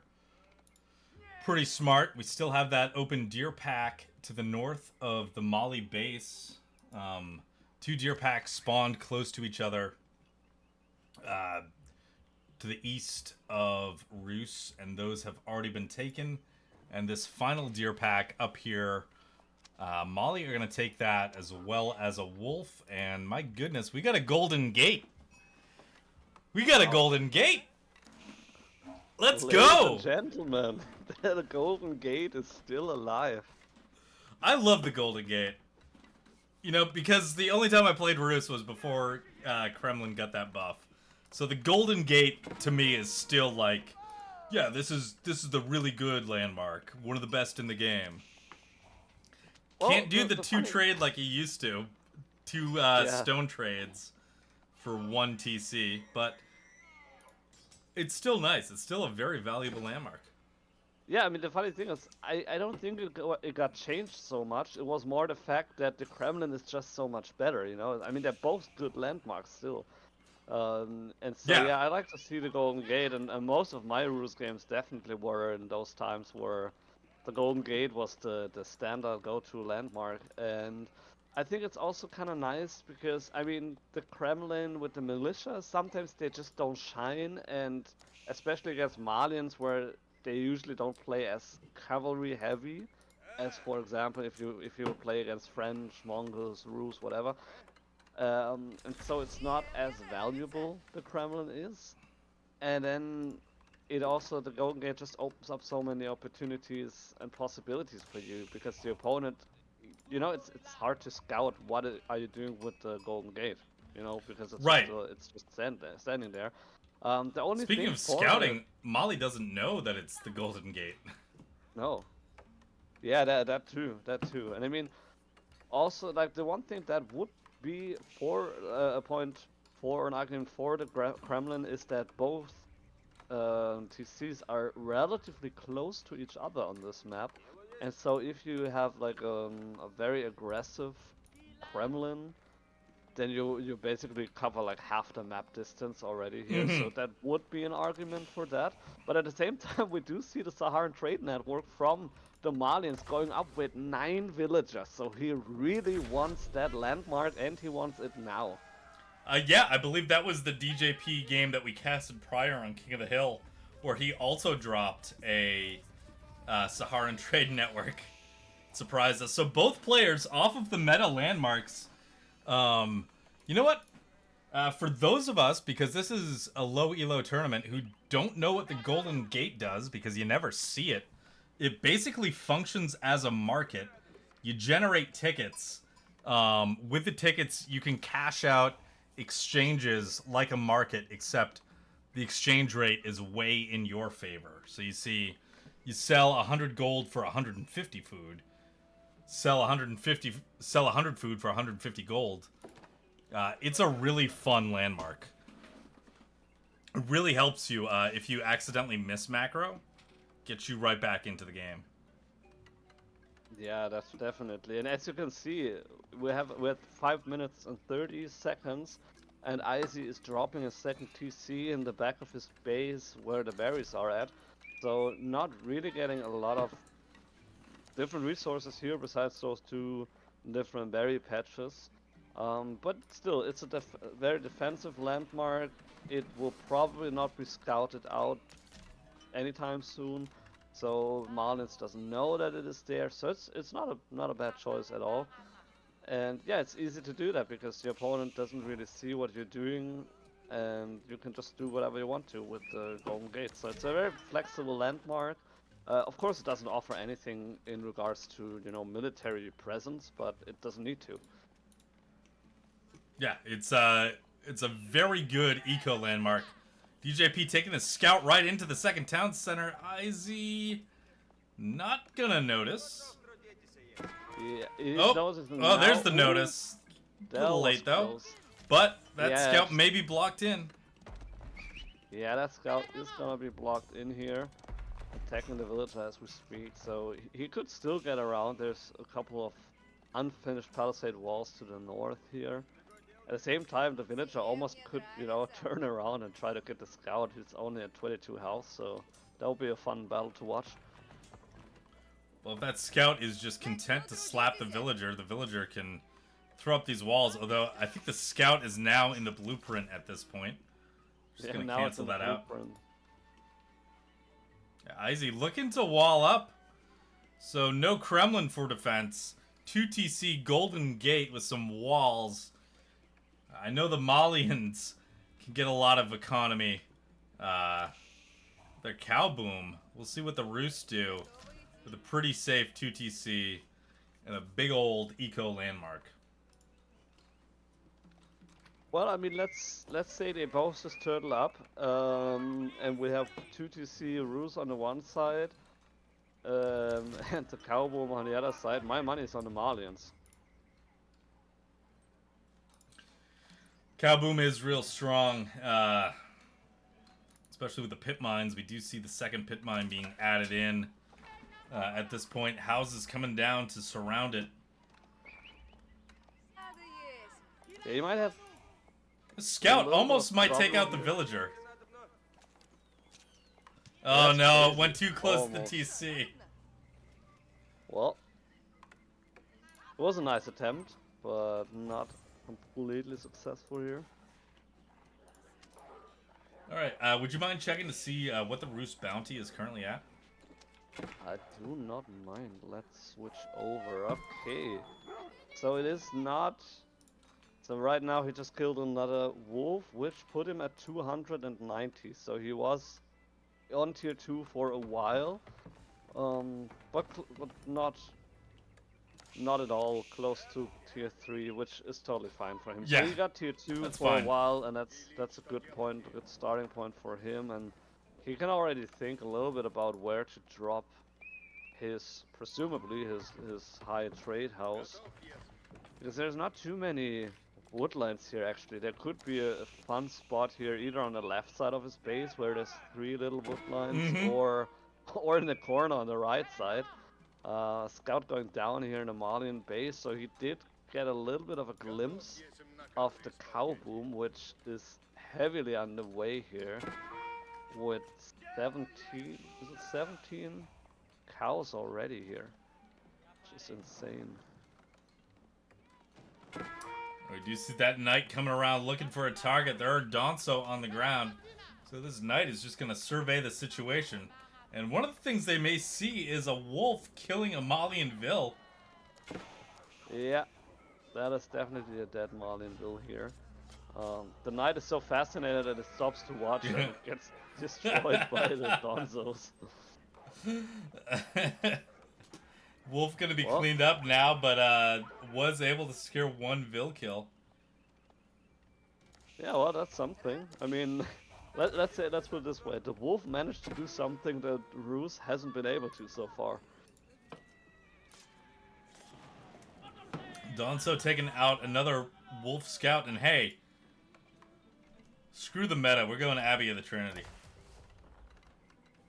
What? We're gonna grab those not? relics, bring them home. This is grab those relics, so season 2. I love it. Yeah, it feels really like older season meta here right now, with the Golden Gate and then the Abbey of the Trinity. But I mean, hey, more power to them. I think it will work, or at least it can work, and we'll see what the warrior monks will be able to achieve with all that free gold. And I mean, it is smart to do that because the Malians get so many free resources here that he needs to do something. We have the Grand Fulani Corral being built with 23 villages, so again, a very aggressive landmark building here, just pushing it out. And with the cowboy and everything, so that's gonna be a ton of resources for the Malians with the pit mines and the Grand Fulani Corral. That, yeah, Rus needs to match it somehow, and 2 TCs alone are not gonna cut it, so he needs to get some extra divine intervention sort of here. Those warrior monks should be popping out at any point. We see one of them heading towards, I believe that, yeah, that far relic. We'll pick that up. Both players, yeah, just content to play the eco game here. Yeah, pretty much how it could have been expected. Besides that, yeah, I would have loved to see a little bit more aggression because the TCs are so close to each other. But yeah, both playing the macro game, just playing it safe. Barely any units on the field. I mean, you know, Malians got 10 Donzos and then stopped at that, and Bruce didn't even get anything out there besides, when did he go for the horseman? Just a little bit of horseman here and there, and still going for a horseman actually, so... Horseman, horse archer. Well, I mean, it's 2023 all over again, I feel like. Yeah. I mean, some builds I don't know never when the die. last time was that I saw the horse archers, you know, that's been at least a year or so. A scout is gonna find those horse archers and some horsemen. Unfortunate for him, they also found him, so... Well, okay, so first relic got picked up. Let's see, where's the other warrior scout? Warrior monk, sorry. He's about to get There the it is. northern relic. Yeah. Well, he's playing it smart. He's going for the furthest away relics, and then he's going for the safer one that are less contested, maybe. Although DJP is having stationing a couple of the Unsos here at the sacred, the relic, which will not be enough to stop the warrior monk for sure. Yeah, I can just scoop that up and get out of there. Not a bad thought at all. And look at this. Sofa comes out looking to deny the top relic. This warrior monk already just creeping along the map's edge, coming home. Yeah, very nice pathing here from Aizy. Just being very safe and not alerting DJP from anything here. So very nicely done here. Got two relics here. Oh, like one is in the back, the other one is on the way home. So that's very nicely done. Grabbing the third relic shortly, I believe. Yeah, we got two relics coming home on this path. DJP, one Donso. Gonna see that, but not gonna be able to cut it off.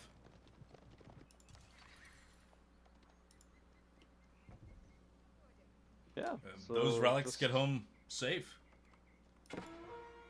Yeah, I mean, as they should. I mean, if you're going for such a play with the Abbey of the Trinity, you need to get the relics. Otherwise, it would have been completely pointless to do that, and you would have been better off with the high trade house. The Sofas, being a little bit faster than the horse archers, actually managed to get the two horse archers. So only the horseman on the left side is remaining here. Yeah, horseman's not long for this world. There he goes. Yeah, for some reason it stopped.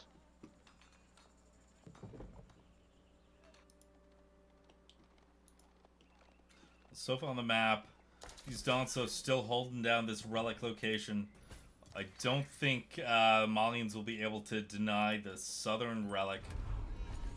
We'll see what happens as this warrior monk comes up towards this contested relic. Donso throwing their spears. Warrior monk turns around, then turns back to engage and die. Yeah, well, I mean, I don't know why it tried to engage there. But at the same time, we have quite a lot of cavalry units here going up there. So yeah, that one warrior monk is gonna die.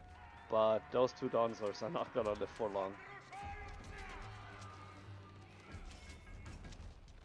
Yeah, by the way, that's at the a same dead Donzo. time, Roos is going heavy into in-play here with the high armory. So... Massive greed, but take a look at the difference in units between civs. Oh, he's doing the little push with the monk! Oh, wow. Seriously, this is like Season 2 Roos stuff. Completely, yeah, that was fun to watch, and a nice Wololo attempt here. but now Aizy needs to be careful that he doesn't lose the units, especially now he reached the Imp age, so he needs to get the upgrades going, and then he might be able to clap back, but for now he has the weaker units and the slower units as well in that.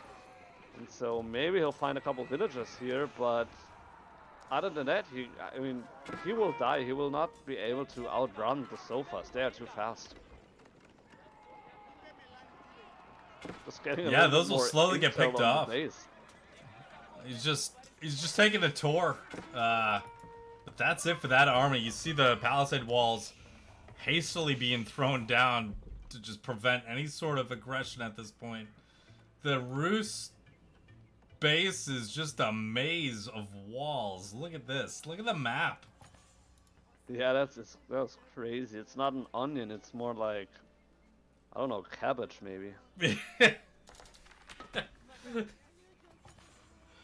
But yeah, it's meta frozen in time. It's hilarious to see it. It's like a revival of season 2 Rus play here. Rus still in trouble. I mean, they've got more villagers, but I wouldn't say they have a better eco, taking a look at the resources per minute, and they certainly don't have a better military.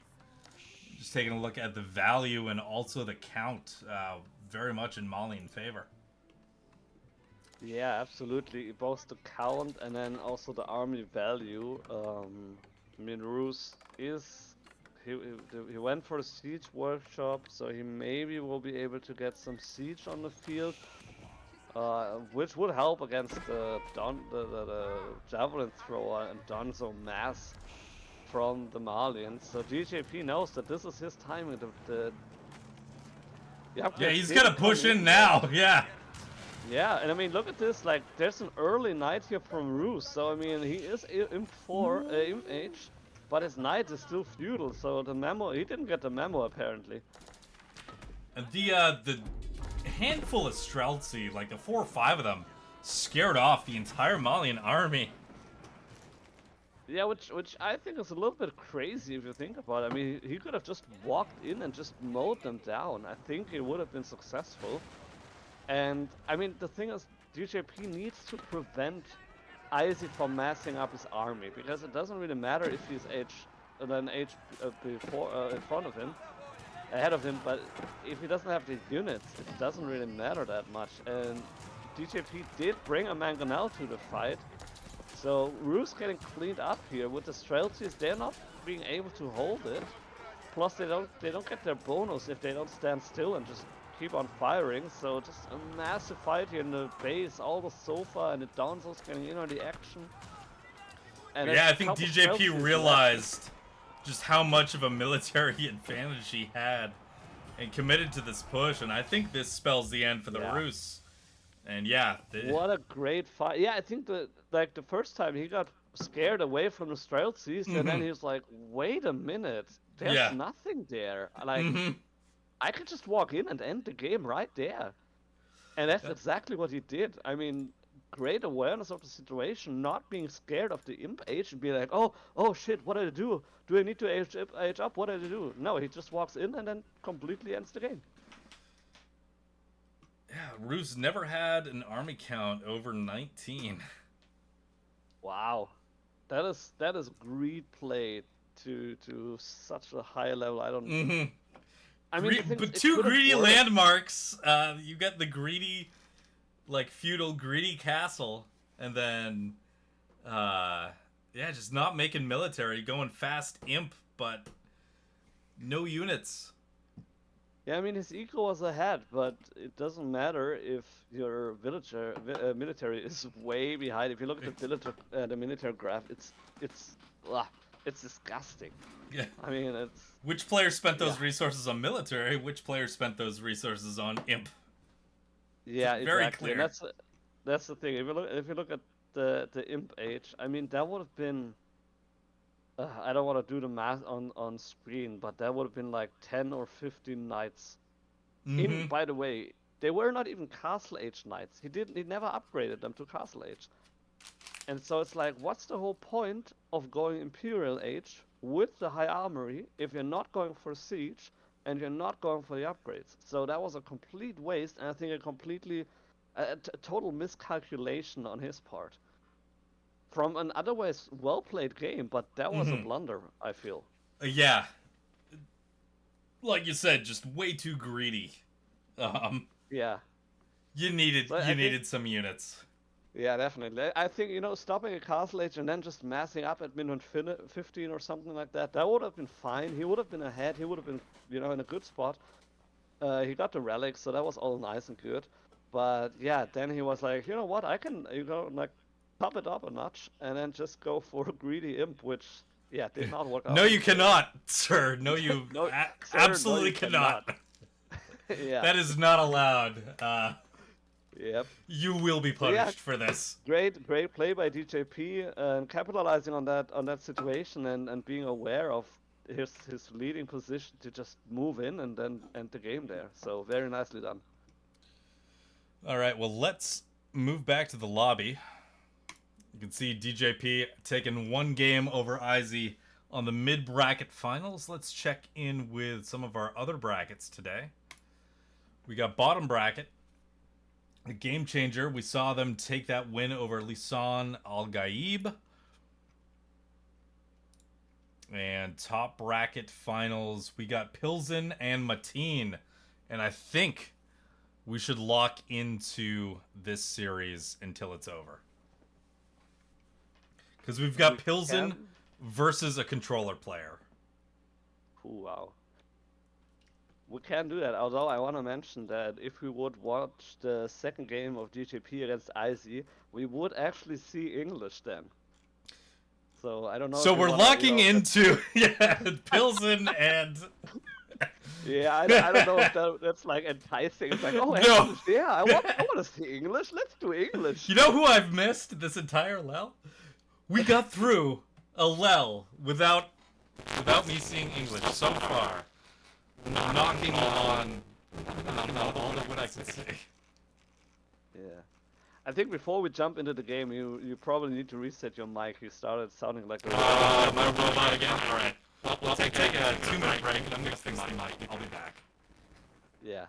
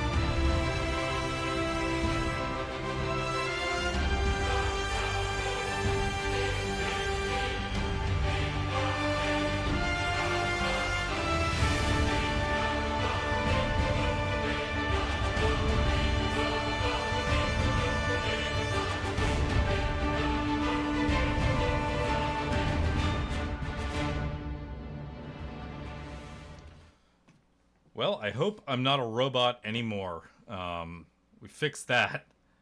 But yeah, we're going into top bracket finals, going to bridges. We got controller versus keyboard. We got Matinjff versus Pilsen. We got French versus Malians. We got a game that's just about loaded. So exciting. So we have, as you mentioned, Martin in yellow playing the French on the left side, and on the right side we do have the Malians in red again, which I think is their coolest or best looking color actually. Both. Let's see. Yeah, red looks really good on Malians. Doing a close-up look at some of the vills. Red is definitely a good color for them. We got a controller player playing French again. I feel like French must be busted with the controller because some of their top players seem to either play French or Joan of Arc. And I think in every controller player game we've watched today, they've been playing one of those civs. Yeah, which makes total sense if you think about the eco boni that both French and JD have with their improved villager production and their eco upgrades being cheaper and all that. So basically, they don't need to do anything additional to get their eco upgrade, their eco boni. While as most other civs, they have to do something in order to unlock them. For example, the Malians, they need to build the pit mine with the houses and all that kind of stuff, and then now you see the villager being idle there on the pit mine for a short second until he gets enough wood to build some more houses, and so you just have to keep a little bit more stuff on your table, whereas French just don't need to bother with that at all, which is one of the reasons why French is one of the easier civs.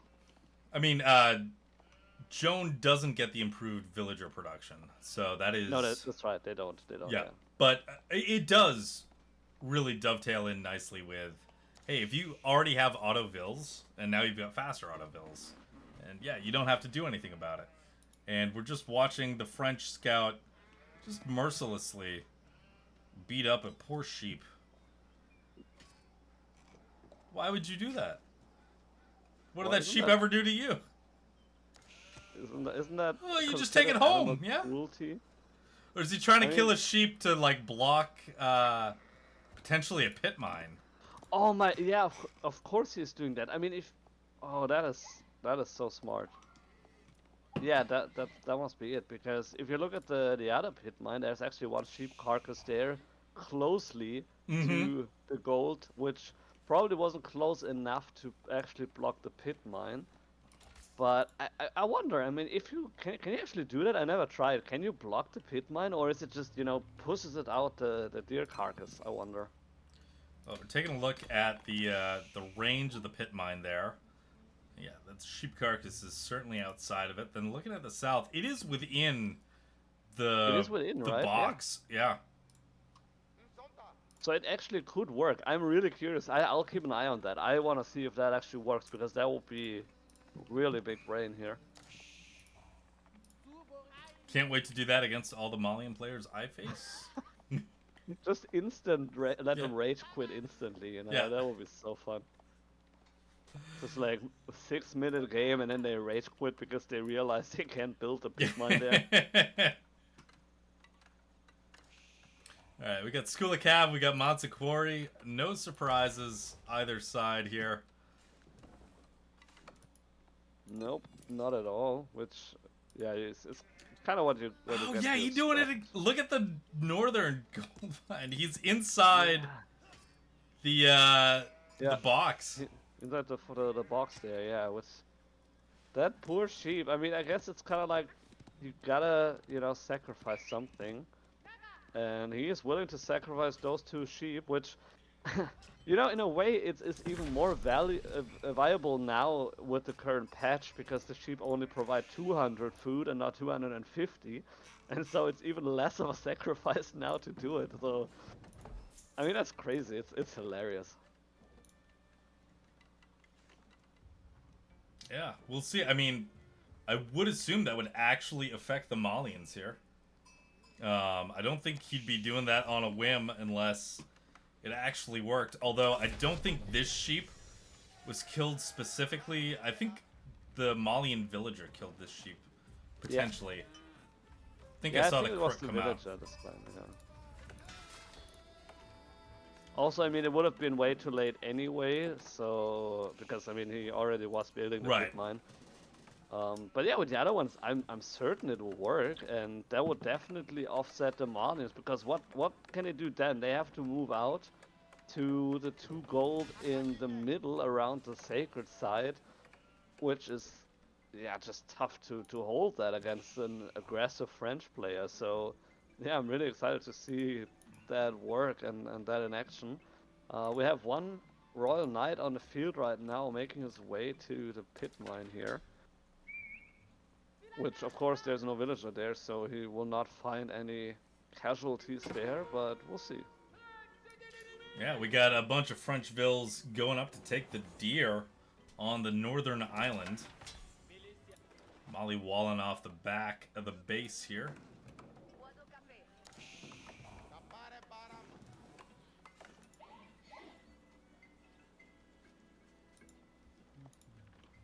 A second Royal Knight on the way. Getting their torches, looking to burn down some of those houses around the pit mine. Yeah, and I mean, he will be successful if the Malians don't react with their couple of Danzos here. So, I mean, it's a little bit of eco damage, and so it would have been, better if you could find some villagers, but that's at least something here. Danzo on the way, able to scare away the Royal Knight actually here. Yeah, they're focused on that house. It just takes so much longer to do eco damage compared to 2 night charges on a vill. Yeah, but I mean, then again, it is a little bit more difficult for the French to actually find those villagers, because usually what they do as French is you look for the gold mines, because there's definitely some villagers, but not with the Malians, and so there's actually no villager there that he could actually get. So he would have to go deep inside the Malian base. To the wood line, or even under the TC to find some sheep villagers there, which, I mean, they can just hop in last second and then he will not get anything besides some arrows in the face. And so it is kind of understandable that it's like, that's a more safe option to burn the houses. But yeah. So far, house does get repaired. No second pit mine here. Yeah, has he even made a play to draw? He hasn't. Pilsen he hasn't scouted the south one. He's trying to go to the top one. He didn't even scout that one. Okay, so he's going to the top one. Okay, you have to look. So he's trying to go for a pit mine there. I see the blueprint. It looks like he can actually. What I mean, let's see if. Okay, it doesn't work. Oh my goodness. That sucks for him. Oh my goodness.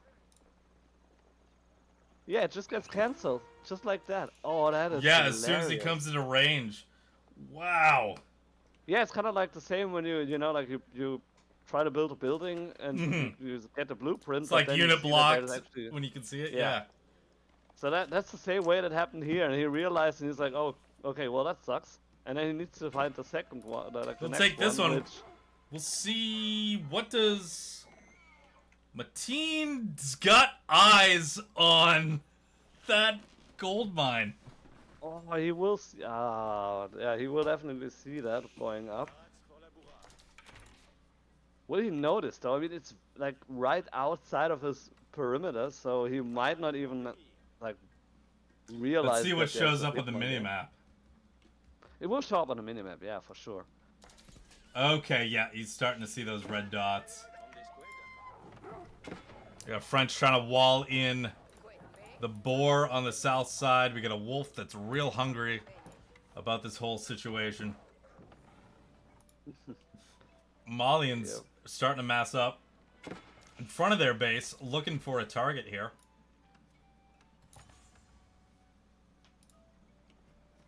Question is, will they find something? Because the French, I mean, yeah, they moved out on the map, but it's so scattered that it's kind of difficult for the Malians to find it, and they also have like a relatively slow army going there.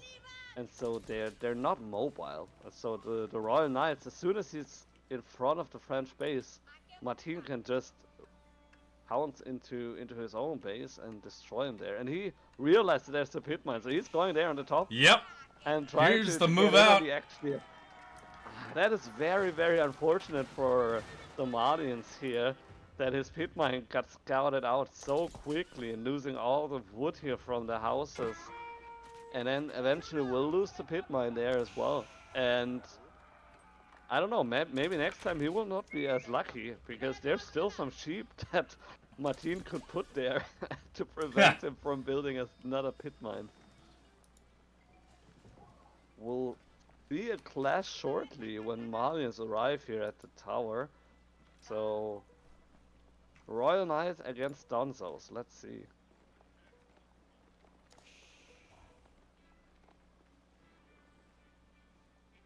We're waiting.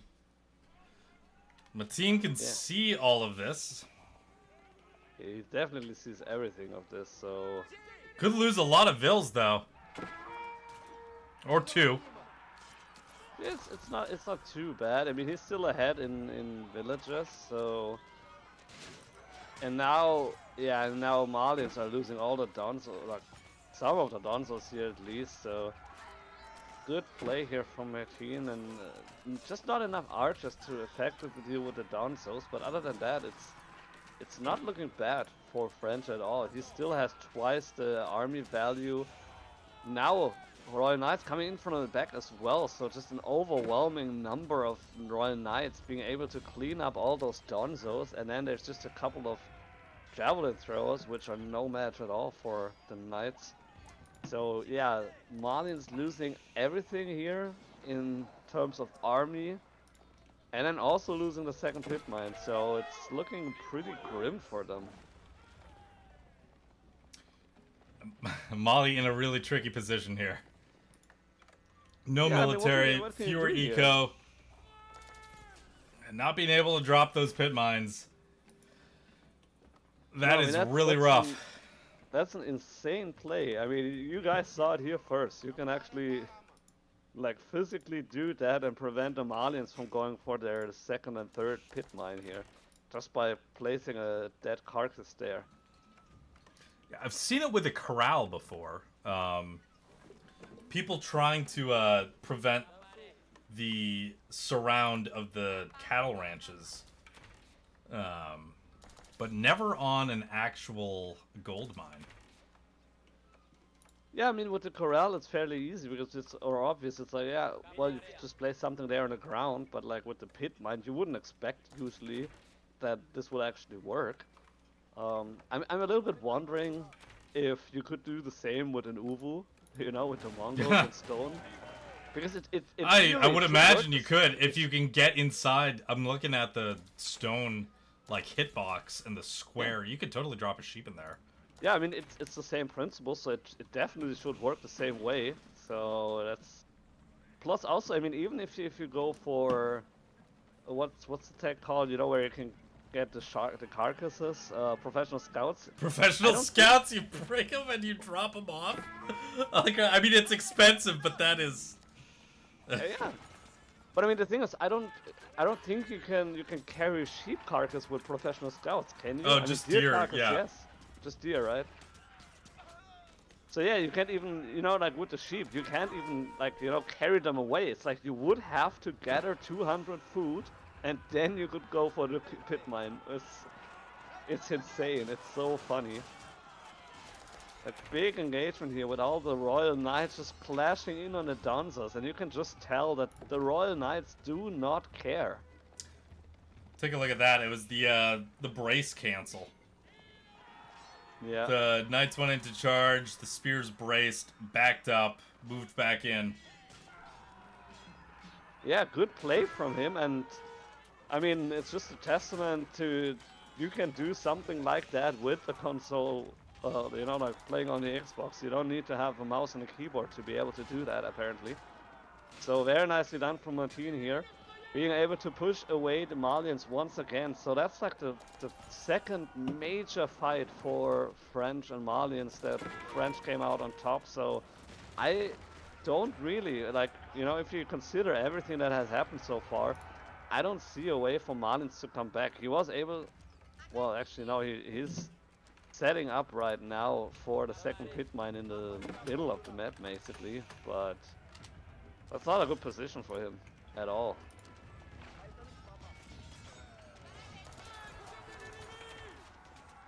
Siege engineering is being researched by French, so he will be able to go for some rams now if he chooses so. He has to do so. He has enough wood for that as well. Yeah, that's a ram, so... Yeah, I think that's this the one's a beginning of the wrap. end. Yeah, this is going to be a GG into game 2. I mean, the thing is also, if you're building a battering ram, like, inside the vision of your opponent, that's the moment for him to tap out. I mean, if you're so confident, you don't even need to hide it, and you just do it inside his base, basically. I mean, what can you do at this point?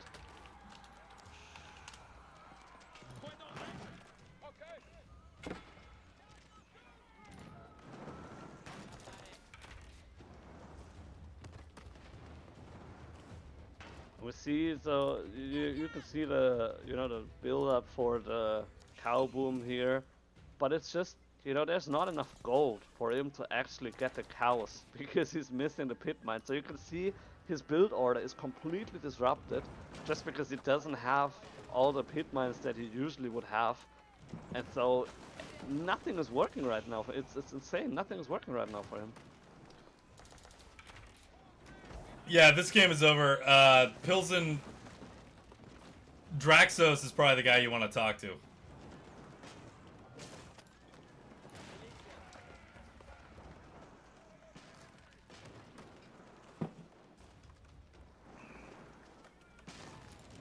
As we see that, yeah, nothing's going on with the Malians. This game gonna go to the French. Like this all, you know, like begs the question: should something like that, like, is that considered an exploit, and should it be allowed or not? Well, the thing is, I mean, what is the counterplay to that? What do you do as Malians to prevent that? Because you can't kill. What are you gonna kill? I mean, Well, the thing is, yeah, you can't do anything against it, but at the same time, if he now, for example, would kill the cattle, which he's doing right now, it's kind of like the same principle. He would have to gather all that food before he can place another cattle ranch. And so it's the same principle. Like, yeah, it sucks and you can't really do anything against it. But I wouldn't, you know, in a way, I wouldn't consider it an exploit. That's my point, I guess. It is nasty, that's for sure, and it's insane to do it. But I mean, with the cattle that dies around here, that is over the course of the game. That's gonna happen. Like, you burn down a ranch, the cows are out, they're gonna die, and they're close enough to the TC that you can clear that up really quick if you really need to. Yeah, true. But with the pit mines, that's real tricky.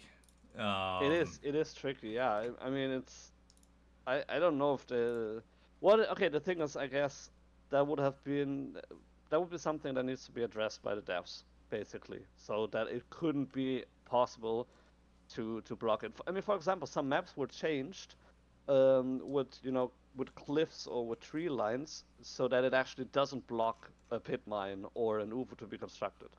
Because I had games where I couldn't even, you know, I built a pit mine and like there was so many trees and cliffs around, like even if I cleared everything, I could still build only like 3 houses around it. And so that really sucked. And so some maps were changed where this was an issue, and maybe that's also something that needs to be changed in the game itself, so it isn't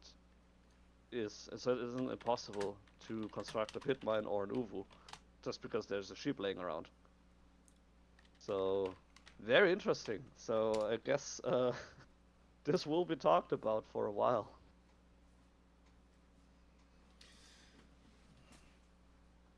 Yeah, it's tough. I think, yeah, the call. I know they're looking to talk with mods about it. We'll see if they go on to the next game. it is. Yeah, it sucks because there is no. It falls into the realm of there's no counterplay. Like, what do you do to stop that from happening, realistically? No, that's the thing. Like, you can't stop it, but my point would be, it's only 200 food. A cattle would be 500. If you're like, okay, I need to get this cattle away, like you mentioned, you can get it away. Like, you can get it, like, gathered relatively quickly. If you take the 200 food and you put a mill there and take like 5 villages, you also can get the sheep gone relatively quickly. And then it's not an issue. It's not like game breaking in the sense that you can never build a pit mine there. It's like you have to do something really annoying before you can clear that, but it still would be possible. So yeah, really tough, really tough.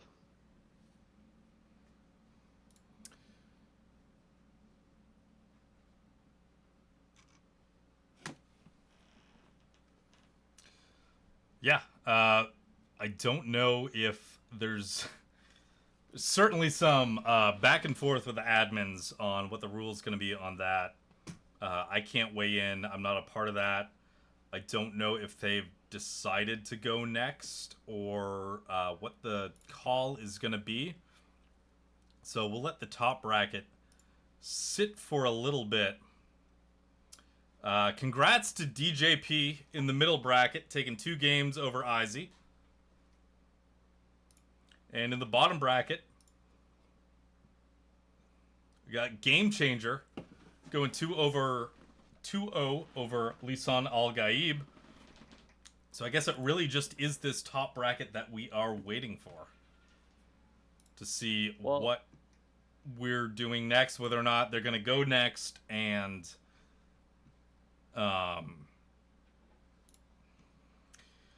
make the decision later.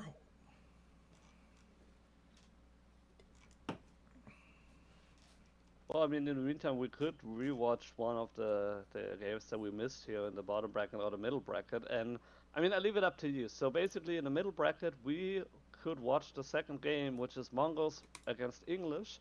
Or in the bottom bracket, we could watch the second game, which is Mongols against English. So it's completely up to you.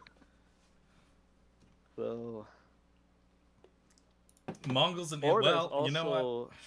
an HIE English game. So since we didn't see either English nor HIE, we could actually watch the first of the 2 bottom bracket games if we wanted to.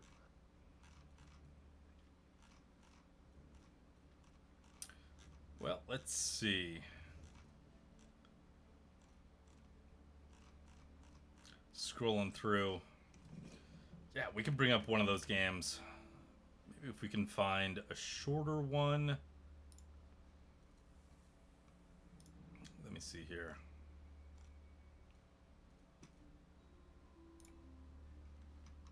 Oh, we did see... Yeah. We did see the first DJP game, so we might as well see the second one. Yeah, that's a good point. Let's do that. Unfortunately, we can't observe a replay at the same time. No, that's true. And luckily, he has not hidden his match history, so I'm going to load that up. Let's see.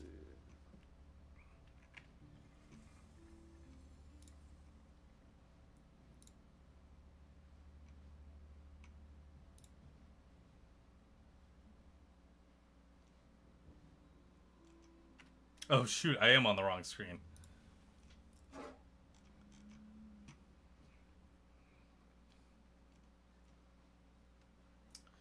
Just hanging out back on the lobby. Nobody saw what the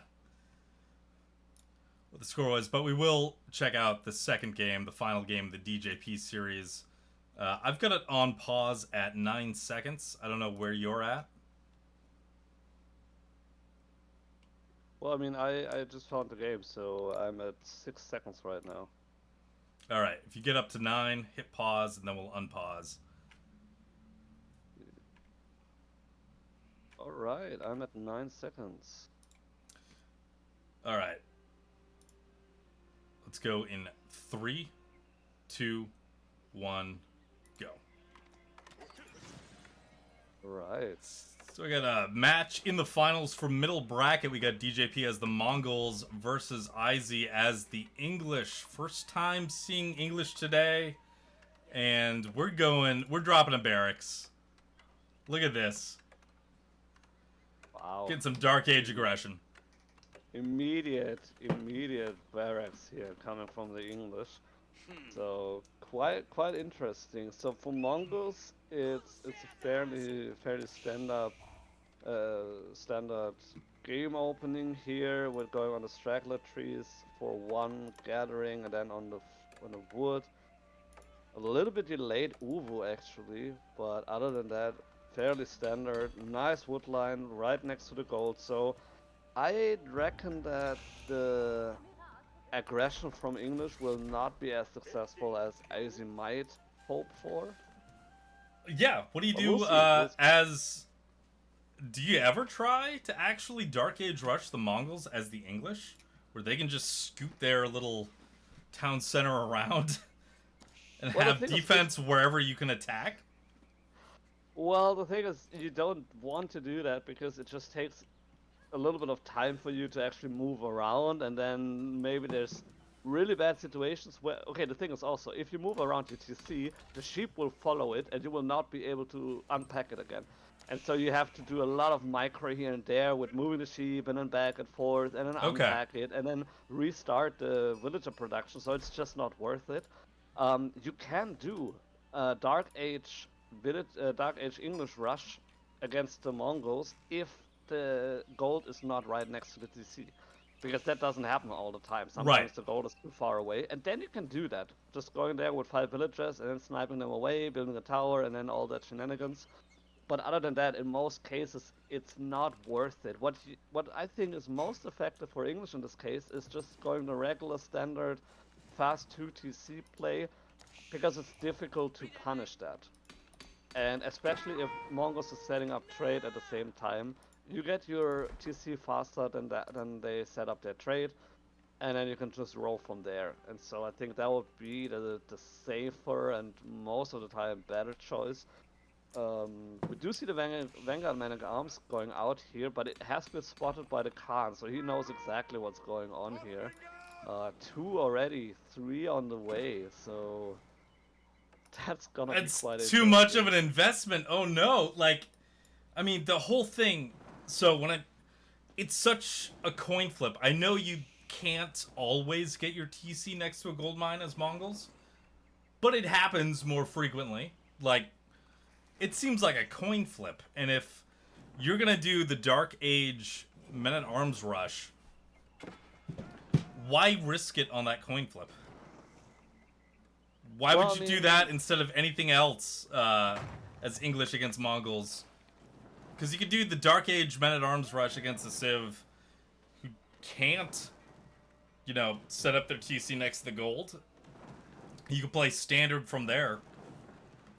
But to have that one chance where, this doesn't work. They set up on the gold mine. Now I can't really disrupt that. I guess I'll try to torch an Uvu. Yeah, I think that's like the coin flip. You either get the Uvu or you get the gold, and of course you would prefer the gold. But yeah, if you get the Uvu, that's also kind of nice because, I mean, yeah, now we have the stable and we're close to feudal age. Although DJP is not on gold at all. He went back with 1 villager, so he is not macroing to get a cashing out immediately, and then it's only 1 cash against 3 Men-at-Arms from Dark Age, which could be a little bit tough to deal with. So he will get the Uvu, and that will hurt the Mongol in the early game, that's for sure. And so he basically just wants to buy some time with that. He is going up with the Abbey of the Kings in the meantime, going heavy on stone right now, so he will try the second TC play behind the Abbey of the Kings. And that Uvu is gonna burn down. See the Khan coming around. Gonna go scout the English base. Gonna see those vills on stone. getting all ready for a second TC. As Vanguard men-at-arms did their duty, they took down the Uvu. Now they gotta go figure out someplace else to be. And take a look at that. There's an Uvu. There's a stable double-producing Keshik. And Aizy is... Those men-at-arms are just gonna watch. Well, I mean, they should do something. Now they're moving towards the stable, but it might be tough. I mean, they will be met by 2 Keshiks in a couple seconds, and that's gonna be bad for them. Let's put it this way. So let's see. Yeah. Okay, the Keshiks rallying somewhere else, and now they're finally attacking the man-at-arms and just making quick work of that. It's wild. Yeah, the men-at-arms against the Keshik, the Vanguard men-at-arms anyway, looking like they are lightly armored units. All the damage that the Keshik are doing to them. They don't look like those thick English Chads that we've seen in the Castle Age. Also, DJP pulling the Vill over to, you know, maybe help with killing this men-at-arm. Yeah, also going for, let's see, he's having an archery range there, so... Okay, the question now is, he's trying to set up the trade, which he will not be able to do as long as the scout is, you know, hitting the silver tree here. So let's see, he cannot do the trading here. He does have the Keshik here, but there's nothing on gold right now. So nothing really to find for him here in terms of eco damage. Yeah, great little delay with that scout. Gonna stop the Mongols from getting their trade online. Second town center coming out for the English. Those 2 Keshik looking for targets. Not gonna find much of anything in the English base. You know, it's Silver just Tree. so unfortunate. I mean, the thing is, like, he was standing there at the mining camp, and then he moved out, and now Aizy is building a TC there. So that is really, really unfortunate. He could have prevented that TC from going up, basically, if he just stayed there with his Keshik, but now he just moved away. And he didn't find anything, and now he is going back there, and all of a sudden there's a second TC, which hasn't been there 20 seconds ago. Surprise! I mean, that sucks for him. Surprise! I mean, that really sucks for him. And now there's an archer also going in there. One of the Keshiks going down. So that is not so great. Silver Tree's going up, but all my brain can think about is, well, you know, you're torching it down with your scout. What if you just killed a sheep right over here? But I won't. I'll digress from that. Yeah, we might not want to open that can of worms. But yeah, I totally get your point. Well, the thing is, for me, it's more like that Silver Tree. The Silver Tree can at least move. It's not basically just turned off for the rest of the game. Yeah, that's true. It's very well, different. Also, yeah. The thing is also the positioning of the Silver Tree, or like, let's put it this way. The neutral market is not in a great spot for the Silver Tree in this angle. Honestly, it would improve the Silver Tree's gold income. You move it, like, down the map a little bit. Well, yeah, either that, or, I mean, what you could do, and that works if you're playing aggressive, as you kind of should do as Mongols, if you put the Silver Tree in the southeast corner, you know, in the right corner, basically, and then move all the way up there, because then you have the whole diagonal range of the map, you know, so that would be an option.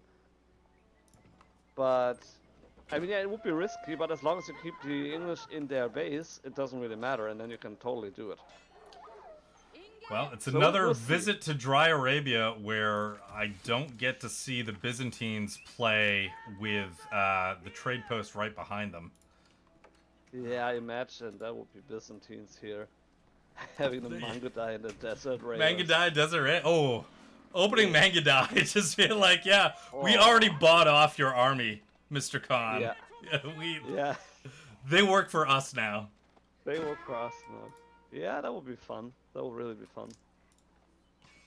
Yeah, the king fighting against the Kashik here, so I wonder who will win this. I really wonder.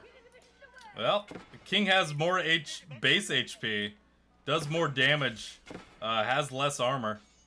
Also, Keshik heals himself faster than the king heals himself. And I think, you know, you can look at base stats all you want, but just the healing from the Keshik on hit is enough to push it in his favor. One thing that you cannot underestimate, the Kashyyyks have a lot faster attack speed than other knight units, and so that in combination with their healing it's just they have a pretty high healing per second basically. So king going down, getting met by some of the Kashyyk here, so a nice army composition here from Mongols with 6 Kashyyk and 6 archers. Also one of... well, never mind. So he's going for the Rams now here. So he is trying to push in here, although I fear that his numbers are not here. I mean, the idea is good, but it's not enough units. You're talking about number. Take a look at competitive like army value right now between both civs. Yeah, the numbers are kind of close. The actual value in the units, not close at all. And the Silk Road is being established. You can sell your crypto coins for drugs on this Malian landmark. Their bonus, the Silk Road.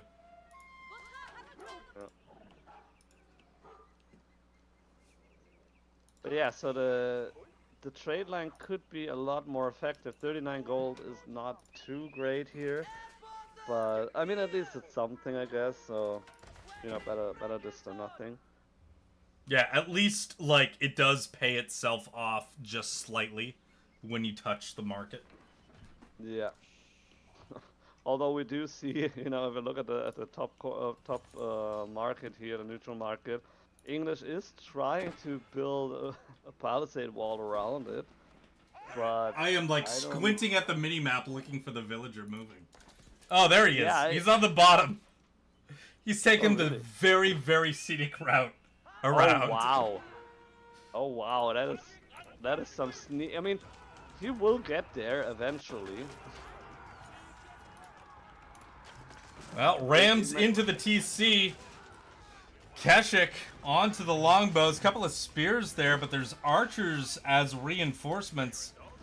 Rams, not even the second TC, just the landmark TC. Just a landmark TC, just ready to burn that one down.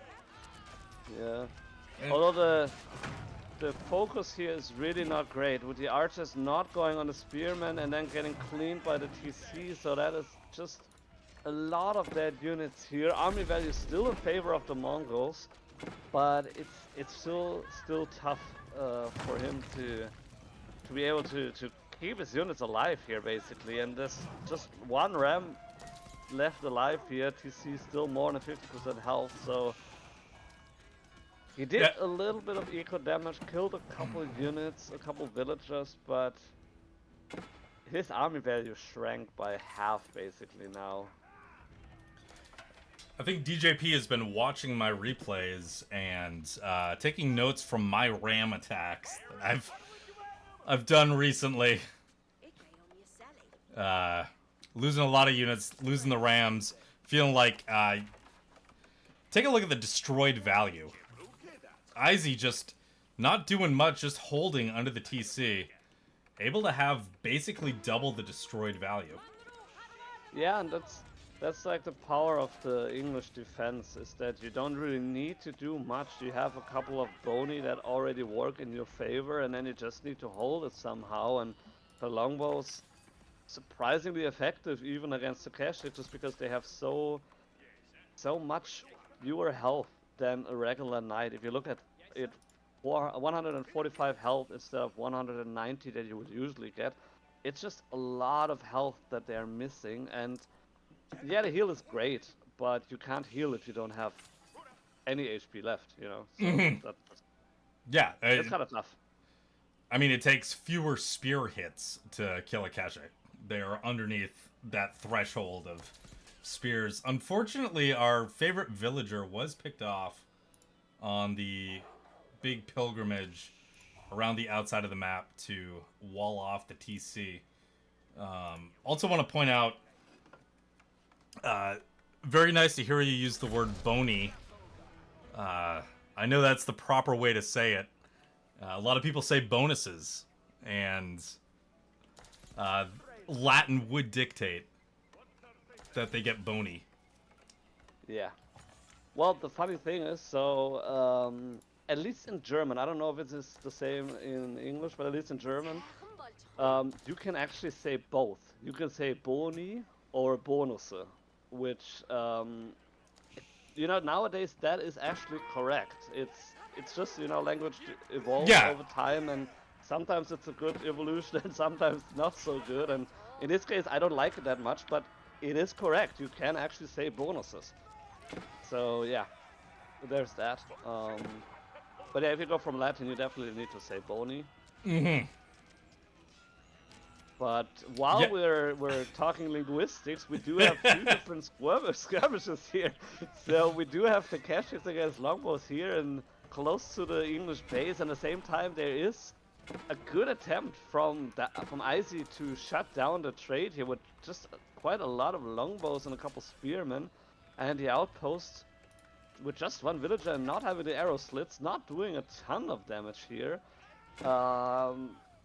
Couple spearmen coming to the defense here, so a good choice for DJP to fortify his trade line with outposts, also increasing the gather rate basically by 15% by increasing the move speed from the traders.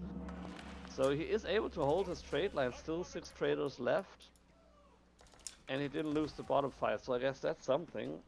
Also, one noteworthy thing is that if you look at the villagers, it's not looking bad for DJP at all, even though he's on 1 TC. What is going on with this 2 TC, 1 TC?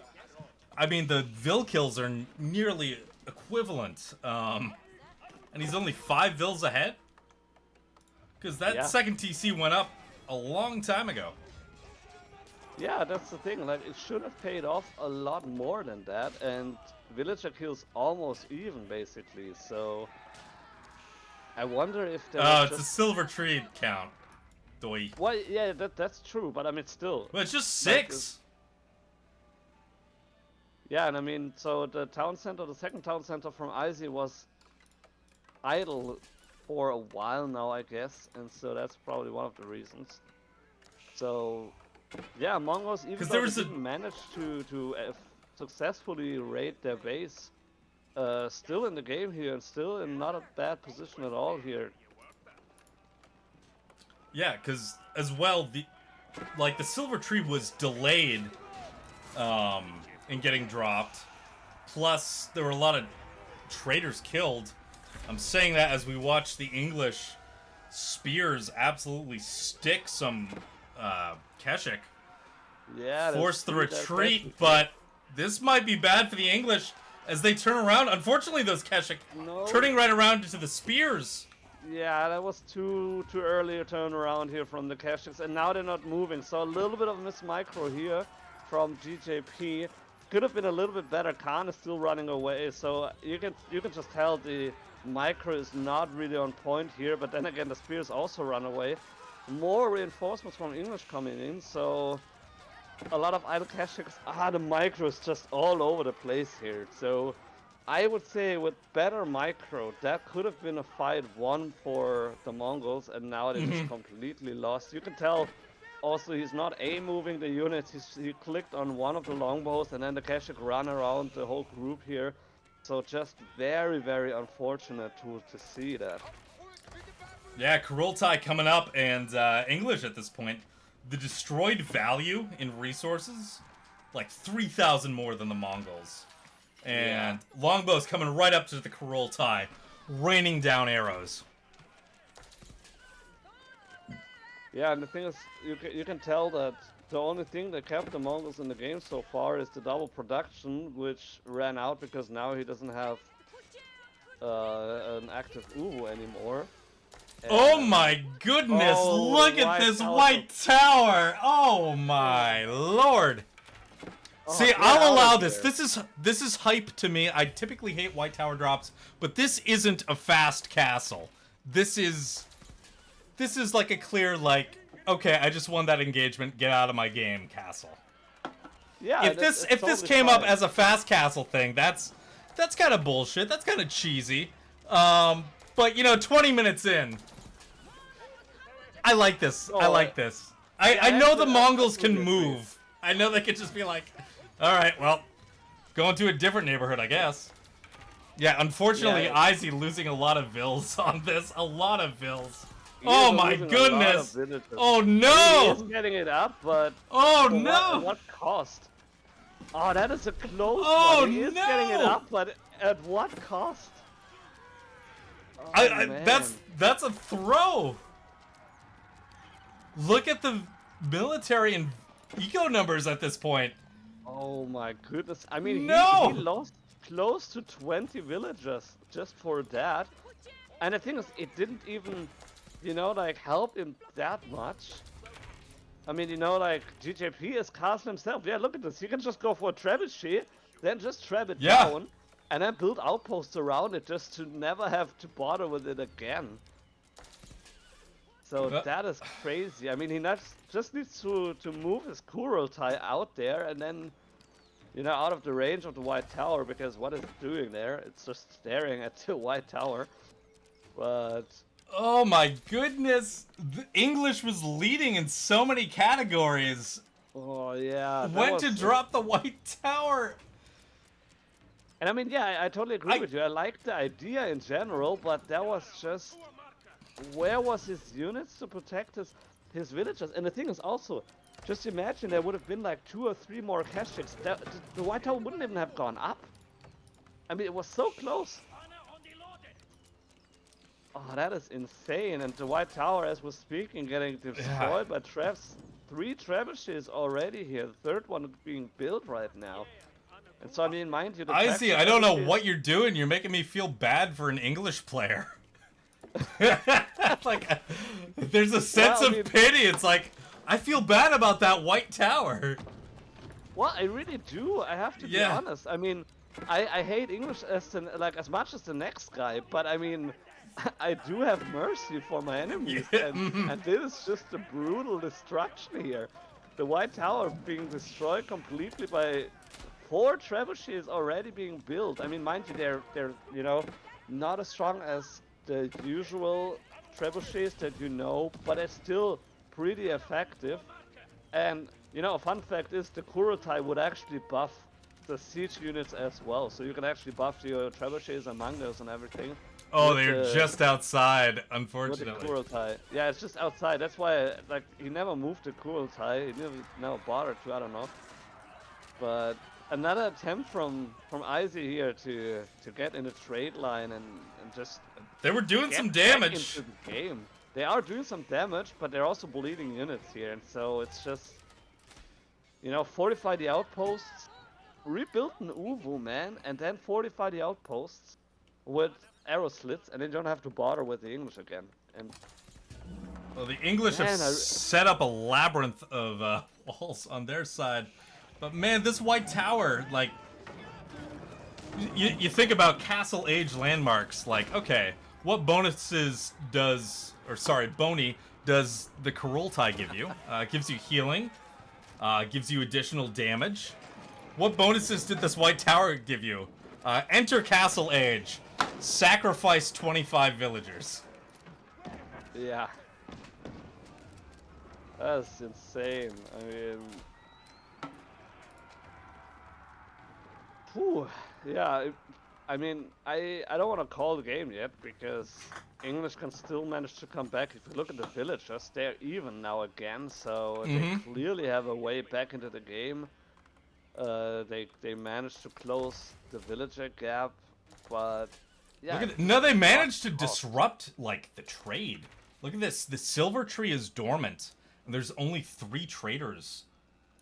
Yeah, but the thing is, that is true, but also, I mean, that trade line never was, like, the I mean, it wasn't great. Here. Yeah. And so it's not as much as, you know, if it would be like 20 traders, everybody's raking in 70 gold or something, that would be a different story. But this way it's just like, oh, you know, whatever. Then I just don't. I mean, what They he did managed sort of pay for themselves, and now they're gone, and whatever. Yeah. Yeah, and also like by disrupting, yeah, he was able to disrupt it, but at the same time he lost a lot of units by doing so, and so that's just difficult for him. And now, you know, Mongols are at this base, a couple crossbows, quite a lot of caches, a lot of archers here, a couple man-at-arms throwing in the mix, why not? So just a nice army composition, slowly moving in here, or trying to move in, getting repelled by the English army here.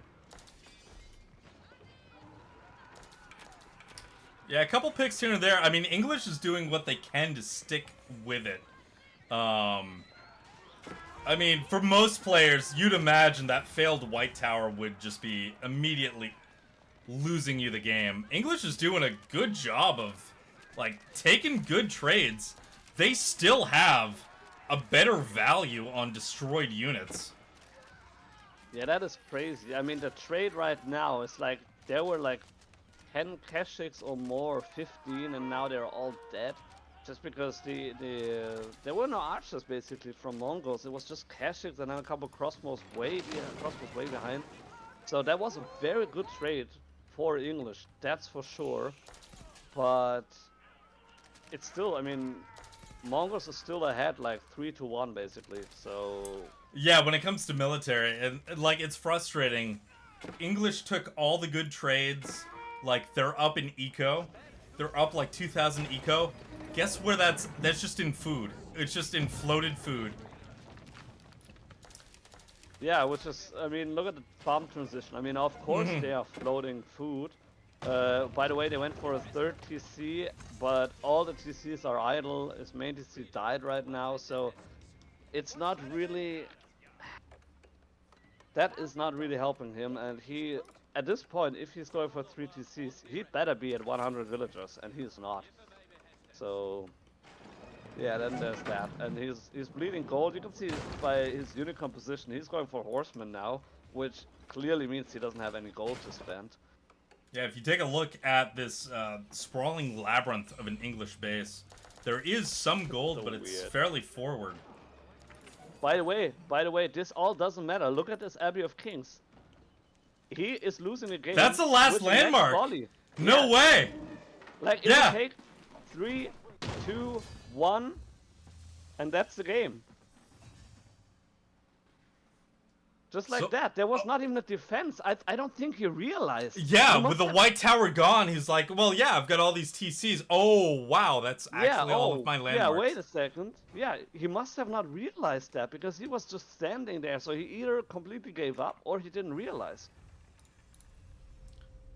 Pretty wild. I mean, Wow. like, we've seen Wow. landmark victories before in this tournament, and it's either, like, base race or, like, low-level player just doesn't want to give up, and Yeah. will let the other player kill him. But that was, like, a landmark victory where I'm not sure the loser was quite aware that he was down to his last landmark. No, for sure not. For sure not. Pretty wild. Thank you for the raid, was- Pilsen. Well, Good games earlier today. You know, congrats in a way on taking top bracket. Would have loved to see something more legit. How it all went down. But we did cast some of your earlier games. Pilsen, you had a great game against AntiRaider that we saw. It was a fun time. But that, I think, wraps us all up for the day. I believe we're out of games.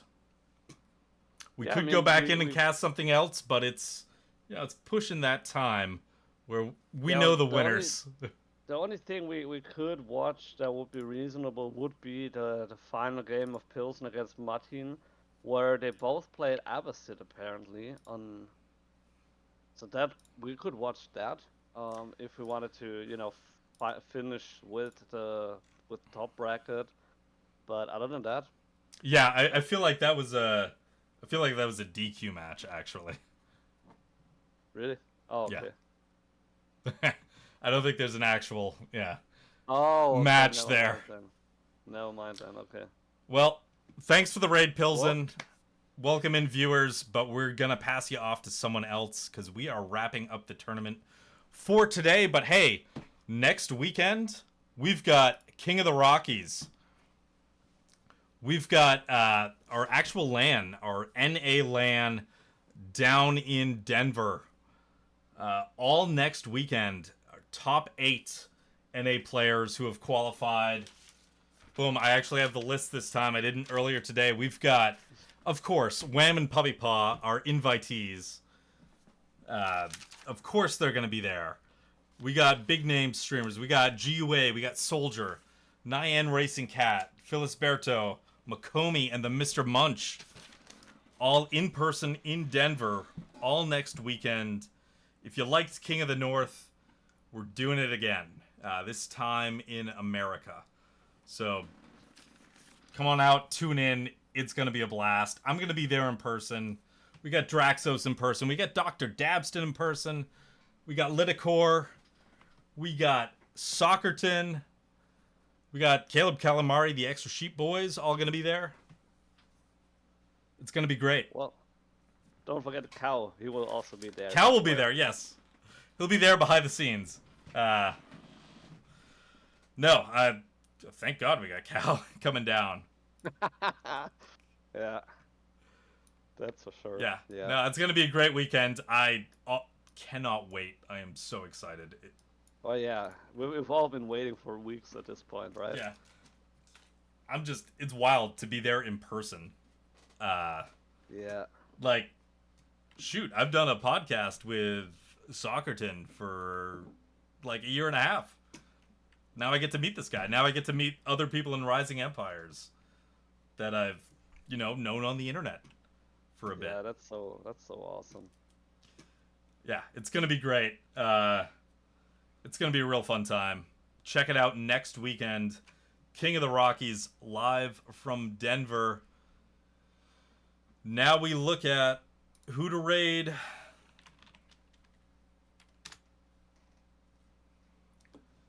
I wish I could buy you a ticket, Ascalad. I wish I could get you a ticket. Yeah. I feel like we should raid Yak. I feel like we raid Yak every time, but he's done commentary with us. He's a real great dude. Yeah, we can raid Yak. Before we do that, before we close out this, I put in chat the YouTube link. So if you missed this event today or any other event in the past, you can check our YouTube. And probably tomorrow I'll put this stream here on YouTube as well with chapters, so you can watch all the matches.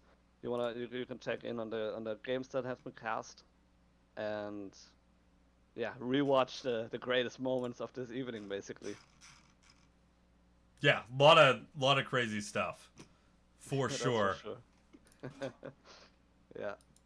All right, well, we got the raid in. Thanks for tuning in.